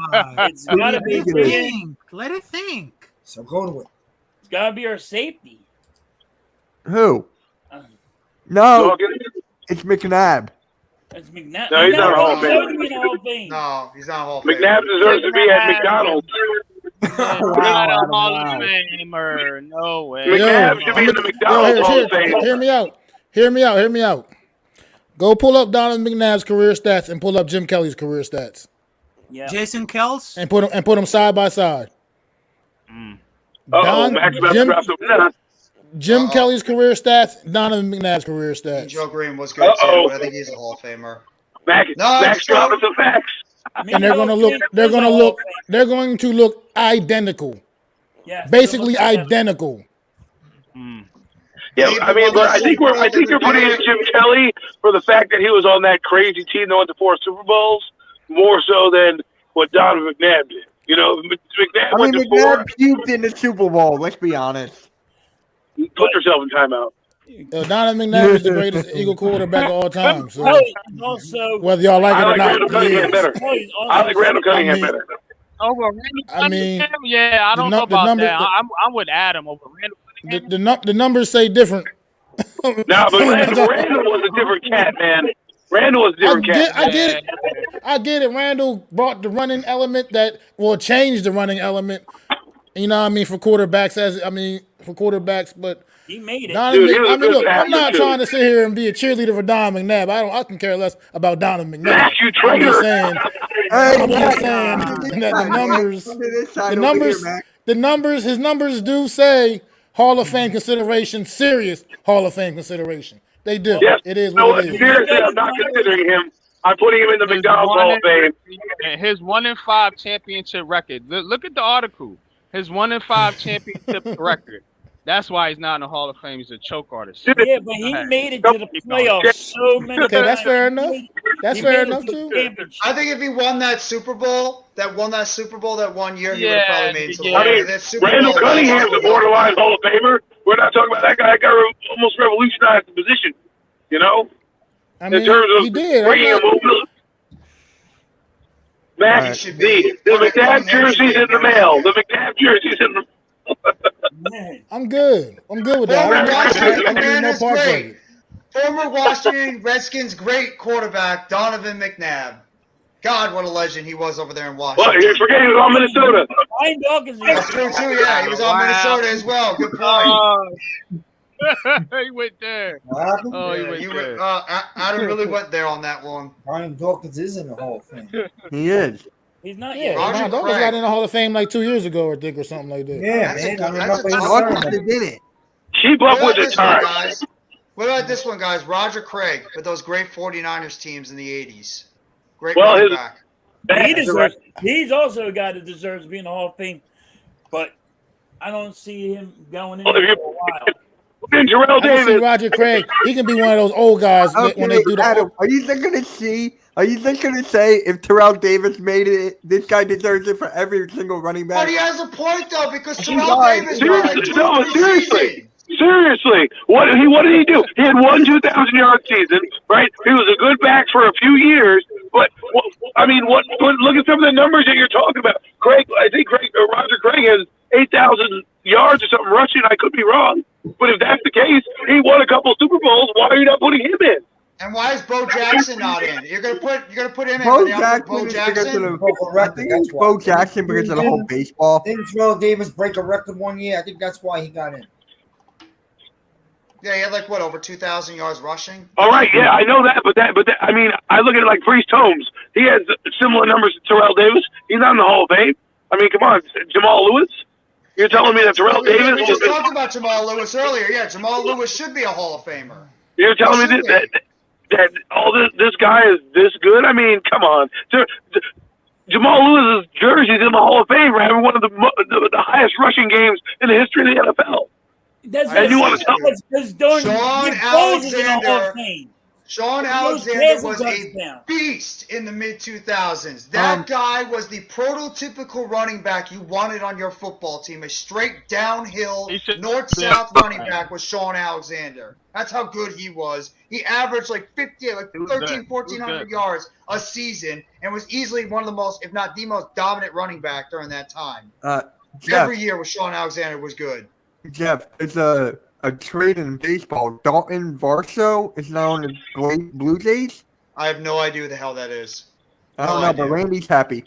I don't give a shit. We have Carlos Correa. Care about if it ain't the Yankees, I don't care about it.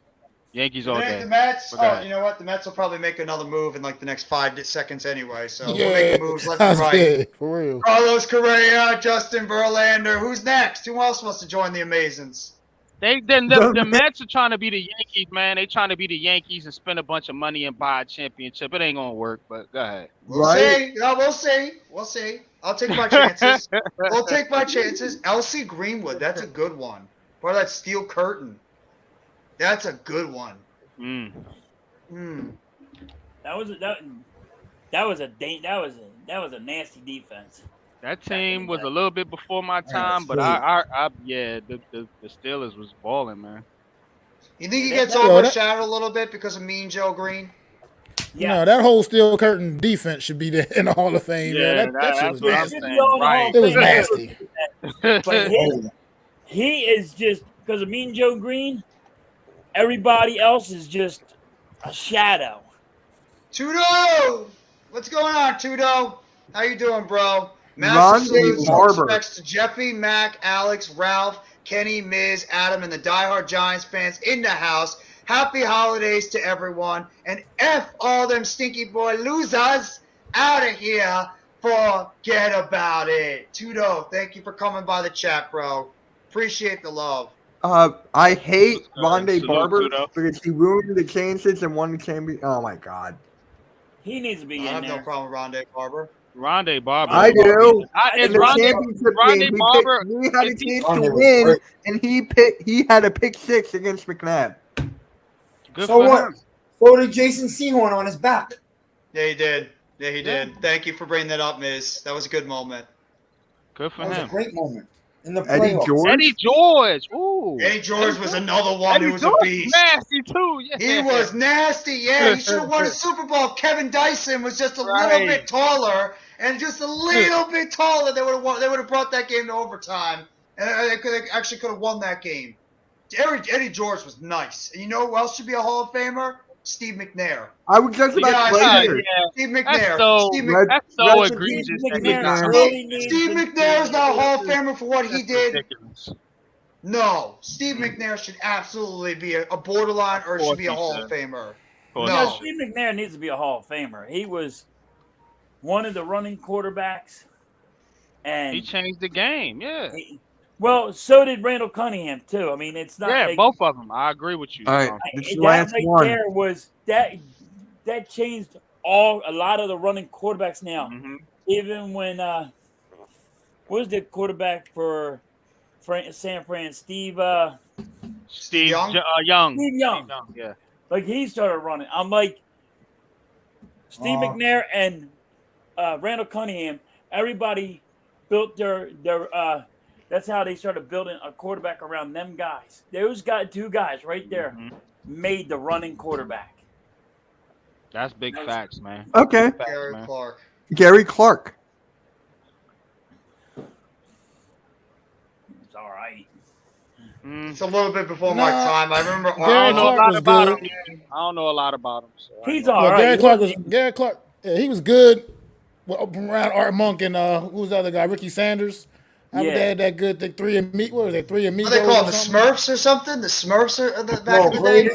greatest African American quarterback ever, hands down, is Warren Moon. Hands down. That guy was the best. Warren Moon's a nice Warren one. Moon. Warren Moon was criminally underrated. Criminally underrated quarterback. Man, Yeah, he was.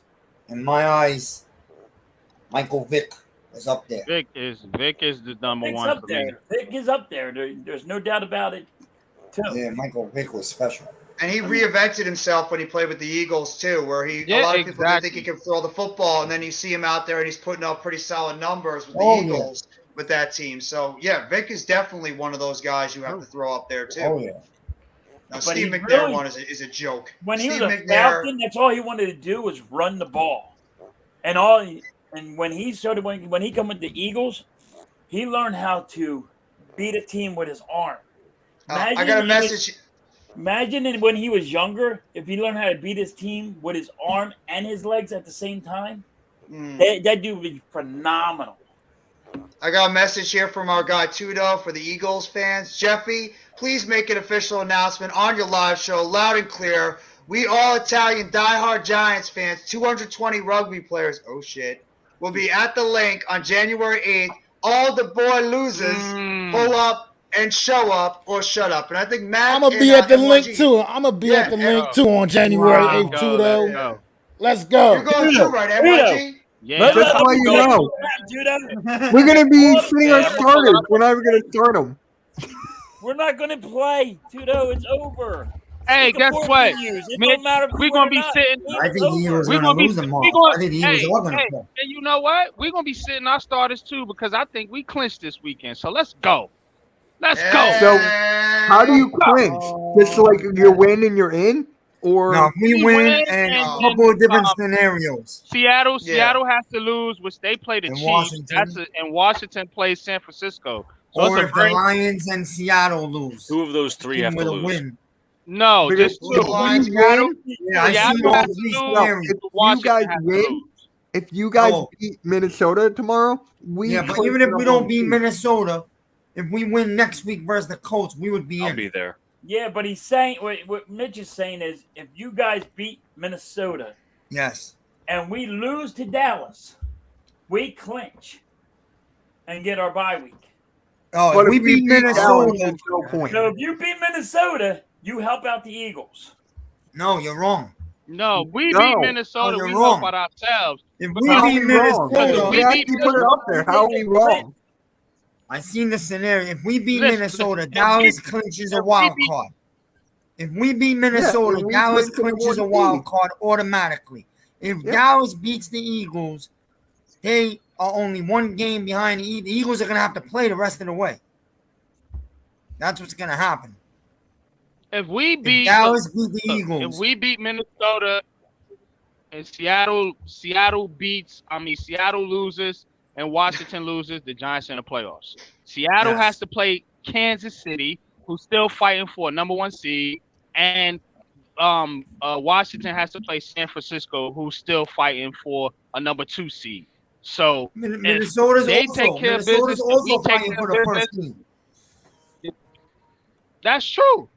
But we fighting If too. the Giants so lose if tomorrow, we win it's our not like game, it's not like the Giants are automatically winning tomorrow. That's a hard game. If let's say if the Giants lose tomorrow, I could see a scenario where all 4 lose. The Lions, Washington, the Giants, they're all in tough games. who Lions I playing? got the Giants. No, the winning. Lions play Carolina. Lions got a I know, layup. but Yeah. I know the Lions Lions are play okay. Carolina, but the Lions been on the road 2 straight weeks and they've had 8 phenomenal weeks. Which game is the game where the Lions come in flat? I could see that tomorrow. Congratulations, next shift. Let's talk about the baseball trade that happened earlier. So congratulations I will for say getting this. Dalton. I got Detroit winning, Marshall. but I got the Giants beating the Vikings. And if you Who's guys Detroit playing blitz again? Who's Detroit playing again? and get Kirk Cousins on At his, Carolina. if you It's get gonna be a Kirk game. Cousins off That's his gonna be a game, game. you guys win Trust it. me. He's got a point. Halftime's got a point. I want to see this team get home with 4. Get home with 4 players so you don't have to put your secondary on an island against Justin fucking Jefferson and those wide receivers. If we get home with 4, and we have to also stop the run. There's a we good- have to stop the run. Yeah. We There's a have to good stop pass. the run. Look, man, There's a I was good path, telling it. though. I was. Go ahead. Sorry. Go ahead, Unpopular. Now I'll speak after you. Go ahead. Nah, I was just gonna say it's a good path for the Giants to win because of Yeah. the fact that you got to understand that Minnesota, man, and Kirk Cousins, they get sacked a lot. They give up a lot of sacks, man. Dude, And they with should have lost against the goddamn Colts, but the Right. coach took coach took the freaking his foot off their neck. You can't do that. Mm-hmm. I was But the upset. thing I is, was the Giants everybody's won all like, 4. you got to give Vikings the credit. I'll never give them the credit because the Colts friggin' should have kept on scoring. But he said, no, let's just run the game. Let's run the ball for a whole second half and not throw it.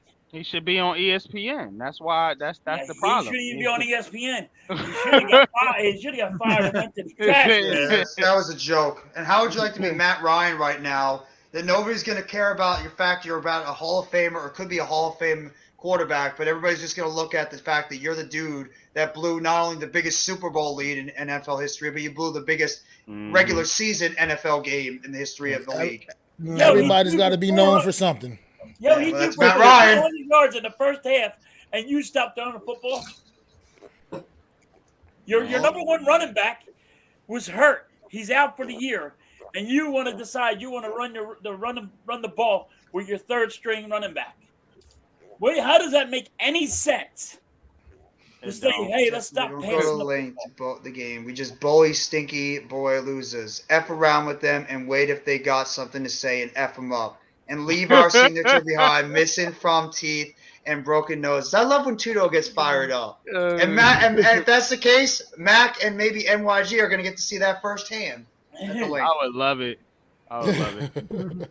Can you imagine like a whole bunch of these rugby Italian players what's showing up good, at the man? link? Miz, man, what was Miz trying to chime go ahead, in? Miz. I was just saying the I don't want to cut Giants. you off. Giants can wreck the game with their front four. There's no doubt. We saw it last week. It's really starting to come strong, and it's healthy for the first time all year. But before they do that, I'm telling you guys, watch this game. I mentioned it last night on Pat's show. Unpopular was there. I'm telling you, the Vikings, they like to run Cook to the outside. And the Giants better stay home on the outside and not over pursue. And if you contain Cook and trap him in between the hash marks, when the Vikings go to the throw game because the run game didn't work, if that happens, the Giants front four can cause a lot of problems for Cousins. Definitely. That's not going to go over well, Almighty. That's not going to go over well, bro. Almighty, why are you doing this to yourself?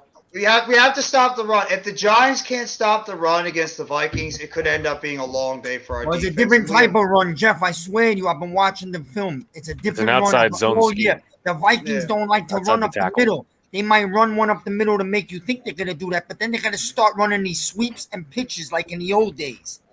That's what they like to do. Like you said, we have to have outside No. contain from our linebackers, and sometimes those What guys haven't been able to linebackers? do that. What linebackers? Well, I mean, it's our outside guys that have to do it. Thibodeau, Ojolari, Zimenez, Yes. those guys, they have to do it. And The Thibodeau ones has that are gotten on the fooled ones that at are on the times. field, they just got to perform. They got to do their job and do it to the best of their ability and hope and get the job done. I mean, that is what it Oh, is. yeah, We you going know. in there with what we going in there with. At this point, For that's Christ's what I'm sakes, can content with. Darnay Holmes Well, you do a got better job Jalen in and the Landon slot? Collins. Landon Collins, it looks like a thumper. He's going to hit people that are running, and Jalen's been all over the place. But this is the guy I'm worried about a little, and I love him. Kayvon's going to see something tomorrow, I believe, that he hasn't seen yet. They're going to try to run the ball directly at him. Yeah, And he's got to be he's able up to for the stay home. task. He's been a little bit up and down with that. He's had solid moments against the run, but he's also, lost contain on the outside too, and he's gotten beat for some of those big runs on the outside. So, yeah, that's a good point, Miss. And What I I'm didn't even think saying is about that. Kayvon's coming off a game where he destroyed a football game in front of the nation. He's going to want to come after the quarterback. Yo, you can't over pursue because they're going to hit you with the run. What do you think about this comment right here, though? TJ Hawkinson. That's the guy that actually worries me the most, the tight end. I'm gonna tell you something though, Miz. Yeah. Now we cooking. This is exactly what we want because now all the attention has to be focused on Kayvon Thibodeau because so you know who that's gonna open things up for? Azeez Ojolari, Dexter Lawrence, Leonard Williams, and whoever else they send on the blitz because that's what a defensive end, a top-notch defensive end, a top-notch defensive edge does for your team. They draw attention. So, yeah, now everybody is going to be coming for KT. And I don't expect him to have these explosive games like he had last week. But what I do expect is for a lot of these other guys to start eating, which is Azeez, KT, I mean, not KT, but Leo and Dex. Yeah. I mean, it's similar to what Philadelphia does, where they have all those multiple guys that can keep rushing the passer from the outside or the inside. You have multiple guys that can be able to disrupt the game. Dallas too. That's why I want the Giants to get back to, man. That's what I'm saying. Keep stacking these edge rushers. You know what I'm saying? You might lose Jahad Ward and O'Shane in free agency. You know what I'm saying? But bring some more guys in. Keep stacking them. Keep building on with your D line, man. You know what I'm saying? You got DJ Davidson in the fold. You got guys like Tamon Fox, man. But keep adding to that group. You know what I'm saying? Don't rest on just making crossing your fingers that these four guys are going to perform because you know one of them going to get hurt, if not two, if not three, and then you're going to have a issue with your pass rush again. So the way you win games in the NFL is in the lines. We all know that, man. We know that building from the outside in is not a formula for success. So the Giants need to keep building in the trenches, offensive and defensive lines. Can't stress that enough because when we've been Overlap. good, that's when we have been good at the offensive and defensive lines. You know what I'm saying? The Giants have never really prioritized middle linebackers. You know what I'm saying? They fill in guys and they go grab a guy from free agency, a la Michael Boley, a la Antonio Pierce, and they plug and play them. You know what I'm saying? Where they get their money at is in them trenches. You know what I'm saying? That's where they draft well. That's where they get superstars at. You know what I'm saying? Not superstars, but basically winning players in order to win a championship. Now, you need some skill position players. I agree, and you need some secondary pieces. But I think we got that. You know what I mean? I just think we need to keep adding to the lines because that's what we getting beat at. Philly and Dallas continues to punch us in the mouth on the offensive and defensive line. And Jeff, no, my measuring stick for this team was how well do you do in the division. And looking at this division, we ain't ready. But go ahead. Nice. Well, Miz, this is a question right here for you specifically from Tudo. So if you want to read the question, Miz, that's all you, bro. Coach Miz Cousins, one of the best QBs avoiding pressures in a blitz. For the Giants to win, Coach Winks mix up the D lineup and double spy on the Cook and Cousins. Is somebody in the back end? Collins got slow feet, but a great tackle. Yeah. I mean, it's not a question. He's just thinking what he thinks the Giants should game plan on defense. With all respect to Tudo, Kirk Cousins is not great against the blitz. I think he ranks like 32nd. Totally. But other than that, I agree with his statement. I believe in Wink. I believe Wink's done this all year, and we're playing with a backup secondary right now. It's been like that for a bunch of weeks, and I believe he's going to come up with a secondary scheme.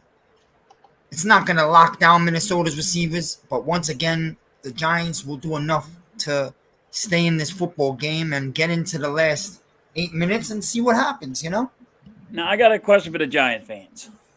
Shoot. Your offense, you're all talking about the defense, but your offense has to score.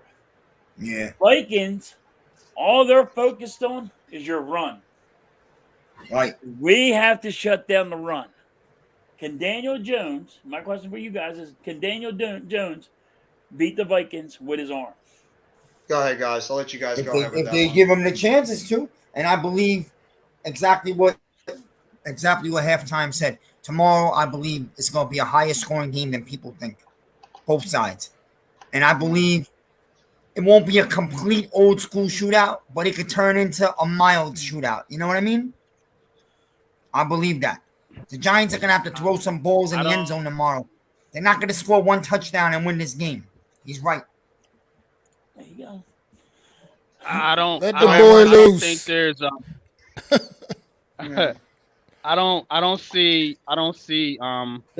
I just don't see them going there with this offense and Daniel Jones. I think they're gonna try to play the game the way they've been trying to play it. Now, to Philly halftime's question, now can Jones win the game with his arm? I believe he can. I mean, he's got 5 fourth quarter comebacks. So I think the kid can do it. It's just on the fact of the matter is what type of game plan are Brian Dable and Mike Kafka going in? Because we know their game plan Pacific. You know what I'm saying? Sometimes they go in there and they want to run. Other times they go in there and they come out throwing the football like Dallas game. So it depends on what type of game plan that they're coming up with. Are they going to try to come out throwing to open up the run, or are they going to try to come out running to open up the throw? Either way it goes, I think given Minnesota's defense, yeah, Jones can throw the Giants back into this game, but we don't want that. We want to play our game. We want to play Because look at just one thing real quick, fellas, before I pass the mic. Think about this. If you're the Giants and you know Minnesota has an explosive offense, what is the one thing you want to do? You want to keep that offense off the field. Exactly. You ain't going to do that by dropping back, throwing passes to these receivers who going to fumble or drop the ball. Or, this is for you, by the way, NYG. Right. It's been looking bad. No, I mean, the comment from Tudo is for you. But what if they score quickly? Yeah, that's a problem. If the Vikings score quickly, then hey, look. Because now, if they score quickly, it depends on what the score is. Now, if you're talking about 7-0, I'm still playing my game. But if you up 14-0 or 14-3 or something like that, yeah, I agree with you, Adam. The game changes, and in that situation, I think the Giants get smoked. I really do. Well, the thing is, I don't see where they get more than 20 points because they've only averaged about 20 points a game. So I want to believe that they're going to be able to score points, but again, you got to prove it to me. You got to prove to me that you're going to do something. Minnesota is thinking like you, NYG. All we got to do is worry about Barkley because they ain't going to throw the rock on us. So we just got to get them off the field and let our offense do what they got to do. So you got to switch it up as a coach to be like, we can't just let them sit there and take our best player away because that's how we lose the game. But I feel like, Adam, when they've done that game plan, when they've come out and tried to throw the football, like in that Dallas game, that's the one game that I can really consistently say they really try to come out there and change the game plan and come out there throwing. They lost. So well, I mean, but I'm not saying to change. I'm not saying change it. I'm not saying change your game plan. What I'm saying is do what Max said last week. Open up with a play action pass and go deep. Make them already get anxious to what you do best, right? So if Barkley is the guy, and you're sitting here, and I'm sure they're probably thinking a little bit like you, the guys watching film, like, man, if we can get 26 bottled up, we're good to go. Well, guess what? If I'm on the other side and I'm Mike Kafka, I got to think, what haven't I done yet to really surprise people? And that's the play action pass. So if I were them, I would try to throw a bomb downfield and see what happens, right? Just to let them know that, yeah, you need to think about this, all day, because if you don't and you kind of dink and dunk and things like that, guys are going to get in your lanes, they're going to tip the balls up, they're going to bring the blitz, they might rush you a little bit, and then what happens? The clock stops. What you don't want to be is in a panic mode. But what you also don't want to be is playing conservative because this is a big team. They're playing for the number 2 seed at least right now. And if the Eagles lose, who knows? They could arguably be number 1 if they win out. So, they're going to be out there. They're going to know what to do. Their defense is not great, but it's not bad at all. They have some playmakers out there, but don't make it easy for them. Right now, you're making it easy for them. This is for you, NYG. I'm gonna fire back. Yeah, but I feel we're gonna be. Go ahead, son. Pieces. Nah, facts, Tudo. Nah, I agree with Tudo. What he just said, man. You know what I'm saying? We yeah, the Minnesota offense is explosive. We get that, you know what I'm saying? But the way you do that is you gotta try to find a way to keep them off the field, consistent drives. Now, if the Giants come out there and they go deep in the first couple plays or the first play or whatever, and they don't hit it, and they go 3 and out, now you lost momentum. And you probably going to see the Vikings come down there and at least try to get a field goal, if nothing else. Now you starting the game in a hole. You know what I'm saying? The Giants have got to play to their strengths. I get it. I want to see the same thing that Adam wants to see. I want to see them go down there and Mac. I want to see them go down there and attack the ball down the field. I've said this plenty of times. Jeffy knows. I want to see them do that. But when I look at the game and how they play, it's just not the way this team is made up. Because 9 times out of 10, when they try to go with a deep route, the line's not going to hold up. Somebody's going to get sacked, or it's going to be some type of penalty.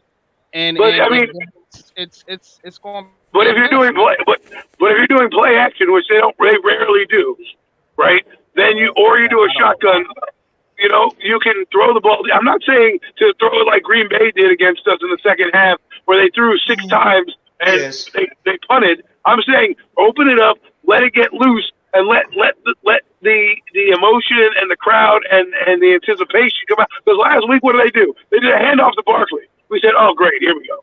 You know what I mean? Like do that same play, but maybe do a flea flicker. Maybe do a play action. Do something where they're not just going to sit there and say, yeah, you're going to run right into the teeth of our defense. Because right now, I believe they like to play conservative. That works against the Washington Redskins when they can't get out of their own goddamn way to score points. That's not going to work against a team that knows how to put up points in a hurry.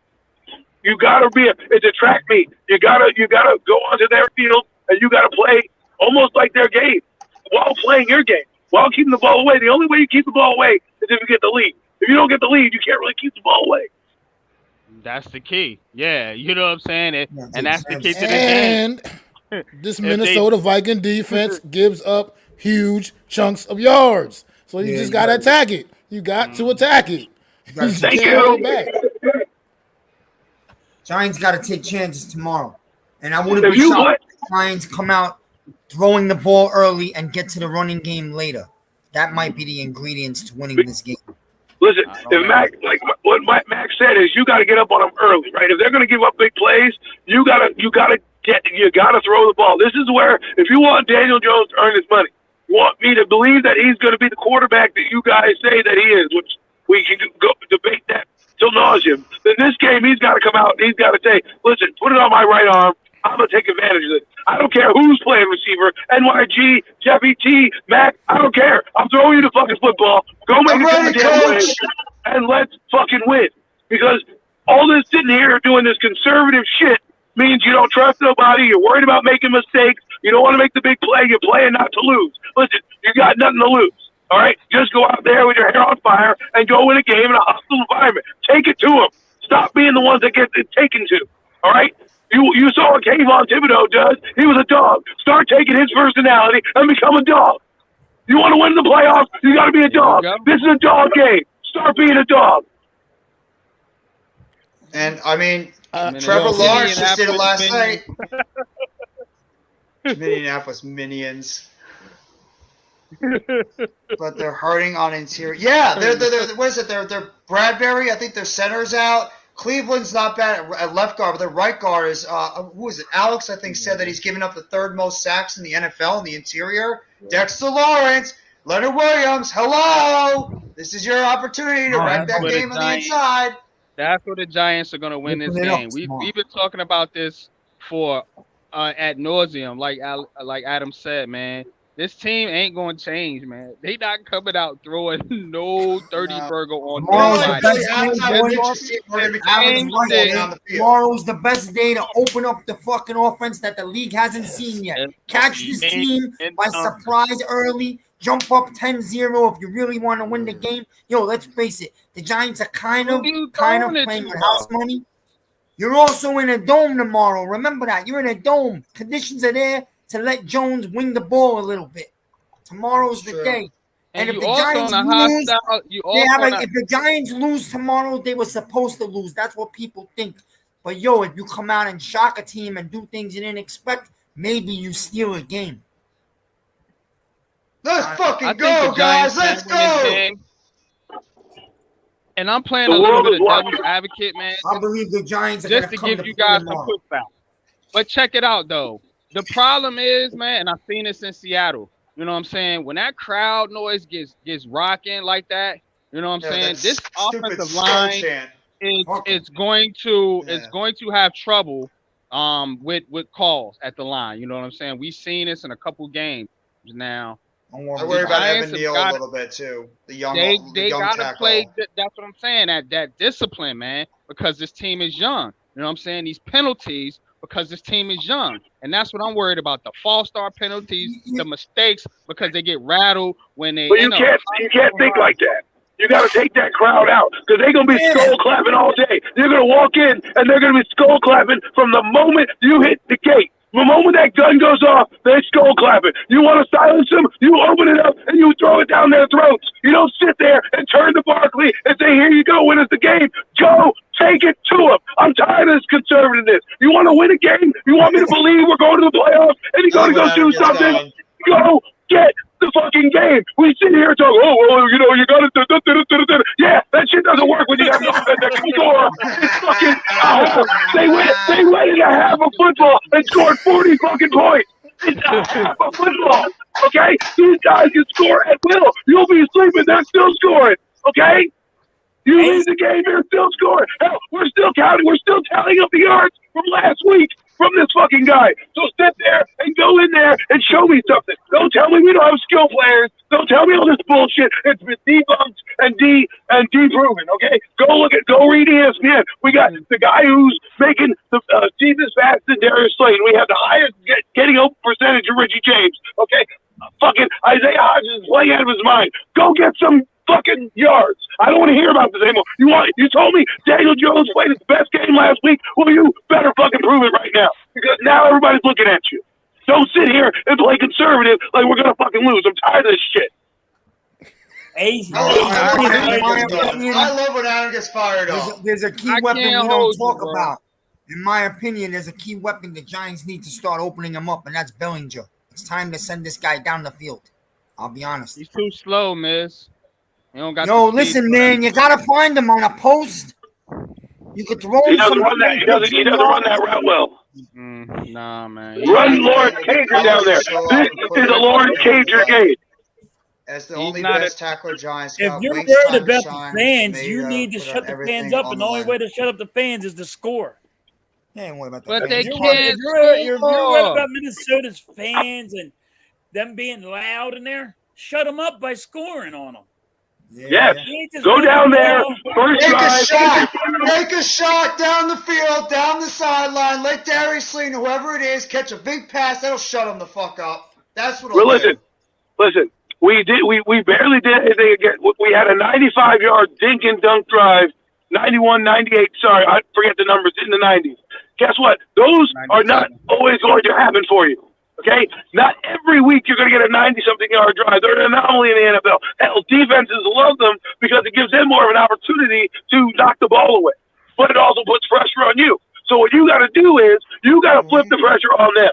Because right now, they don't care about you. They want to beat you and get on to the next game. You're just a thorn in their side. They don't want to even play us as the number 2 seed. They want to be number 2. So they're going to come out hungry. Okay? You got to go out there and match your defense's intensity. Don't waste their effort, because they're going to give you an effort in that dome. Kayvon Thibodeau's coming to play. You got to match that energy. Don't sit there and be like, oh, we're going to score 13 points and hope our defense gets a touchdown, because that ain't going to happen every week. But the Vikings, Vikings defense let up. Would they let up against the Colts? But we've been playing some of the points in the first half. Look. I mean, come y'all, on. We've been you playing. gotta get a score. Choruses of defenses, and we go to against Seattle. Oh, they got the bad run defense. What we do? We're going to get shut down. We go against the damn Lions. Oh, they got a bad run defense. We go in there and we lose. Like every time I hear us preview a game, this defense is bad. The Giants should go in there and they go in there and they don't do it. You gotta prove to me they know how that you to can beat go out you. there and paint the 30. We haven't scored 30 since 2020. Against the Dallas Cowboys week 4 was the last time we scored 30. We're not going to explode pause on any of these teams. The Giants are just who they are. They are going to play how they play. And I don't like it either, Adam. I feel your frustration, bro. You know what I'm saying? But I'm not expecting this team to go out there and play any different than they have played this entire season. No, they can still play the same way. They're going to stop the run. Look, they can still play the same way. They can come down to it. Look, go ahead, man. They can still play the same way, but you gotta, like I said, takes even if they don't connect on the deep shots, just take some and back that damn defense up a little bit. Them safeties, get them out the box a little bit, so that can open up things for your best weapon, which is Saquon Barkley, because he don't need that much sometimes and to make shit happen. You just gotta give him a little bit. Let him get some nice cracks, and he's gonna make something happen, man. He's gonna hit a home run sooner or later because he's just that damn good. But you gotta back that. You gotta make them defense. You gotta keep that defense honest, man. You gotta keep it honest. You can't let them just know that all you're gonna do is keep doing all this little dink and dunk underneath little 5-yard little 5-yard out routes and shit like Exactly. that. You can't let them just know that's all they're going to do. Because then they can just go ahead, keep playing, bringing everybody up, making it easy, just crowding that box, man, and that eliminates your best player. That takes away the things that Saquon Barkley can do because it's just easy to now stop him because you're not doing anything else. You gotta throw that ball downfield a little bit. You just have to. You can't just sit back there. I don't think Mac and I are asking, hey, just wing it like they did against Cowboys because that was a bad game plan. We're saying loosen them up so that it's not as predictable as, hey, we're running 5 yards. Because if you watch the film, all they do is run 5-yard curl routes and turn around. Yeah. They did Jason Garrett's offense last week. Right. They don't throw the ball over 15 yards. That's a fact. You know It's what I'm just saying? ding, 5 yard. Our quarterback averaged 5 yards a pass. 5 yards a pass even. That means they wanted to kind of keep it short to down and distance. But if you're going to keep the down and distance short and never take a shot, then what's the fucking point outside of that you're kind of running the football? That's kind of all they're doing. It's kind of just running the football. It's not like you're really putting your quarterback in a position where he needs to do anything. He just turns around and says, up there's Richie James, up there's this guy, up there's this guy. You know, you run 10-yard routes. That's what you do. Well, now, guess what? You have film. They know what your weakness is. That take out Barkley, the game's over. You got to take a shot here and there. You did it against the Cowboys once. It worked, right? You did it against the the Redskins the first time, but you waited till the fourth quarter to do it. You barely did it against the Eagles because that was just a shit show.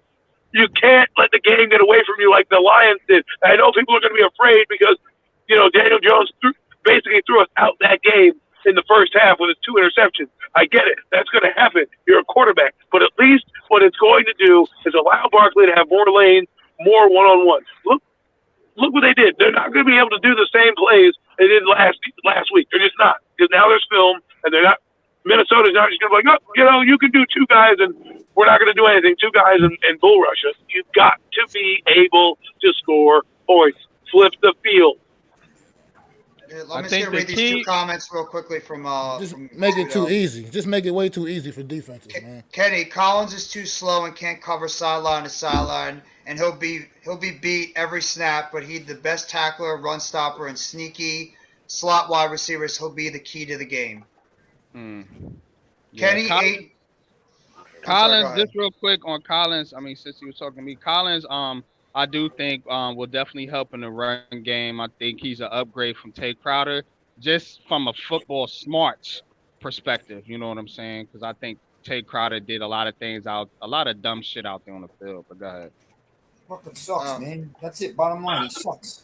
Yeah. You know what actually unlocked? Why don't we try to put Rodarius Williams out there even for a little bit? Just see if the kid can give us anything. 27 points. Wins the game tomorrow. The Giants got to get to 27. And in the process, have some time of possession. It don't got to be 40 minutes, but they got to have time of possession with that 27. What up, Ronnie? Miss Ronnie. Ronnie. How about also win the turnover battle? Win the turnover battle. Yes. That's the key. Yeah. That's the key. The way to stay in a game with a team like this is the turnover battle. Against the Cowboys, they got the turnovers, but they weren't aggressive. Okay, you got the turnovers and you scored field goals. Can't do that. You get 2 turnovers and you end up with 10 points, and they get a turnover. And they score 14 plus their 7. They're up 21-10 now. You've got to be able to take advantage of those points. We and Adam, also this. How about I don't like to do this a lot, but if you can find the exact right time in the game to run a trick play, I don't know, a running back option, something like that, a flea flicker. Why do we use Breida? Well, they did that. They did that for the touchdown to Barkley. They did a shot. They did a wildcat. They put Daniel Jones next to Barkley, and they did direct snap. I don't care if you do that in the middle of the field, but do something. We didn't see any reverses. I mean, come on, Richie James. While he sucks at punt returner, his job is to be a punt returner. So get him in open space. Let him see if he can juke somebody out. You know what I mean? Put open space. Breida, I think would be a good guy. Yeah, Barkley in open space. Somebody in open space. Because, it just needs to happen. We're sitting here like, let's run the same play. This is why Barkley gets tired, is because you just keep running him into the ground, right into the back of defenses. I mean, that's not healthy. That's not smart. Oh, let's keep running the football. Where's Brightwell? Why aren't we using him a couple of snaps? He was running pretty well north and south when we gave him the football a couple of times. We even used on that triple running back play, we had Barkley out there one time as a blocker, and they gave the ball right to Brightwell, and he ran right up the middle. It picked up, I believe, 10, 15 yards on a play? Why don't we try that? Why don't we use Barkley as a decoy? Throw him on the field. Everybody's going to be looking at Barkley and be like, oh, crap, Barkley's going to get the football. You use him as a decoy, or you think you're going to give him the football, and then you use him as a blocker, get the ball to Breida in the slot in a short, quick pass, or you maybe give the ball to Brightwell and let him run up the middle. I mean, that's what they did over in Kansas City. That's what they did in Kansas City. They used Tyreek Hill on certain plays where you're like, oh, shit. Tyreek Hill's in the backfield. Is he going to get the ball? What are they going to do? They're going to, Nicole to Harmon or whatever that guy's name is, 17, right? They go to a different guy every time. So my point is that we know Daboll's got it in him. Now it's time to unlock that juice. You know what I mean? Like, if they come out conservative and we lose a game 27-13, they don't want to come on the NFC East roundup show on Monday. Someone's going to go get scorched earth on that day, because we can't win games 13-7. We're not that good yet. We're just not. Miz, this one's for you from Tudo, if you want to read it. Do you agree with him or not? Get to 27. I'll be honest to answer that. I think the Giants can get to 27, and I think the Giants are going to have to, because they're going to have to open up a little bit of a passing game, a little more than they have all year. Mm-hmm. That's what it's going to have to be. I can't see this, man. I don't have confidence in the offense. I think the way the Giants are going to win, man, is to turn Kirk Cousins over, get short fields, and make it easier for their offense to score. Because like Adam said, them trying to go 97 yards on every play to score, it ain't happening. So they got to go out there and they got to force Minnesota and Kirk Cousins, by getting pressure on him, to turn the football over, get short fields, and hopefully, man, get a couple quick scores early in the game and force Minnesota to try to go out there and play this shootout style game where they can unleash their pass rushers. You know what I'm saying? You got to take the running game. You got to make Minnesota one dimensional. You know what I'm saying? Unpopular. You don't trust Daniel Jones. I don't trust the offense. Period. Okay. I think you got to go out there and attack him. Yeah, it ain't about Daniel Jones. It's the offense. The offense. We don't know if the coaching staff really trusts Daniel Jones. That's coaching, the thing. Why they run the ball down the right. field. The coaching, the line, the receivers, the quarterback. I don't trust none of it right now. I'm sorry. That's no. Hey, I'm just. I trust the defense. I trust the defense. I want to listen to you about your guys. I don't know. Right. I don't. But that's even more the reason why you gotta go out there and attack that defense immediately right from the door, because nobody's expecting that. So just attack them. You know what I mean? It was something that there's nobody in the world would have seen coming, other than just taking the handoff, turning around, and putting it in the Saquon Barkley's belly. I mean, that's just, they know that's what they expect you to do. They're gonna be ready for that. Hit them with something they ain't ready for. That's what I'm talking about. I think they will. I think they will. They all know how to beat you. To stop the Giants, all you got to do is stop the run. Mm-hmm. I mean, yes, I know you guys don't have the wide receivers that you need, but that's another thing. Look. Who's catching these big? We'll give you Watkins. Let me go. Trevor Lawrence went out there with Christian Kirk, Evan Ingram, and Zay Jones, and Marvin Jones, who's not the same player he was, and they're still throwing the football all around the field. And these are not exactly household names. We talk about how trash Evan Ingram was with us. Yeah, but Christian Kirk changed Kirk is a third wide receiver at best, or a number 2. They got paid like a number 1. And Zay Jones, that dude is a bit wide receiver. And you see Trevor Lawrence throwing the football around. They're the only team in the NFL that has 3 players above 700 yards receiving. Zay Jones, Christian Kirk, Evan Ingram. Are you kidding me? And we can't do this? Even with the guys we have, we can't take chances? Put your trust in Daniel Jones. Let him go out there, sling the football around a little bit, and live and die by the offense. You know what? If Daniel Jones is going to lose, he's going to fall on his face and lose. I'm sorry, I had to throw it out there. Somehow. What was that Let the halftime? guy lose on his own. Well, the key to this is when you do turn them over, if we do get a sack fumble turnover or we do get an interception, the Giants cannot settle for field goals. They got to throw the ball in the end zone. Yes. That's the bottom Exactly. line. Good point, Miz. Yes, we do. Throw the goddamn football. And Adam said it. Why don't we throw a fade?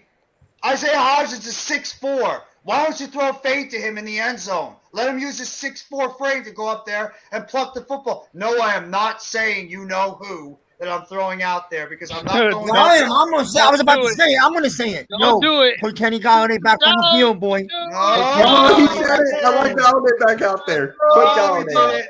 Oh, no, he did it. Why not? Why not? No, The put man Galladay that Hey, in the Galladay's red my zone. favorite player in the Giants. Look Galladay in the red zone, Look bro. at Mac's face when you said that, Miz. Look at Mac's face. He's like, dude, the fuck you talking Yo, about? I don't care what face, bro. When we're inside the 30, put Galladay on the field, man.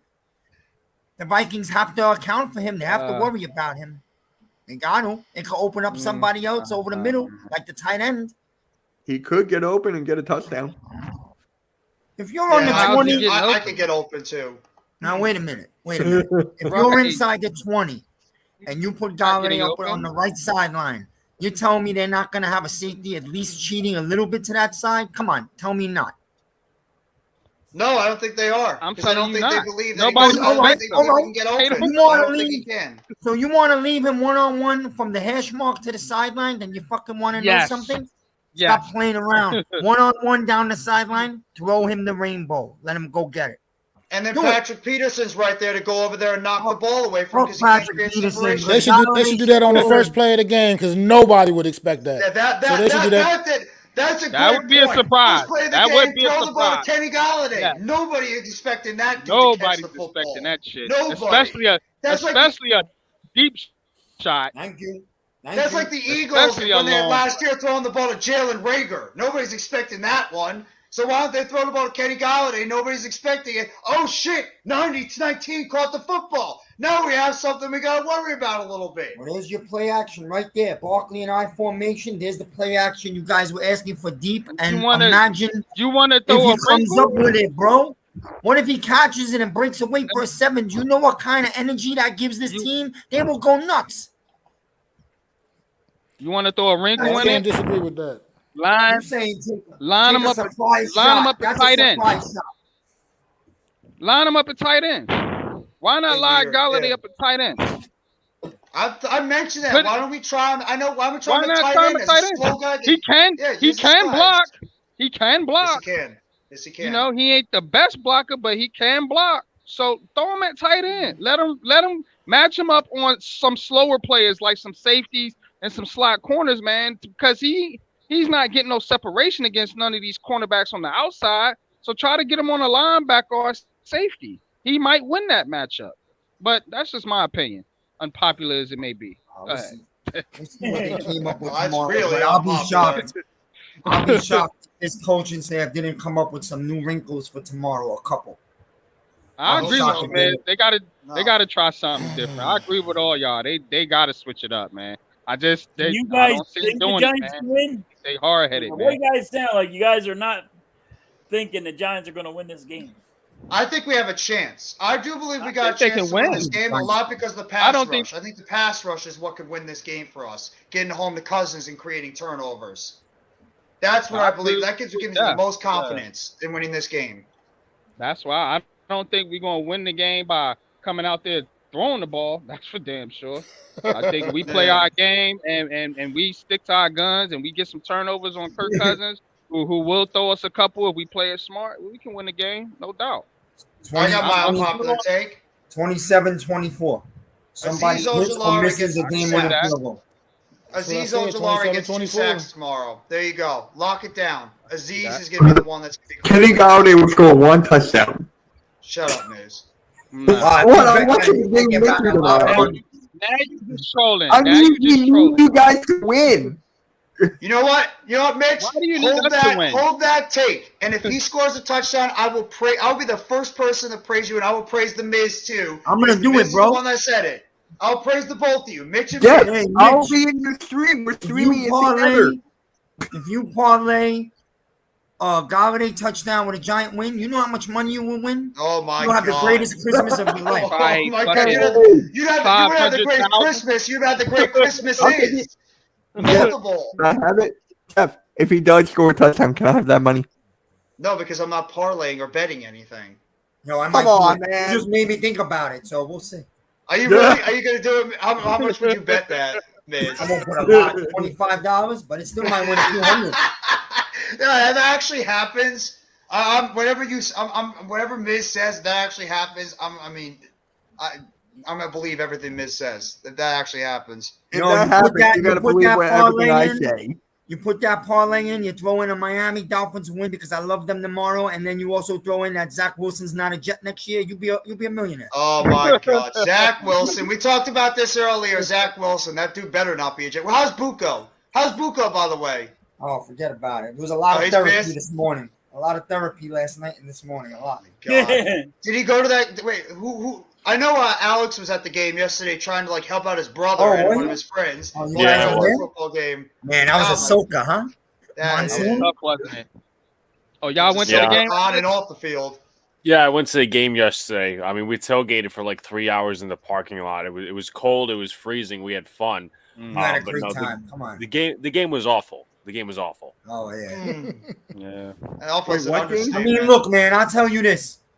That you could listen, I know you don't agree, Big Blue. The Jets coaching staff has everything to do with ruining Zach. He has not been coached. They did not bring in a quarterback coach, and Saleh doesn't have a clue about coaching quarterbacks, okay? And when you allow players on your team to run around and wear T-shirts that we want white and mock Zach and make fun of him and wave your arms at him all game long and show him up, that shit cannot go on any team, whether he's good or not. You can't allow that shit. It destroys his confidence. And if you looked in his eyes in the fourth quarter yesterday, he looked like a shattered human inside. He wanted to cry. That's what happened with Miz, Wilson, in my opinion, though. That's in what my happened with opinion, Carson Wentz.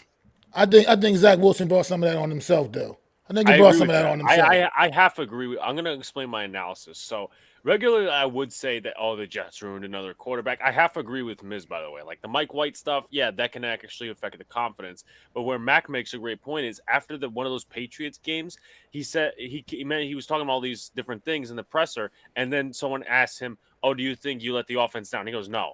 He let the offense down in both Patriots games. So where I could come in and say, the Jets haven't fucked up is the fact that he's got a very good wide receiver core. Daniel Jones with that wide receiver core right now would fucking have 10 wins right now. Oh, Being more. Yes, he dead would. serious. Yes, he would.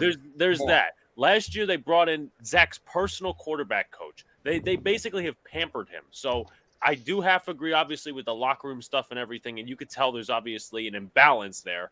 But I think the Jets have done most things right by this kid, and his mom. And obviously, we're not all about texting Zach Wilson's mom and saying that her son is trash. But she said to a fan that the Jets fan base is toxic.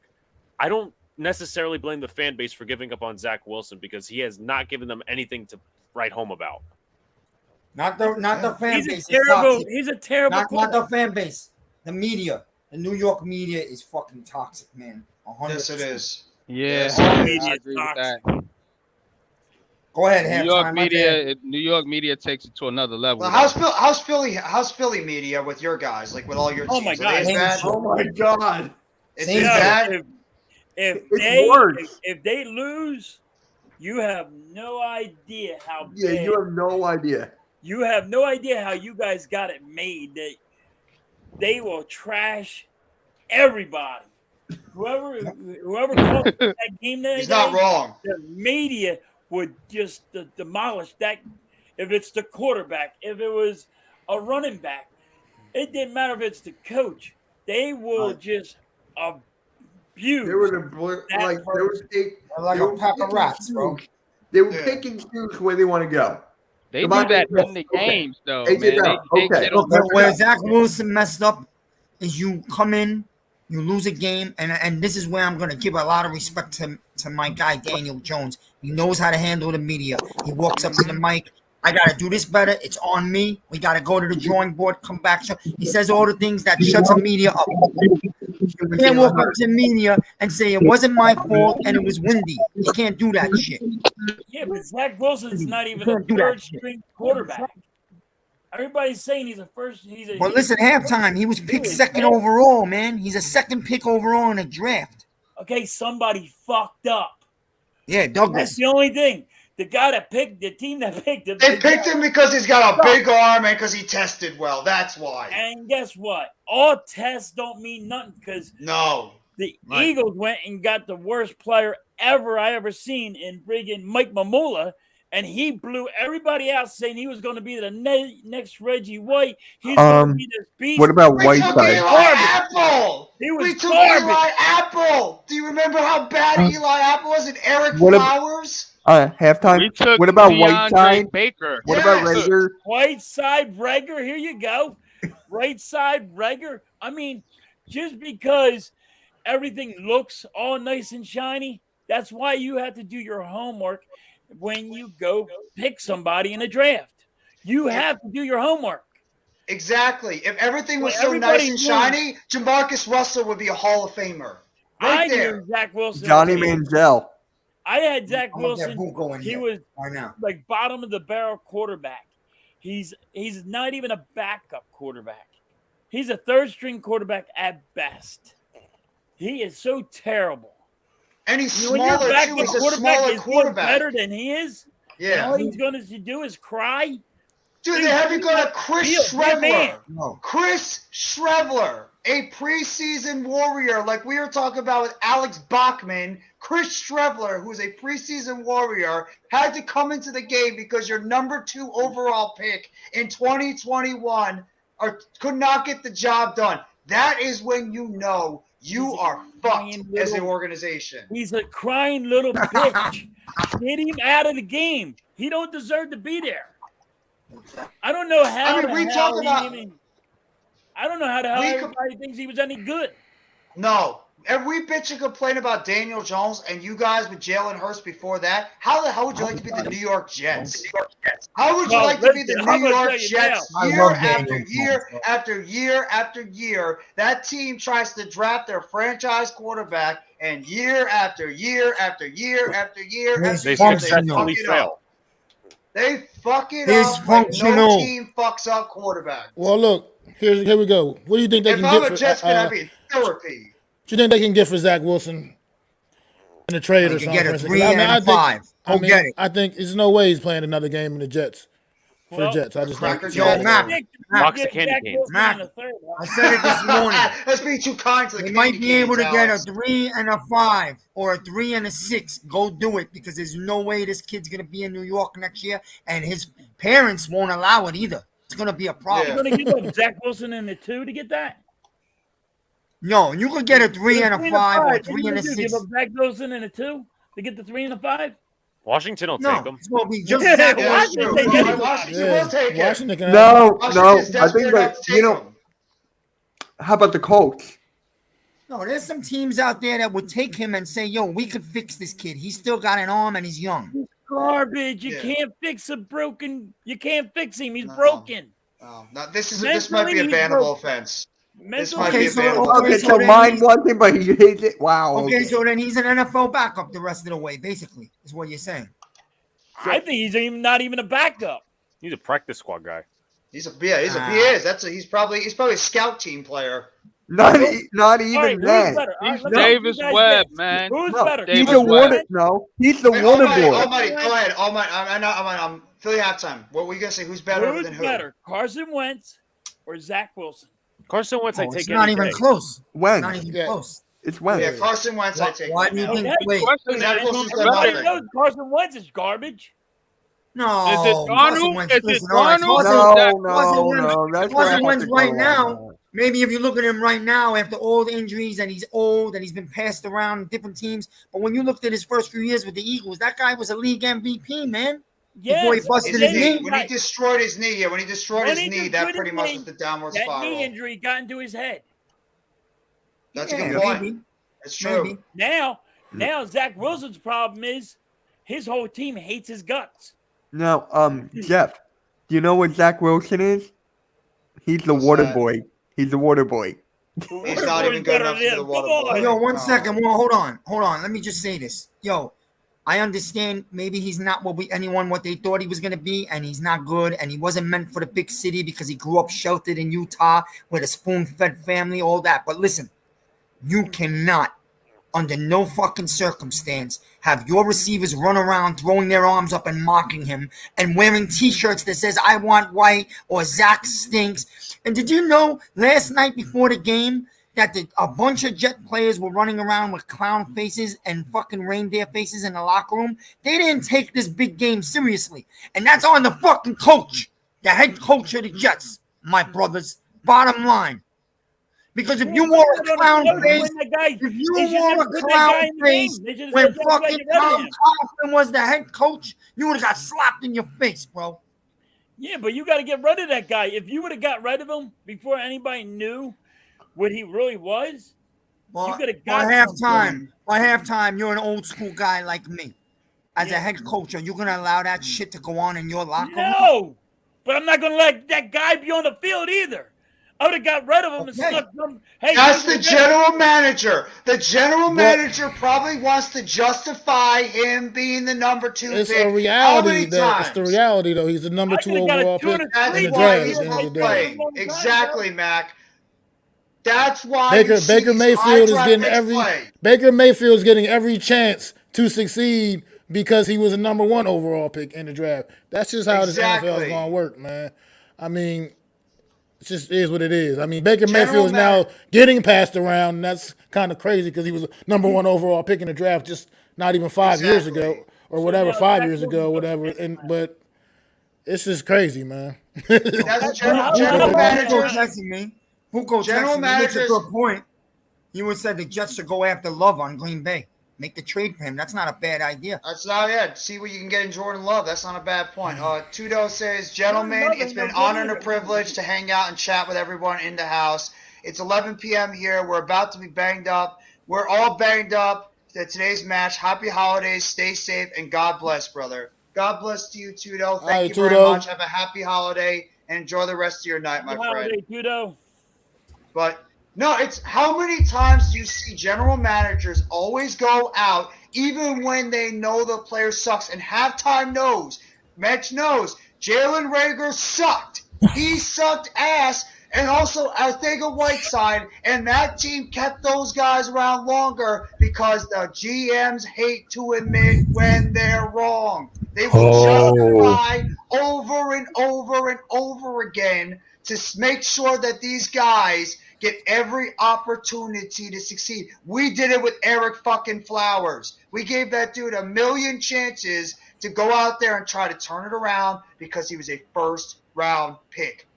People hate to admit that they are wrong. All GMs hate it. And it takes them a while until they're finally admit that they were wrong on these plays. All GM hates that. Before no, you're right. You're right. I agree with you. What happened is you just lost. You could have had, all right, say this at the beginning of this year, you could have went and got a 2 and a 3rd for him, and now you're going to get maybe a 4 and a 5th for him because everybody knows he's ass. Mm-hmm. You're right. That is. So that's a valid point too. Now yeah, listen, if right. you actually see here, and you already knew it was there's a dumpster fire going on in the Jets locker room, and everybody hates his guts. I agree with the Miz. As a coach, you got to go up to the gym and say, "Yo, dude, this ain't gonna work out. I can't stop these guys. These are all men, and they're gonna friggin' rip him a new one." Yeah, that's where Zach Wilson goes next year. Zach Wilson to the Raiders next year. Yeah, Zach Wilson. Cause a free agent, bro. Cause a free agent. He's fucking strong. He's a warrior. He's built for New York. The media's not going to bother him, and he'll have a veteran core of running backs and wide receivers. Derek Carr's the right guy, and I'm telling you, the Jets should reach out to him before Belichick does, because I know Belichick's going to be sniffing around. Didn't Derek Carr throw for 5,000 yards last year? Yes, he did. Yes, he did, with a broken-down wide receiver core who was led by Zay Jones. Yeah, and what's he at Hunter this year? Renfrow. with a great number one wide receiver. He's actually played pretty decent. Carr's not been the problem with that team. He's not been the problem. The coaching in with the Raiders. Exactly. Yeah, he's got to move on. It's time to move on. The Jets would be a good place for him. But yeah, I think Carr would be a terrific addition to the Jets. David Carr should say that it's time to move on because it's just hurting him. No, I agree. I think Derek Carr would be a perfect addition for the Jets because that guy, like Miz says, he's an old school, gritty type of quarterback. He's not going to let anything like that phase him. He would be able to handle New York a lot better than Zach Wilson has been able to handle New York because Derek Carr has got like that. He's got like that calm tone to him, but he can also be a guy that fires up his teammates. He's a good quarterback. He's very underrated. Shitty system with Raiders. The Raiders fan base and all is not that. No, it's not going to happen, Almighty. All the reporters are not as hard they are as in New York and Philadelphia. They're not that. They're not as hard and wanting to trash somebody. Now, I mean, when you go to the Giants, the reporters will trash the Giants. They will trash the Jets, and they will be on somebody like no tomorrow. Can Derek Carr be able to handle? Does he have that thick skin to be able to handle that? Yes, he's a tough son of a bitch, Carr is. Yes. You got to be Zach Wilson as a bust. Let's call it what it is. You're not wrong, Rob. Halftime. Rob, Carr is that the Jets can use.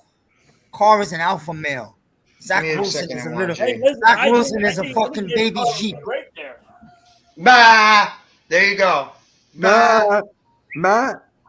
I don't know what's going on. No mess. Listen. Zach was never should have been drafted to New York. It's not the city for him. He cannot handle it. No. He's a small town kid coming from a small town school that should be drafted to a small town NFL team and not the bright lights of New York City. I told He's going to be in the bright lights of Las Vegas. I'm telling you, you heard it here. No, that's not him either. He's got to be in a place like Houston Texans or Denver Broncos, places like that. Denver, Texans, Tennessee. These are the places where he should have been gone to. By the way, I'm just going to say this real quickly. If God forbid my internet or something goes out, it's starting to get really windy and stuff out there. The storm is hitting. So if God forbid my internet goes out, you guys will know why. Here. So it's not to where I'm at. No, I'm just going to throw it out there now, especially if my internet decides to go out because of the weather. Miz, I'm jealous that you get to enjoy the nice storm hot here weather. too, man. 82 sunny, and I jogged without a shirt today. Oh my God! What? All right. Yo, it's a rough day. Yo, the palm trees were moving a little bit, a tiny bit. That was a perfect troll. That was a good one, Miz. That was good, Miz. But on the real, tomorrow it's supposed to be 38 degrees here. That's unheard of. But that's right. No mess. That's no Jets. 82. That cold front's coming all the way down to Florida. Yes, it is. Them people in Florida going to be tripping at 38 degrees down there. They're going to be freezing. Yo, Mac, I don't mind. Exactly. You know what, man? I miss the winter so much. And, yo, it's Christmas. It should be a little cold. Give us a little feel. That'd be nice. You're talking about snow and everything over there. You're missing the snow over here in New Jersey and New York.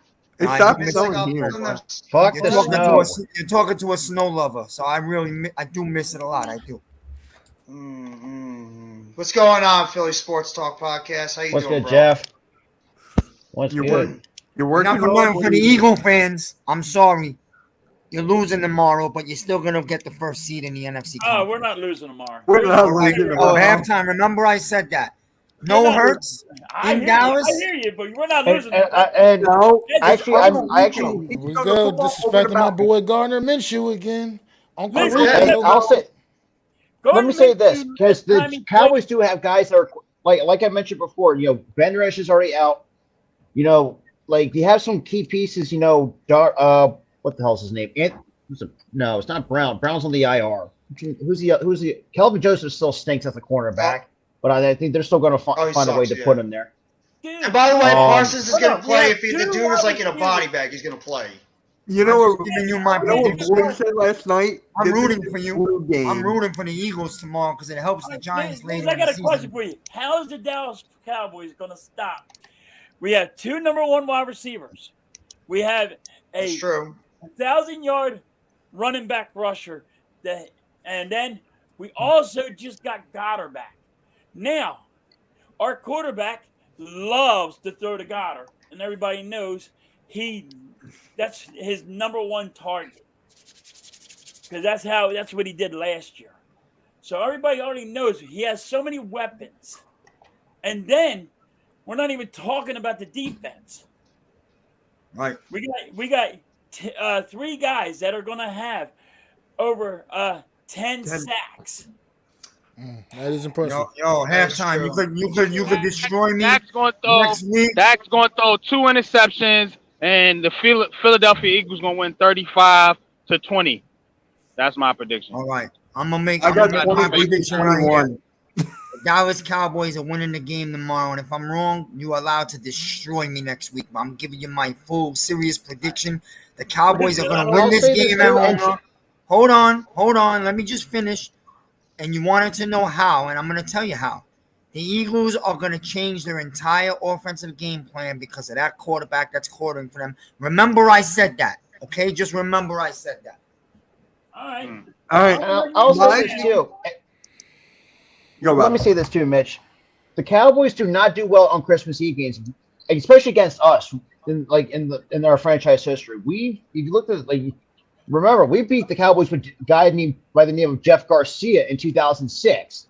I remember that. Oh my god. Yeah, a lot of people tend to forget he beat the Cowboys, and he was our backup to Donovan McNabb in 2006. Yeah, but Jeff Garcia is a number 1 quarterback. He wasn't like Jeff Garcia gives me bad 2002 flashbacks since that NFC game. Gardner Minshew is the number 1 quarterback in the NFL. Are you guys forgetting that? Are you guys forgetting our quarterback can throw the football over the mountains? Are you guys forgetting that? Bro, your quarterback is not playing tomorrow. Uncle Rico's playing tomorrow. Playing. Yo, Minshew hasn't played in how long, man? When do you think he's gonna jump on a field and drop 400 yards? I'm telling you, you're gonna change your game No, he's plan. gonna drop 360. He doesn't get my job. What I'm saying halftime is all I'm saying is, believe me, I'd rather you guys win because then if we did win tomorrow, we could hop Dallas in a week or 2. We can. But what I'm saying, I just giving you my prediction. That's all. And that's true. Everybody's saying that Uncle Rico can't do it. Thank you. I got to say, Uncle Rico. I'm not saying it. Behind me, Uncle Rico. I respect no Minshew. disrespect. If the Dallas can't win the home game tomorrow in a division rival game, and both teams are really good, obviously the Eagles are much better team. If Dallas can't win against Minshew tomorrow, then I'm sorry. Then they're a fraud or something. They are a fraud. That's what Dallas has been a fraud for a couple of 20 years. The last 5 years, 5 to 10 years, give or take. Last year was the case in example when they were frauds, when they were the best team in the NFC, and they ended up Dak Prescott silvergrading that fumble that he had, or whatever. Decided what was that thing that he did again? He decided to have the referee come over and stop the ball for him or something. Yeah. After the QB draw, with no timeouts remaining, right. And this also said the fact this also could be on coaching too, because don't get me wrong, Dallas has got some good talent. It all comes down to coaching. Mike McCarthy will fuck it up. Mike McCarthy. Yeah, Mike. That's what I'm saying. Mark McCarthy is going to find a way to fuck it up. And going into this game, Dallas has no momentum. The last 2 weeks, they got been humbled by the Texans. That they should have lost the Texans after the way that they played. They got embarrassed by the Jaguars, who I think went outright to win the AFC South. Because the Titans are fucking collapsing before our very eyes. Yeah, Tannehill's out for the year. Tannehill's done. Yeah, I'm actually I'm picking the Jaguars to win that division now because I just think the Titans are in a free fall. Let's just think about this, okay? Jacksonville had 2 wins in Trevor Lawrence last year. They get Doug Peterson, and they could win that division. And people better give me respect to Doug Peterson as head coach. Yes, he should win Coach of the Year if they win that division. I don't think he's going to win. No, Brian Daboll should win Coach of the Year. Stop playing. I don't even think Brian Daboll is going to win it either. I don't. I mean, Brian Daboll should earlier. Who's going to win it? Now. I'm giving my vote you know to what? I Clark. would not be surprised if wins it, and I'm being dead honest, Dan Campbell, if the Lions make the playoffs. Right. You know what? I can't disagree with that. I could not disagree with that. Yeah, I can't argue that, but Brian Daboll's number 2 for sure. No, yeah.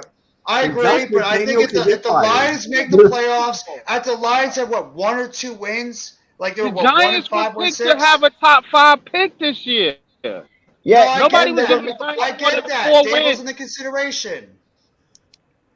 Right. I think because of what the Lions If he was going to did. the Super Bowl, Look, shouldn't you can make a Nick strong Sirianni case be for a in lot there? of people. That's going to be a hard award to come It to is going to be, conclusion yeah. on, because you I can make agree a with Matt, 'cause strong it's a case hard. for a lot of people. Pete Carroll, I I mean, mean, he's had that Seattle Seahawks team playing way Yeah. above. Minnesota. I mean, it's a lot with of their good new candidates coach. out there. And they Yeah, got A lot of Kevin good O'Connell. candidates out there. He's been doing good. Yeah. And What actually about said the this too guy about with the Cincinnati, Zach Stacy, with how the Bengals have bounced Zach back Ta- at Zach- the season? Nah. Zach Taylor. For me, Nah, Zach they got a Taylor's kind of. stacked squad. Yeah. Mm-mm. Still, Zach they Taylor. were looking like they were about to crash and burn at the beginning of the season. They Yeah. bounced back. Miami Dolphins, But- Mike McConnell, or Mike Mike McDaniel, McDaniel? Mike McCannell. No, There's another no, one. no. You can I'm make just an throwing out argument for names. that. I'm You throwing out can make a case names for of him, but I don't consideration. think he's going to get it. Yeah, and like Mike No, I said, don't think he's it's a gonna win it, hard but he's award to definitely give it to consideration. because you have Miami's coaches loaded that have with done a really talent, good bro. job. Miami's And loaded. I even said this too with the Vikings, and someone actually mentioned this too when I talked about the Vikings. Like the Vikings are such a bipolar team. They're Like you have a good. They're frauds. Let's take a hard That's what I'm saying. Like you got a good offense, but your defense is absolute ass. Like this also stemmed the fact that when Xavier Rhodes and Anthony Barlett part of that secondary, that's when I feel for me that's when their secondary and their defense went to shit. And Ed Donatel's still running a damn Vic Fangio type of scheme, which is not working. Which a lot of some defensive coordinators who came from that Vic Fangio tree I ain't changing it up. But that's like I think single high seed with quarters and all this shit. It's the back of their defense that is absolute trash. The front end of their defense is not bad. I Yeah, mean, the they have good defensive pass line rush. is good. The defensive line's good. It's the rest of that defense that's trash. Yeah, the Eric linebacking Kendricks stinks. is okay. He's not the same player. Harrison Smith's okay. He's not. Patrick the same Peterson player. just needs to Patrick Peterson, retire. He's not the same player. And the other guys, they're younger players, but they're not getting it done.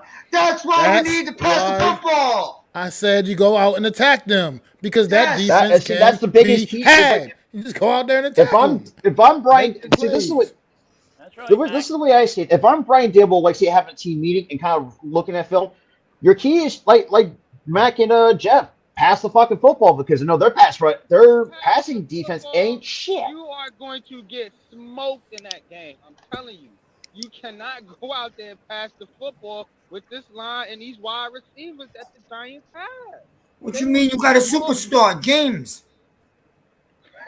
Go ahead, Miz. You trolling, bro. Like, stop playing. No, you got Slayton, baby. Slayton's the next coming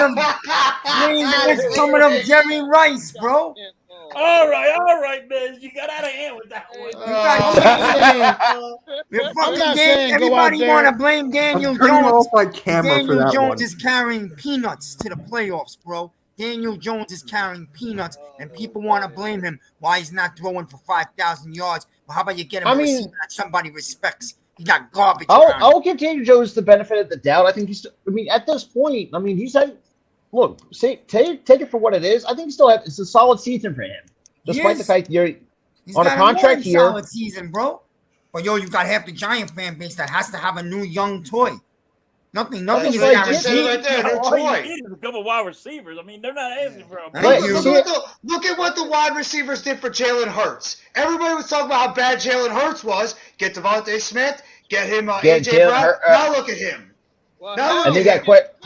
Look at the flip side. Just going from the team that A.J. Brown came from. Look at what A.J. Brown did for Ryan Tannehill. Oh, my God. Look at the Titans now. Look at the Titans Yeah, now. They have no passing That's game. what I said. Like when the Titans traded Brown, that's when all went to shit for them. Yeah, and Malik Willis, the fact that they're going to start with Malik Willis, we all could agree here. That's kind of where no one's going to be lasting long in Nashville. Let's call it for what it is.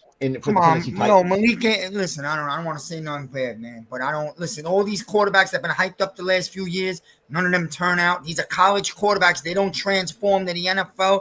Now these young fans want Richardson, man. This guy, I watch his mechanics. He's a great athlete, terrible mechanics. I'm not resetting for 4 more years. Get Jones on a 2 to 3 year deal and go get him 2 real ass receivers and let's go next year. That's it. And absolutely, and at least get some extra O-line help too. to help with that. Interior O-line, yeah, that's what we should be Yeah, doing. yeah, Absolutely. because the lines. We gotta keep improving the lines, and Except, I mean, you guys don't. One comment. I'll say this, Make like a I said, I comment don't on think the the Giants Viking need game. much to. They just need a few pieces. That's all they need. It's not like a fault. Like you have to like blow it up and redo the damn thing. We need Wait, Miz, depth. what were you gonna say? Miz, what were you gonna say? I didn't get a chance to comment when you guys were talking about the Vikings before, like what they have, what they don't have. But this is gonna sound funny to you guys, maybe, because it has nothing to do with the actual personnel on the field. I'm a big believer that the reason why the Vikings never won a Super Bowl and they always fall short is because they don't play outdoors, and that would be a monster advantage to them in Minnesota. They would build a defense built for the cold, and they would have won a Super Bowl in the last few years. Yeah. I don't like that dome thing and You're cold right. weather. No chats. You're right, bro. Go ahead, Miz. Finish your point. I'm saying I don't like that dome thing in cold weather places. If you look at the teams in the Northeast, they've all won Super Bowls. They use the cold to their advantage. Buffalo hasn't, but they're getting there. But they do use the cold as a home advantage. Absolutely. Minnesota is lacking that. It's a beautiful stadium, but take the damn roof off, play out in the cold, and you will see the Vikings will man up, build a strong defense, and go to a Super Bowl. I'm telling you. Well, look at the teams that, to your point, Miz, look at the teams that in that division that have won. Green Bay and Chicago, they both play outdoors. Minnesota and Detroit have been the ones that been struggling because they play in domes. Bingo. Thank you. Facts. And by the way, man, I gotta admit it. By the way, the Lions are coming. By next year, the Lions are gonna be real strong. The Lions are going to be one of the best teams in the NFL in the next year or two. Lions are getting hands really down. And I apologize for let me shitting say on Dan this, Campbell. That guy's a good head coach. He gets that team. Now, let me fired say up. this: do you think the Lions are going to go after a quarterback, or are they still going to run it back with Goff for one more year? I think they're going to keep Goff. I think they're honestly going to keep Goff. I think they like what Goff's doing over there on that team. They're in the same situation as the Giants. If it ain't broke, don't fix it. If the Giants make the playoffs, And you know what? That is true. If you fix that's not broken. Yeah, we've seen that kind of, I would say, but you gotta backfire. add to it. You also No, gotta they add probably to it. will. They'll probably draft a young quarterback that maybe can learn behind him in the mid rounds. But really, what they need that's to what do I'm is saying. fix that defense. They need to fix that defense more. The offense is on the Right, right road. They have a great offensive Okuda's line. got to stay healthy. I'm sorry, but that kid's got to stay healthy because I think he's going to be a solid corner if he stays healthy. But they got this guy Hutchinson and McNeil on that line. Oh my Woo! God, they're gonna be With Aiden Last Hutchinson year, on I that. was fighting with people with Eagle fans. I was like the only one alone. I'm not an Eagle fan, but I was fighting with Eagle fans. They all wanted to get rid of Hurts, a lot of them, and I was like, "You're crazy. Just let the kid grow and put things around him." I hate to break it to you guys, but the Detroit Lions are the Detroit Lions. They're gonna find a way to fuck everything up. Yeah, man. That's exactly what they do. You're not wrong. They've had two first ballot Hall of Famers retire early just to get away from them. You know what I mean? Like two first ballot Hall. Yeah. Detroit always finds a way to screw it up. There's It's two just a teams matter that of always find ways to screw things up, nobody. and that is the Detroit Lions and the New York Jets. They always find ways to you screw stole things my up. thunder, baby. They just I they was about to those say, two I think franchise find the best and most honest ways to fuck everything up. How do you That have is Barry absolutely Sanders true. and Calvin Johnson on your team, and you are so bad that you have to have them retire both even before they hit their true prime? That's when you know And you Jeff, suck think of as this. an organization. And Jeff, I actually made a video about this a lot earlier. The Detroit Lions made Calvin Johnson pay back his signing bonus after the Lions, when he signed him to the contract, gave him that over $1 million signing bonus. That's like, you know how bad your front office is, or your ownership is absolutely shit because of That's that. an insult. That's an insult. And remember, the Lions were the team. Remember, the Lions were the team that drafted 4 wide receivers in a row in the first round. Remember that? The only team that is stupid enough to draft 4 wide receivers. Roy Williams, how great he was. Carlos Rogers, would he last like 2 games in the NFL? Mike Carlos Williams, Rogers was a please. disgrace. He was Carlos so Rogers was a disgrace. Roy Williams. He was like the number 3 overall pick. He was terrible. He was absolutely terrible. Not just from Michigan State. And these suck for quarterbacks too. No, Joey Harrington, Dan Orlovsky. Oh my God! You want to even name any more? Dan Orlovsky running out of the back of the end zone, not knowing that you were out of the field of play. Dan Orlovsky giving quarterback tips on our guy. Meanwhile, he's the guy that runs out of balls in the back of the end zone. Right, you one of the worst quarterbacks of all time on ESPN, analyzing the quarterback position. Get your ass out. That's why I don't listen when he was talking all that shit on Daniel Jones. I'm like, come on, bro. Daniel Jones, he might say he's already way better than you. He reversed it all. He reversed it all yesterday. He suddenly jumped on the Jones boat. Yeah, flip flopping ass. Oh man, screw his ass. No, stick with your guns, bro. Get the hell out of here. Stick with your guns, Orlovsky. Don't start flipping. Seriously, come on, bro. Tim Hasselbeck's another one. I love when they get these shitty ass quarterbacks that come in and know how to analyze football because they were so Chris great. Sims, anybody? Yeah, Chris Sims is another one. That's a great point. Chris Sims. Oh, he was great. I don't listen to Chris Sims, bro. I listen to Phil Sims, but I don't listen to Chris Sims. Yeah, exactly. Phil Sims at least did something. What did Chris Sims do? And his other brother, Matt Sims. Like, really? Ain't dumb shit. Yeah, I forgot about him. The other brother. I think they both played for the Jets at one point. There you go. I actually said that. And I said this too. That's news to me. Yeah. That's when you know how bad it is when Chris and Matt Sims play on the New York Football Jets. That's when you know you are fucked as an organization. You got to take Phil Sims's horrible quarterbacks for sons over there on the New York Jets and hope they can be the saviors on that football team. Hey Jeff, and also I said this too. Like the most embarrassing one I remember Chris Sims is where he actually had to ask Gruden 5 times to know what the play was. You know how you had to be a starting quarterback. You have to ask coach 5 times to repeat the damn play. Pretty boy. You have to be a certain kind of suck to be able to pull that one off. But yeah, like the Jets and the Lions, no matter what they do, no matter however good they might be, they always find ways to fuck it up. It's the problem the with Lions the Jets. and the Jets. 2 problems with the Jets. I always said this my whole life, and I'll keep saying it, and Huko gets angry because he knows it's a fact. Number 1, unstable. They never stick with a guy for 4, 5, 6 years. Every 2-3 years, they're looking for the new fix. Number 2, get the fuck out of Giant Stadium and get your own home. You don't have an identity, and it's a problem. Yeah, and number 3, I'll even go a step further. Their owner is a disaster. The Johnson brothers are some of the worst owners you will ever see in the NFL. They suck as owners. They're disgraces. They're horrendous. You need to get them the hell out of the organization. You bet.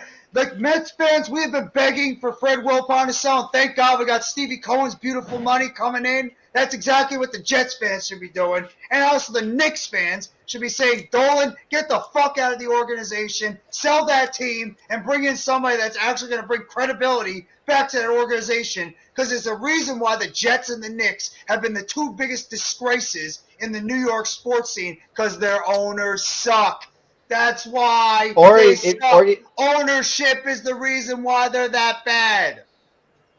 And think of this too, Jeff. I mean, this is kind of irrelevant to New York sports, or like the Phoenix Suns, remember, and just how bad their ownership was. And now they just had to get a new owner right now. They just literally got rid of their owner to bring in a new one in the middle of the season. And just watch how much money they're going to spend with that new owner.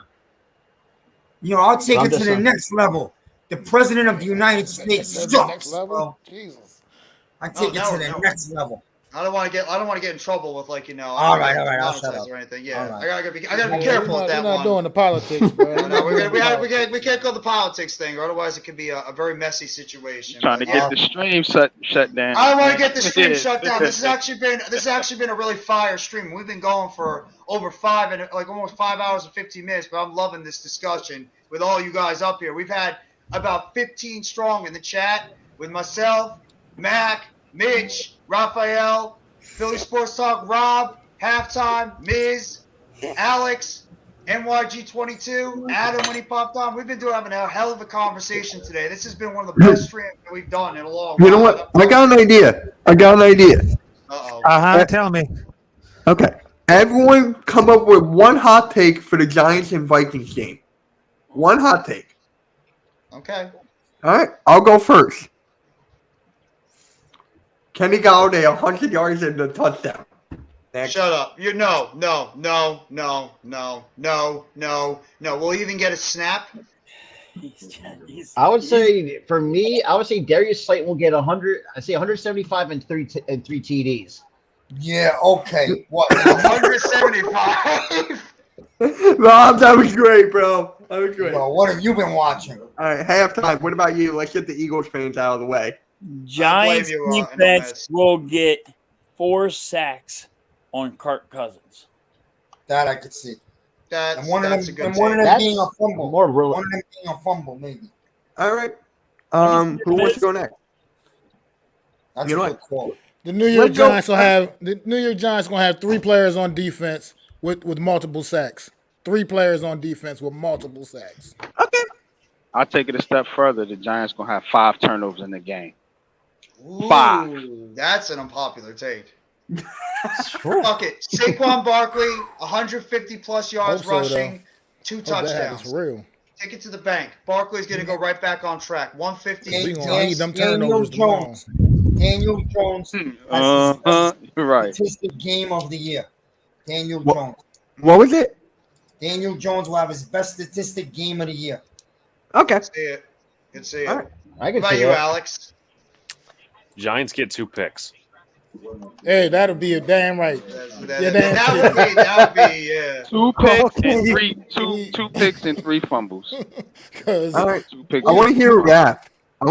individuals. It's individuals that have more Tommy? receptions than the Giants team. Raph, hot take for the Giants and Vikings game. What do you got? What's your hot Saquon take? Barkley, 4 touchdowns. Or where is it all Four rushing? It doesn't touchdowns. matter. I'll take 4 that too, touchdowns? baby. I'll take it. Well, sign up. Sign us up, Ralph. Sign us up. From Raphael's mouth to God's earlobe. Yes. Almighty. Exactly. Daniel Right. Jones You for guys- rushing that's touchdowns. What I like because you got the I can see Giants that. scoring more. Oh, that's I not got a hot another one. take. That's not a I got hot take. I one. mean, come on. Hot Daniel Jones take gets for the rushing touchdowns. Philadelphia- Hot take for the Eagles and Cowboys game. We'll go with the other way. Hot take for the Cowboys and Eagles All right, game. let the Eagles fans go last. Let the Eagles All right. fans go last. If My that's hot fair. take for the Eagles and Cowboys game: Devontae Smith goes over 100 yards and a touchdown. Easy one. That was actually mine. I swear to God. Because he only needs 99 more yards till he hits 1,000. So that was mine. All right, Mac?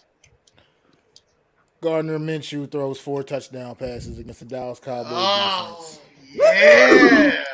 Minshew Mania. All right, let's go with Raph. Gardner Minshew, I will say 2 touchdowns with over 400 yards. Wow. That's pretty it. crazy. That's That's a bold take. That is a That's bold very take, Raph. bold. I mean, my 4 That's touchdowns really bold. was crazy. I love it. I love it. NYG.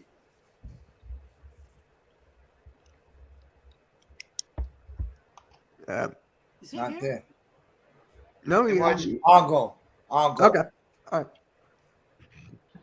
Micah Parsons disturbs this game big time, and Dallas wins 30-21. All right. Being real. Has nothing to do with you guys. I'm just being honest. I still said the Eagles are going to win the first seed next week. All right, Alex. Big Blue in the Bronx. Eagles defense forces 3 turnovers. I could actually see that happening. All I right. could see that. Halftime or Rob? Who wants to go? Because me and Jeff had the same one. How the hell could Darius Slayton get an INT from offense? He's going to play corner. Oh, Slay. Okay, that's true. I was gonna say AJ Brown's gonna at least get close to 200 yards and 2 touchdowns. Who was that? AJ Brown. AJ Brown, but I think 185 yards and 2 touchdowns. All right. And halftime, last but not least.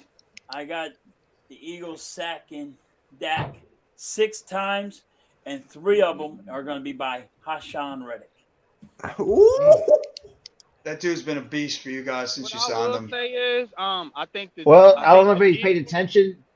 will hold Jeff, the I Giants. I think the Eagles will hold the Cowboys under 300 yards total offense. That's my goal. Wow. Damn. I think they're gonna shut them down. That for would be real. impressive. Wow. I think they are. That's a hot Yeah. take.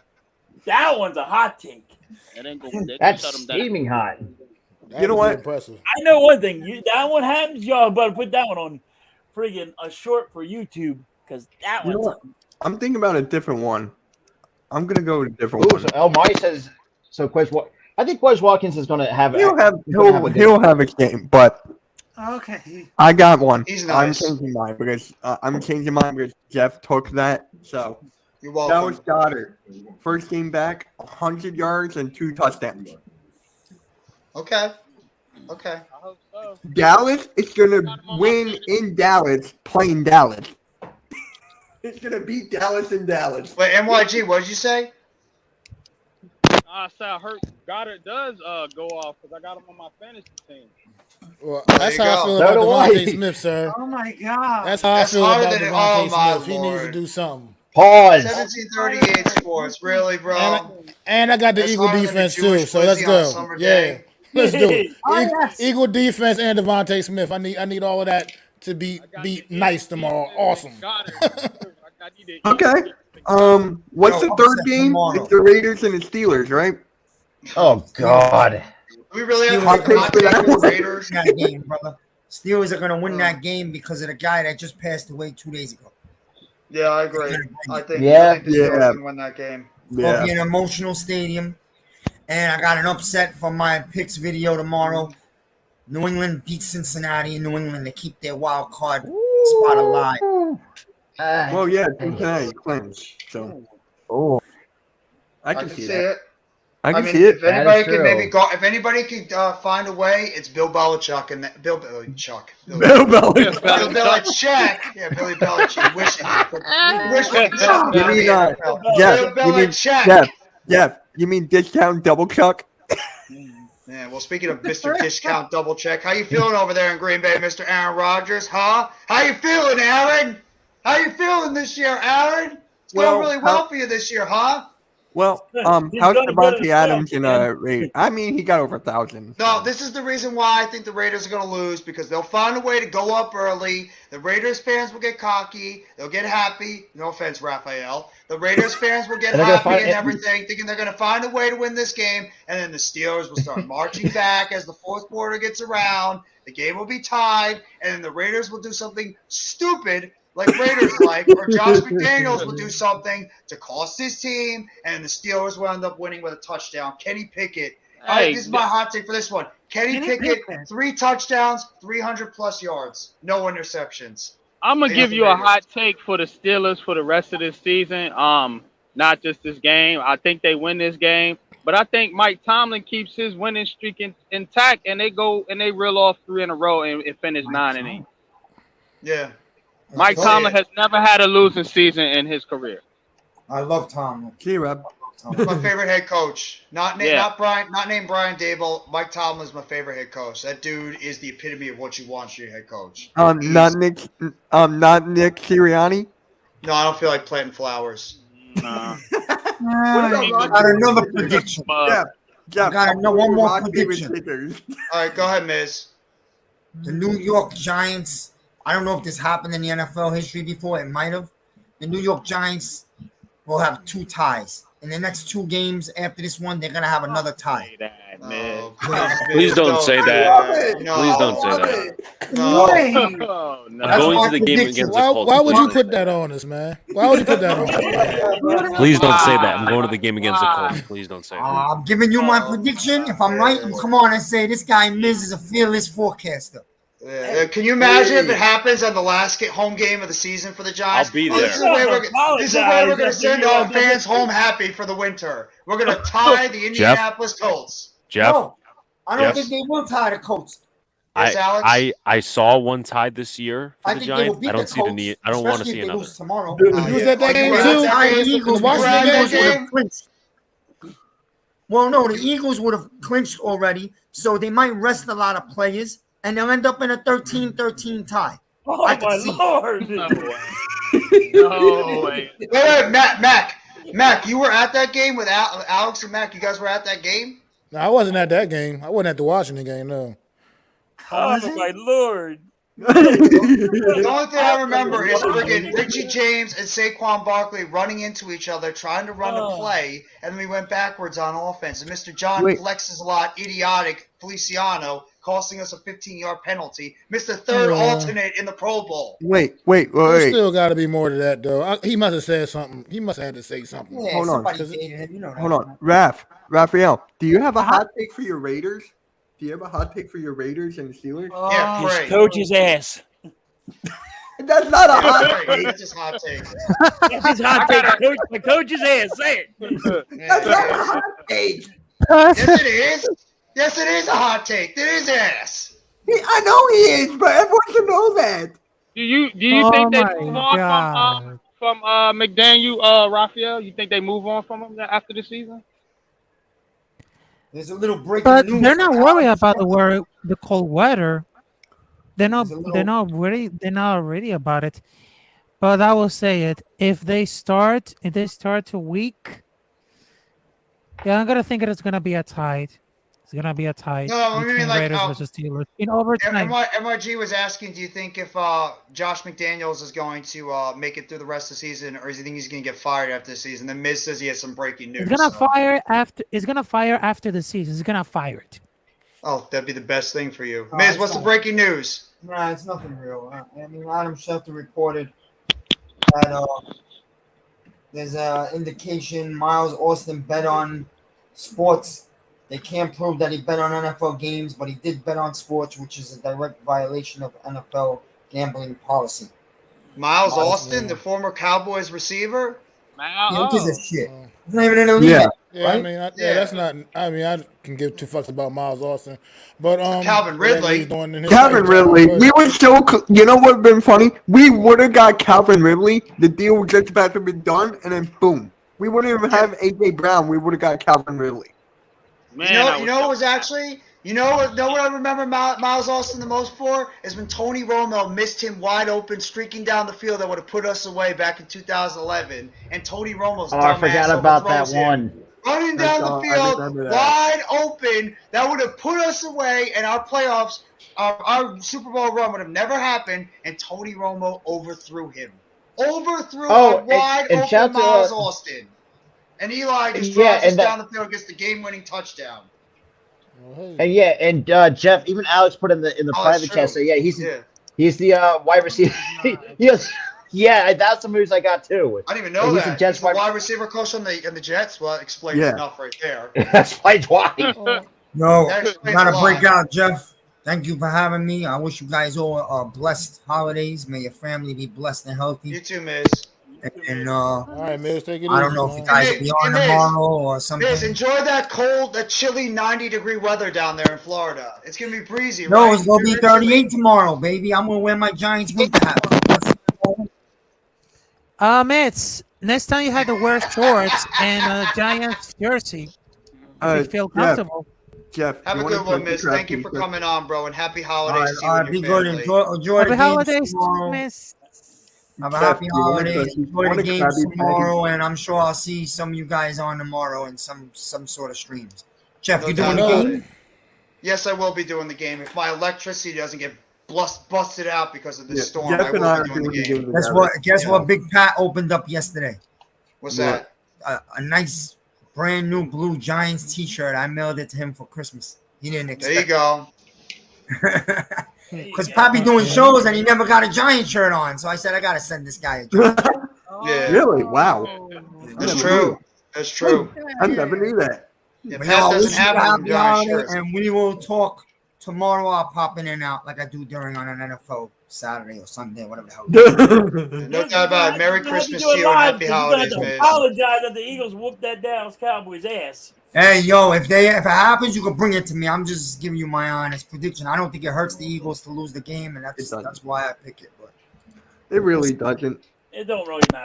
Like this Great, game, Pat. at this I point, just see it's like Minshew being better. Jeff, you want a Krabby Patty? oh my God, Mitch. You guys just don't know me.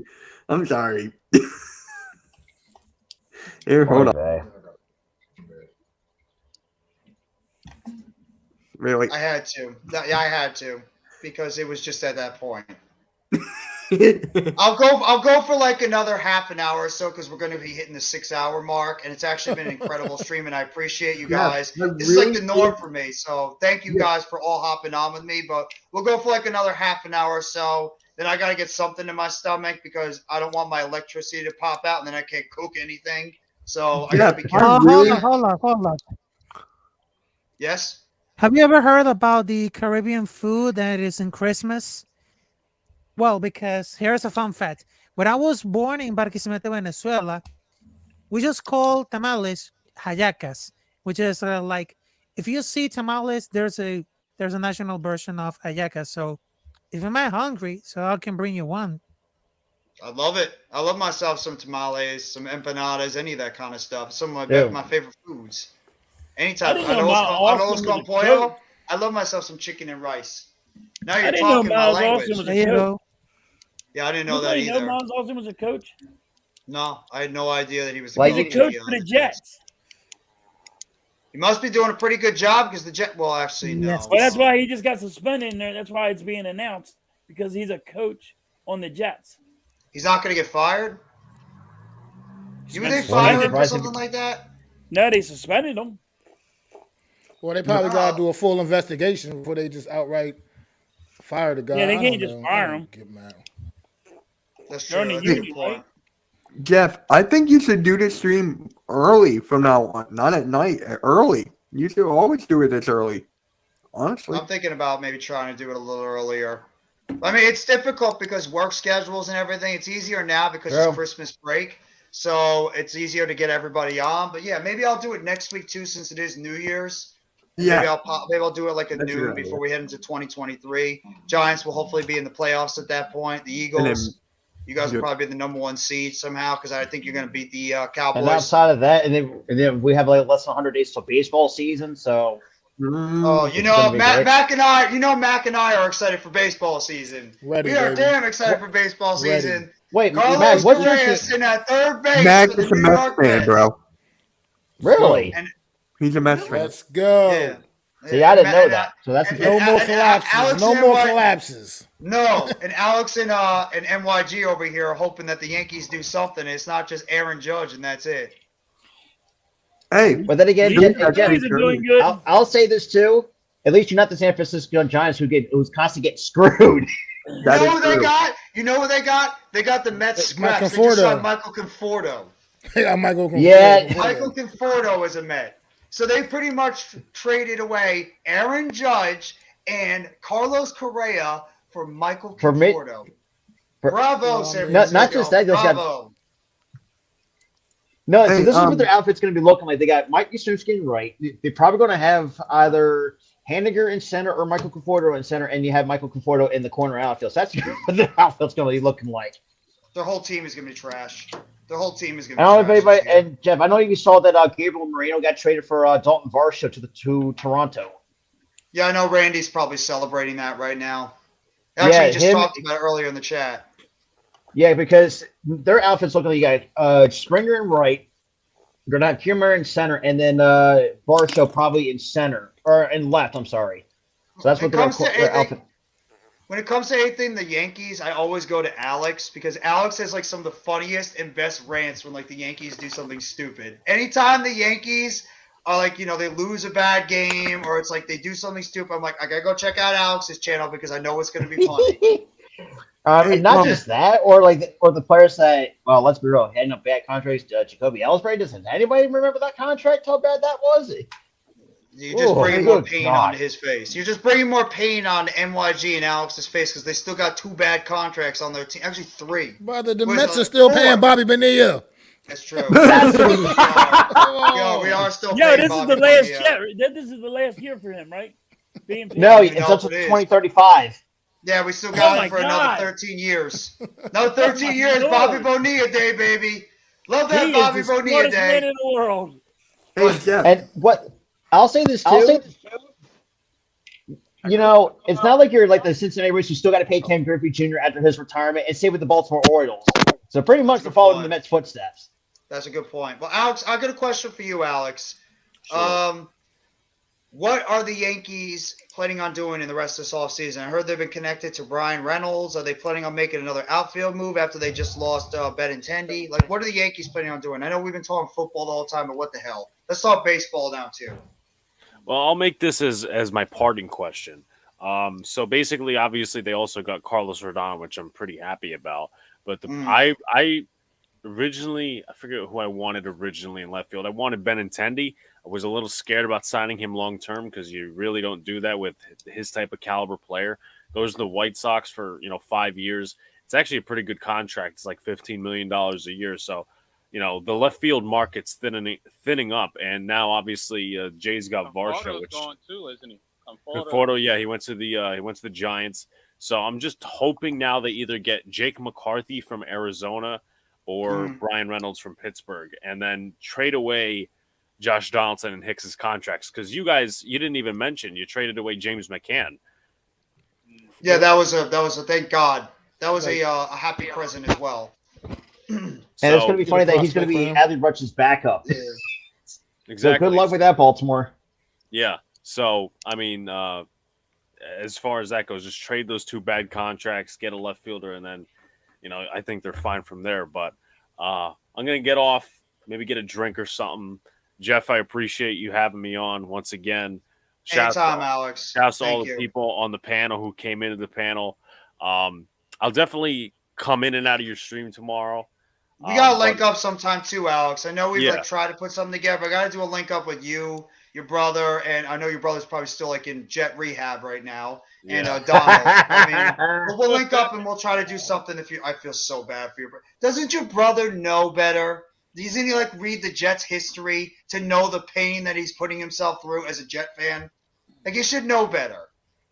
Well, I mean, my family's full of Jet fans. I'm the only Giant fan in the family, so you're a smart man. You are a smart man. Very smart. Yeah, I'll give Alex. Alex knew about the Jets pain. He's like, "Fuck that! I'm not being a Jets fan. I'm going to the Giants. At least they know how to win." And it's very bad. Like you said too, Jeff. The only thing they got out of it in the franchise history is 1 Super Bowl with Broadway Joe, and that was it. They're still talking about Broadway Joe as the last quarterback. But Alex, thank you so much for coming on. Have a happy and Merry Christmas. Happy New Year to you. And on the panel. Peace, everyone. Take it easy, Alex. Have a great night. Merry Christmas. Have a good one. No, but I mean, Jeff and Max, let me ask you guys this. So, with McCann being gone, who are you going to have a catcher? Because for me, Francisco Alvarez is my catcher. I was about to say, I'm not even debating. I mean, not even a debate. I know we signed a kid from Milwaukee. I apologize, cut you off, but we know we signed a kid, Omar Varnez. Omar Narvaez. Yeah. I'll say this too with Narvaez. He isn't bad, but he's not great either. He's just an average player, what you're going to get out of him. I like Nito. I mean, I would honestly have Nito as my backup, and then I would start that. out. Yeah, I mean, look, I feel I think this can debate with some people. I think Nito's an underrated catcher. I don't give a fuck with anybody. I like Nito a lot. I think Nito has definitely provides a spark in the lineup from every once in a while. Come in and get a lot of good. Another guy that I feel like that's been underrated on the Mets that no one really gives love to, Guillorme. I love Guillorme too. I'm glad you brought him up. Guillorme had a stretch last season, man, where he was on fire. Man. Yeah. Where the hell did the Mets find him, man? And look, he's just a kid we found in the farm system. I believe we found him in the farm system. We brought him up, and he's been a solid bench contributor. It was like Seth Lugo for us. By the way, good luck to Seth Lugo in San Diego, but just a guy we literally brought up, and he became a fixture of our team for the past few years. You know my favorite. And also, it's funny that you mentioned it's at least 1 year a team knows how to use their farm system. At least unlike the Yankees who don't use it. Well, the one guy I'm so glad. Hey. I'm not just. He's right. He's right though. He's right though. Anthony Volpe's been killing it. I mean, look, I'm not Anthony Volpe's been killing it in the minor leagues. IKF sucks ass. So does Josh Donaldson. What the hell? I mean, I hear people. Defensively, yes. You know what I'm defensively, saying? for defensive purposes. We need a balanced team. We can't just have a bunch of swing and miss guys out there, man. You know, and don't have a bunch of old people too. Right, they do need to use a farm system more, man. But I was looking for the Yankees to do exactly what the Mets did this offseason and go out there and spend that bread and bring these cats in here, man. And they did it to a point. He was spending that bread, all right. Golly, man, you got 2 players though. That's it. They had to get Judge back in town, bro. They had to get Judge. They had to get Judge. I get it, man. But damn, Benintendi would have been nice. You know what I'm saying? Correa would have been a solid option and left. Yeah. And I'll say this too. Mac and I have had to deal with our owner spending at friggin' the Quickie store for the entire time. It's about time. Oh, right. I forgot about that. We got to watch our owner shop at the mini mart the entire time. Now we actually get to be in the big boy league. But I don't want our owner to turn into that. Money, baby. Our infield is going to be The infield is like, come on, oh my God. I mean, look, you got, let's do a recap. You got Alonso at first. Hey, Aaron Judge is in the chat. Look at this. Aaron Judge is in the chat. Hurts is overrated. He was on my channel before. Judge is. You're just. I think of this too. I think the Mets are going to have a really good defensive infield. Polar Bear at first. McNeil second. To watch that infield. I can't wait. I can't wait. The Mets better be good with all that money they done chucked out, man. That's they what I'm better saying, be because they're better. Because, like, I think over the time that I've seen the Mets, even though that's the division rival, they had some very underrated players over the years. Like I tell people this, David Wright, what could have been without that tremendous amount of injuries? What kind of career could he had? That was my guy. That was my guy back in the day. Just career cut short because of injury. Johan Santana, very underrated, in my honest opinion. Probably the best left-hander that the Mets had. Mike Piazza, for crying out loud. The only guy to pitch a no-hitter in Mets history, Johan Santana. I'm trying to think. Alfonso? Alfonso? I love Fonzie. I forgot about him. Good for the Mets. I love Fonzie back in the day. And even Ray Ordonez, John Olerud, Robin Ventura. I even love guys like Benny Agbayani and Tyoshi Shinjo. I forgot about God. The old Mets teams. And if Timo Perez's dumbass was actually hustling it out on that ball that hit the top of the fence during that first game against the Yankees, we would probably won that game. But he's freaking jogging like an idiot, not knowing that the ball hit the top of the fence, and he ends up getting thrown out at home. Yeah. Oh, Jesus. And then Andy Chavez making the catch in 2006. Catch in 2006. I think for me, that was catch of the year for me. And then the damn baseball team can't hit the freaking ball in the second half of that inning. And then everybody, all they talk about that one was, all they do is they talk about Beltran looking at the pitch from Wainwright in Game 7. No. They screwed up when they didn't hit the ball in the bottom half of that inning after Andy Chavez made that incredible catch, and they doubled him up in the 7th game at Shea Stadium when we would have won the World Series against the Tigers if we made it there. No doubt in my mind. And the one thing I remember from those old Mets teams in the 2000s is that one. Who was the left fielder that I forgot how many outs there were? Who the fuck was that? That moron. Of the Mets. Yeah, when he gave a ball to a fan, and he didn't know there was two. It was Benny Agbayani. It was Benny Agbayani. Oh my God! I remember that. Oh my! Yeah, thanks for bringing that one back up. Benny Agbayani giving the fan. Oh, how about Kenny Rogers? Remember Kenny Rogers? What he did to the Mets in '99, walking home the Braves. When I remember that to lose. I'm sick of the Braves too. I am sick of that goddamn baseball team. I hate them. I will say this too. I think the Braves are going to be a third place team. After all, because from what we hear from Blake, he doesn't like what the Braves are doing. Like they have these like small long term deals. They're not doing as much as the Mets and the Phillies. Obviously, they haven't made nearly as many. And it's funny because actually, after I think I made a short one time. I had a Marlins fan come on said, the NL East is going to be great for the next decade because of us, the Mets, and the Braves. And the Braves didn't have to do much because they already locked up all their young talent to long-term deals. So they already had all their guys that are going to be there for the next, 6-7 years. Olsen, Riley, Sean Murphy, Acuna, all those guys. Harris, like what Mac just was about to say. And he's right. They feel good about what they built. You know what I mean? So they're not Michael Harris. To make those big splashes. And Michael Harris and Spencer Strider. You can't the fact that these kids are coming from Double-A and somehow having that kind of impact. Just do not see that in baseball as people would expect. And especially with the Sean Murphy trade, which, quite frankly, I thought actually that was a really good trade by the Braves. I'll give him a benefit of the doubt. Oh, what happened to Travis Darno? Oh, jeez. Yeah, a lot of Phillies fans want to forget about that. He was part of a lot of Phillies fans will remember. Phillies fans want to forget about him. Mets fans want to forget about Travis Darno.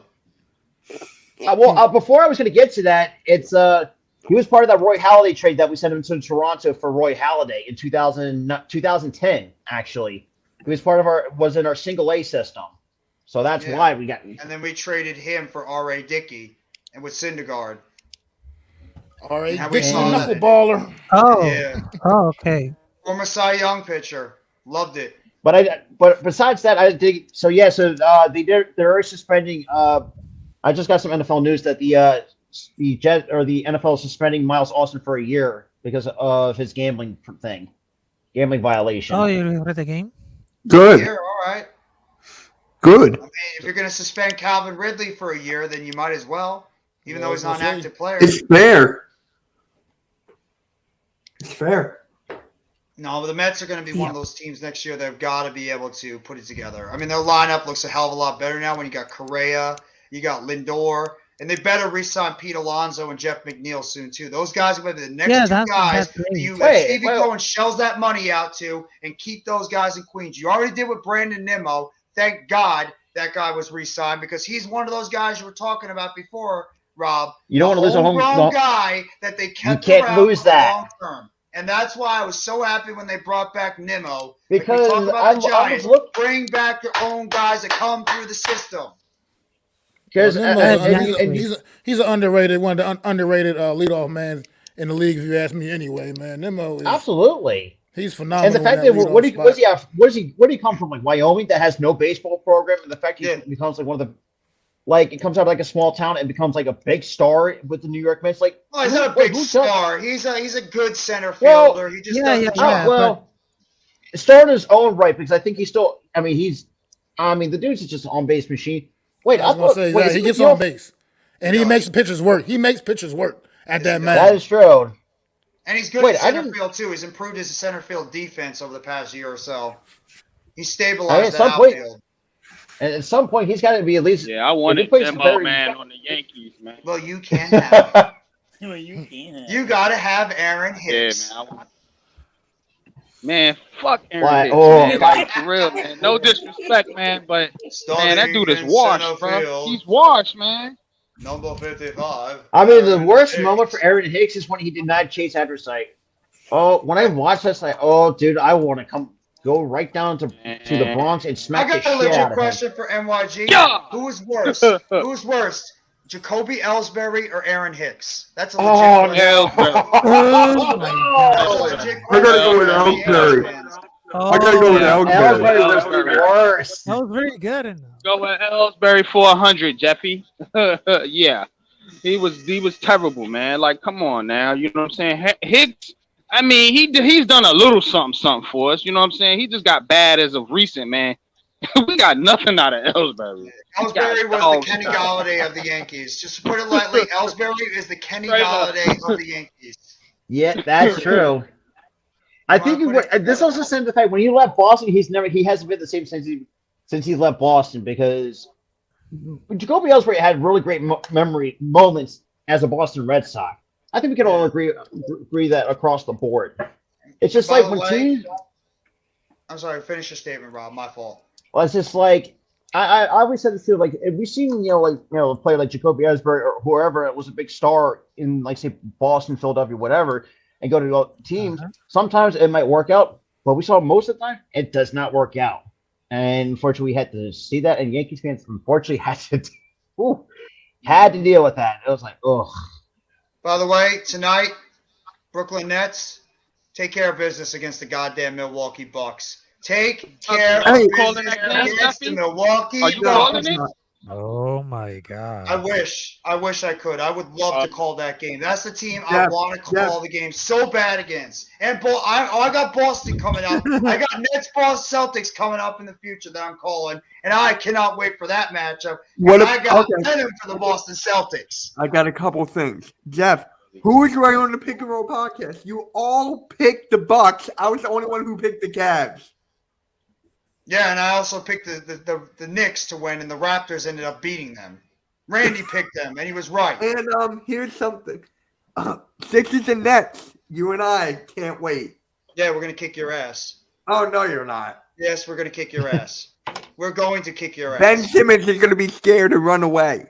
I can't wait for Ben Simmons to get his revenge Ben Simmons is going to score 35 on the Sixers. Baby. How I feel about it. Triple-double Ben Simmons against the Philadelphia 76ers. How sweet would that be? 35. It's going to be a breakout game. Watch. He get his legs under happening? two. He's just starting to cook. What's funny? He did that against Utah, right? And then after he made the All-Star team, then after that he was a complete no-show. So he does it like once every blue moon. This a different Ben Simmons, man. This Ben Simmons, man, got KD and Kyrie on his team, so he ain't got to do all the work. Someone to bail him out. No, he's not bailing nobody out. I'm gonna tell you one thing. You know what I'm saying? Just a quick plug, man. Go watch my video. I broke down Ben Simmons' play, man. I'm telling you. Sorry, I don't want you're going to be surprised when you see Ben Simmons the next time we play y'all in Philly. That's all I'm saying. Are you a Nets fan? You're a Nets fan? You're not a Knicks? I'm a Nets fan, yeah. Why do I think you were a Knicks? For some reason, Coach is you were a Knicks fan. Coach is the Knicks fan. I just don't hate on the Knicks. Yeah, I don't hate on the Knicks. A lot of on Sunday, Christmas, Sixers and the Knicks, baby. I got a question for Mac. Mac, if you were going to get back into basketball, who would be your team if you had to get back into basketball? I mean, I don't even. I have no idea. I'm just not a big. I'm just not an NBA guy. I didn't know that because the NBA is just not the same game I grew up watching, man. So I guess that. So what? You're more a college guy, or you just to watch basketball? I'm a college basketball. I like college basketball. What's your Who's team? your college team? What you like, Mac? The Villanova Wildcats, baby. Even though yes, sir. It's been a little bit of a struggle this season. Yes, sir, Mac. Yeah, Nova, man. Are you calling a Nova game anytime soon, Rob? I feel like you're gonna do something. When I'm looking at their schedule, they're working on the days they're playing the games on the days that I work. It's like fuck. Every game? Yeah, Mac, you want to know why they're struggling a little bit? Because that guy, Jay White. Jay Wright. Yeah, Jay Wright, when he retired, I said the wrestler's name. Yeah, you said White. I'm like, wait. Yeah, they lost some. They lost to a couple teams where it's like, yo, bro. Yeah. What was happening? No, the women's Nova team won.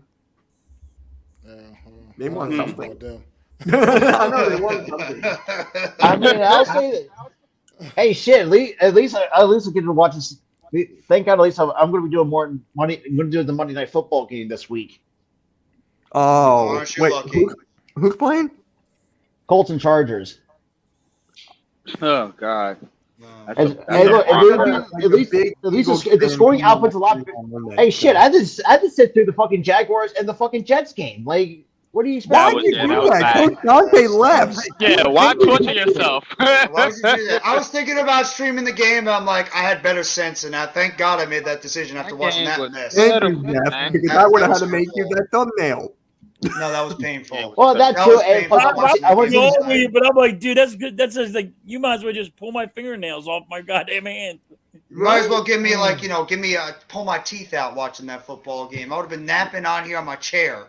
My nice chair back here, I would have been sleeping on this the whole time. Well, at least the benefit of this, at least I didn't stream the Colts. At least I didn't stream the Colts and Vikings in, because good God, that you know what? Dante did. Fuck NyQuil. Just watch Zach Wilson play quarterback. That'll help you go to sleep easier. Oh, you got Chris Trevor. Watch the Jets offense right now. That'll put you to sleep nice and easy. No, yeah, they would put up 3 points for the entire 4 quarters. They got a good running game. But they get Breece Hall back. But it was Breece Hall going to be the same guy coming back next all year? All they need is a quarterback that can actually throw the football. They just need a competent quarterback, Philly. That's it. Just a competent quarterback. Yeah, but halftime. How many times have the Jets tried this mess for years and they've never gotten it right with the quarterback? I don't know. Let's trade Gardner Minshew to the Jets and see what happens. And he'll go right back. No, we already gave him Joe Flacco. We gave him Joe Flacco. Joe Flacco, that Chris Trevor. Twice you did it. Twice you gave up Joe Flacco to the Jets. In his own head, he's retired. That's true. The Jets are picking off the Eagles backup quarterbacks. They're just picking scraps. We'll give Right, you scraps, Ian Book. exactly. We'll Scraps. give you Ian Book. Quarterback. We'll give you Ian Book. Here. The Jets need to go out there and go get. He's our third string quarterback. Go get a I top always notch. said The this guy from too. Notre Dame. He was the guy from Notre Dame. NYG, they go out there and get a top-notch quarterback. How are you feeling comfortable that they're not going to fuck up that top-name quarterback? Because it's the Jets. This is what they do. Man, I know Look, I know the Jets have fucked up in the past. I get it, man. But remember, this is a team, man, that Rex Ryan took to 2 AFC Championship games. So let's not act like the Jets have completely been ass for the past. No, you you're know right. what I'm You're right. saying? They have been competent, especially on the defensive end. Now they just need the right quarterback, the right fit. They don't even need a top-notch quarterback, just the right fit. Is he out Somebody there? that can go in there and he's out there. He's out there. They gotta go get him. I don't know who it is right now. I said this. But they plenty- gotta go get him. I was watching a couple of Jets content creators. I put in their chats and they should have went with Justin Fields instead of Zach Wilson. Sorry, it's just the way that I see it. I mean, you passed him. I think a Jimmy G, a Kirk Jimmy G. Cousins, or a Ryan Tannehill type of quarterback, anybody along those levels would be perfect for the Jets. Derek Carr would be the perfect guy for the Jets. Absolutely. Guy. Perfect fit for the Jets. Bad fit for the Giants. I don't want him on the Giants. No, perfect fit Daniel for the Jets. Jones is our quarterback, whether people like it or not. Sorry. I mean, at this point, I mean, like you said, Jeff. I mean, if I was the front, like Joe Shine, which, to be quite honest, I would definitely give a team-friendly 2 to 3 year deal for Daniel Jones, because I think he's probably has a really good season. You know, I mean, despite all the limited weapons he has, other than Saquon Barkley, who's kind of been a monster. But outside of that, I mean, then kind of looking at the draft, it's like you're going to need some wide receivers, you're going to need some interior O line, and you got to keep that defense healthy. That's all you got to do. I think the Jets, not Jets, but the Giants should be a contender down for years to come. That's how I would see the plan for the Giants. It's just not crazy what No Mets, No Nets, No Jets has said. They think that DJ would be a good fit for the Jets.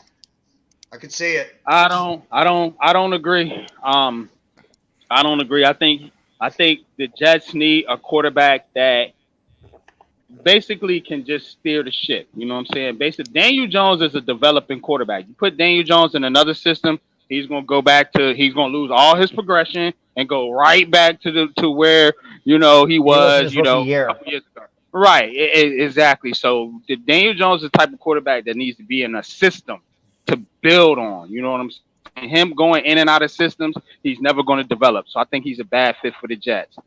But a guy like Jimmy G or one of these more veteran seasoned quarterbacks, man, that can translate into different systems, man, would be a good fit, man. Derek Carr, Ryan Tannehill or Kirk Cousins type, if he's out there, I think it'll be a great fit for the Jets. Somebody that's not going to play smart football, not turn the ball over a whole bunch, and just steer the ship, man, and get the ball to these receivers, man, and let them make plays. Zach Wilson can't even do that.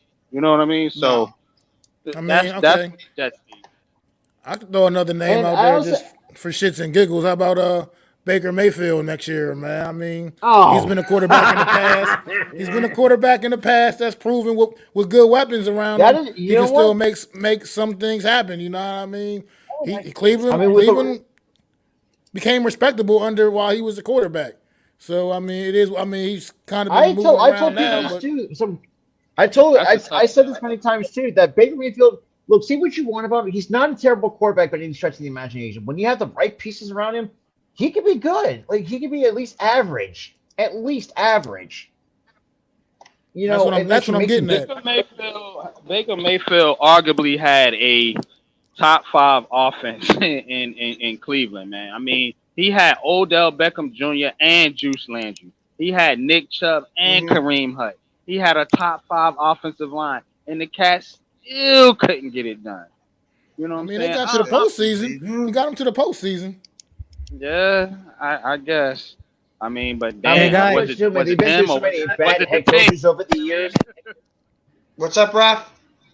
Okay, so I gotta hop off for like I kind of hop off because I had so many things to do. Because tomorrow I had a family Christmas dinner, and of course, it's a pleasure to having you guys. I know it's been a short time, but I was getting nervous. But I just wanted to make sure you subscribe all these people right there to Jeff, Matt the Giants fan, Mitch, Philly Halftime, NYGF, and of course Philly Sports Talk. El Capitan Rafuccio has want to say Merry Christmas, Happy Holidays, Feliz Navidad to everybody else, and Feliz of Navidad course, to you too. Have a good Merry Christmas and of Happy course, New Year, holidays, man. Raphael. Happy Hanukkah to everyone out there.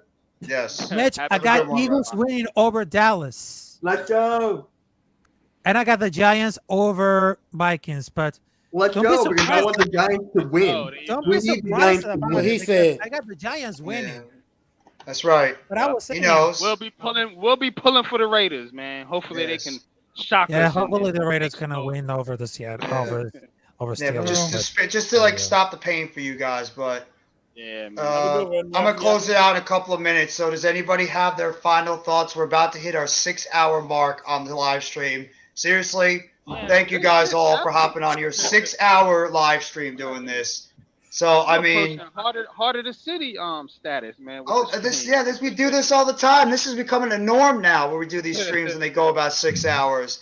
I mean, I want to thank Mac, especially. Mac's been here with me pretty much since the beginning. I have, but You were here for a little bit, then you popped off for some time. Mac's only been on the stream with me the entire time. That is So I gotta true. give a special That is shout true. out to Mac. Mac, thank you, bro, for being pretty much like You know my how it second hand is. man on the stream. But guys, what are your closing I thoughts? give you guys hats off. You guys are, even though you're Giants fans, you actually all keep it real, Mac. Like you do Yeah. too. I say the same thing about I you too, listen all Halftime and of you, Mitch. and you're like, Oh, you not all me. keep it real 100%. I say the same thing about you two, Oh, Halftime. I You're didn't not one hear of those. that. I'm You're not sorry. like one of those all over the place Eagles fans, and Mitch, you as well. Both of you guys. Are You're you- not like those types of Eagles fans that are nuts, thinking that you're going to be like the greatest thing since Schitt's Creek. You at No. least keep it real when it Dude, comes to certain stuff. dude. So I appreciate I that about was- you guys. Dude, Twitter was literally shitting on me because I said Jalen Hurts wouldn't be the franchise quarterback. Well, Twitter is Twitter for a reason. Yeah, and I loved it. But Mac, I'll start with you. What are your parting? What are your final words for this? You talk about the Giants game. You talk about the NFL. What is your parting words for today before we get ready for the weekend?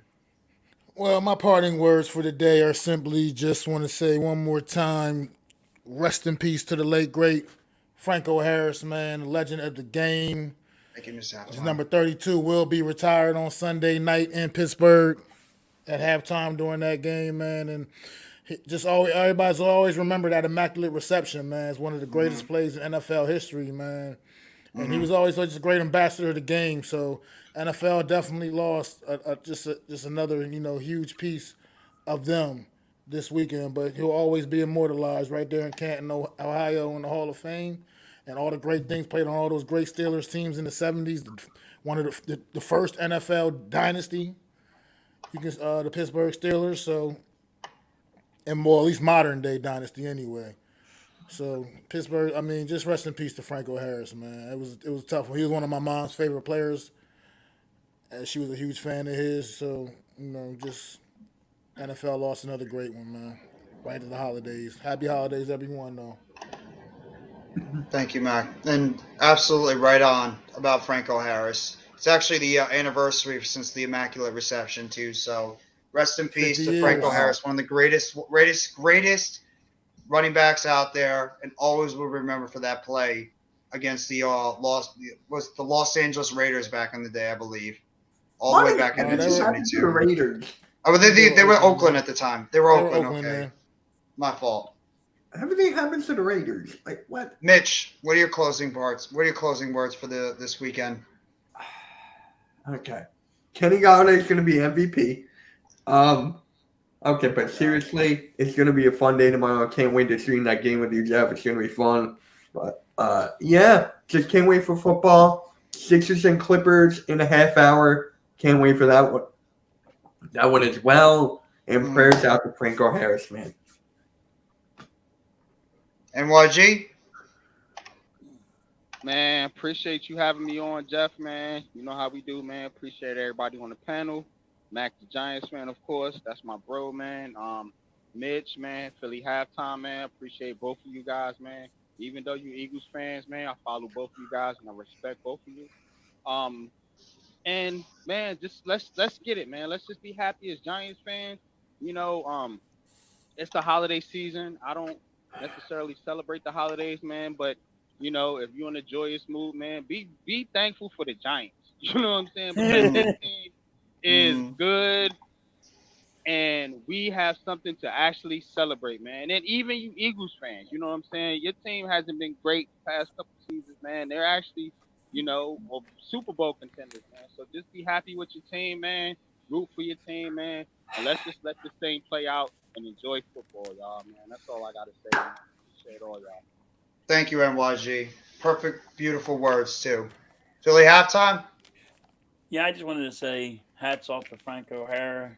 God bless to his family, and Merry Christmas, everybody. I didn't get to watch. I only watched Franco O'Hara in the latest of his when he was in last of his years. Like, I think it was 2, but he was a phenomenal guy, and he did a lot for. He actually did a lot for Pittsburgh and all. So hats off to him. And guys, thanks for having me on. You guys are all great, and you all keep it real. Thanks very much.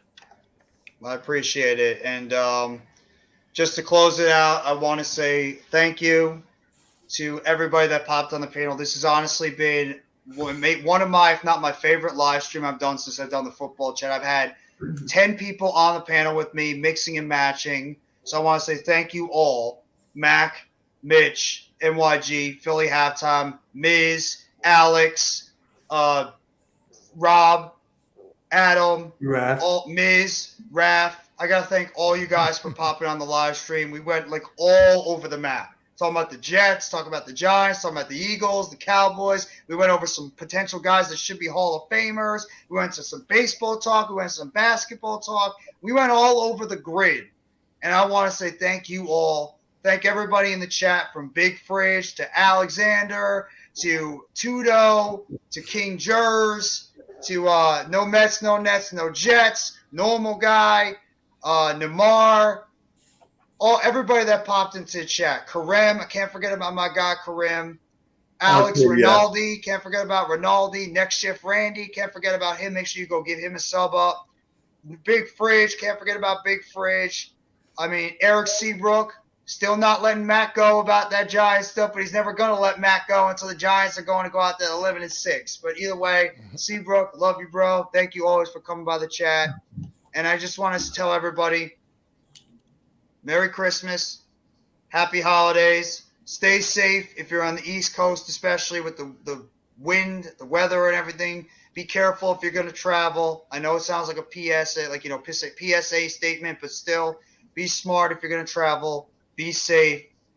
Enjoy your holidays, everyone, and let's enjoy some football. And I know I'm going to be cocky for this second. It's a damn good time for me as a sports fan and a wrestling fan. My Mets spending money like crazy, picking up everybody. The Nets going for 8 straight tonight. The New York Giants on the brink for making the playoffs for the first time since 2016. Oh, yeah, for the wrestling fans, it's Royal Rumble and WrestleMania season.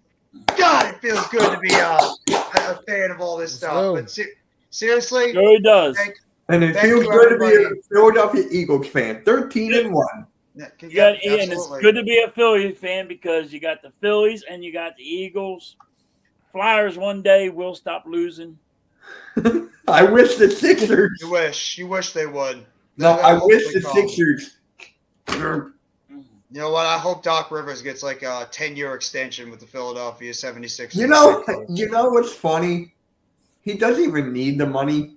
Almighty, thank you as well. In 1738 Sports, thank you as well for popping on chat. But either way, this has been another edition of the New York Giants and NFL Football Friday Talk for December 23rd, 2022.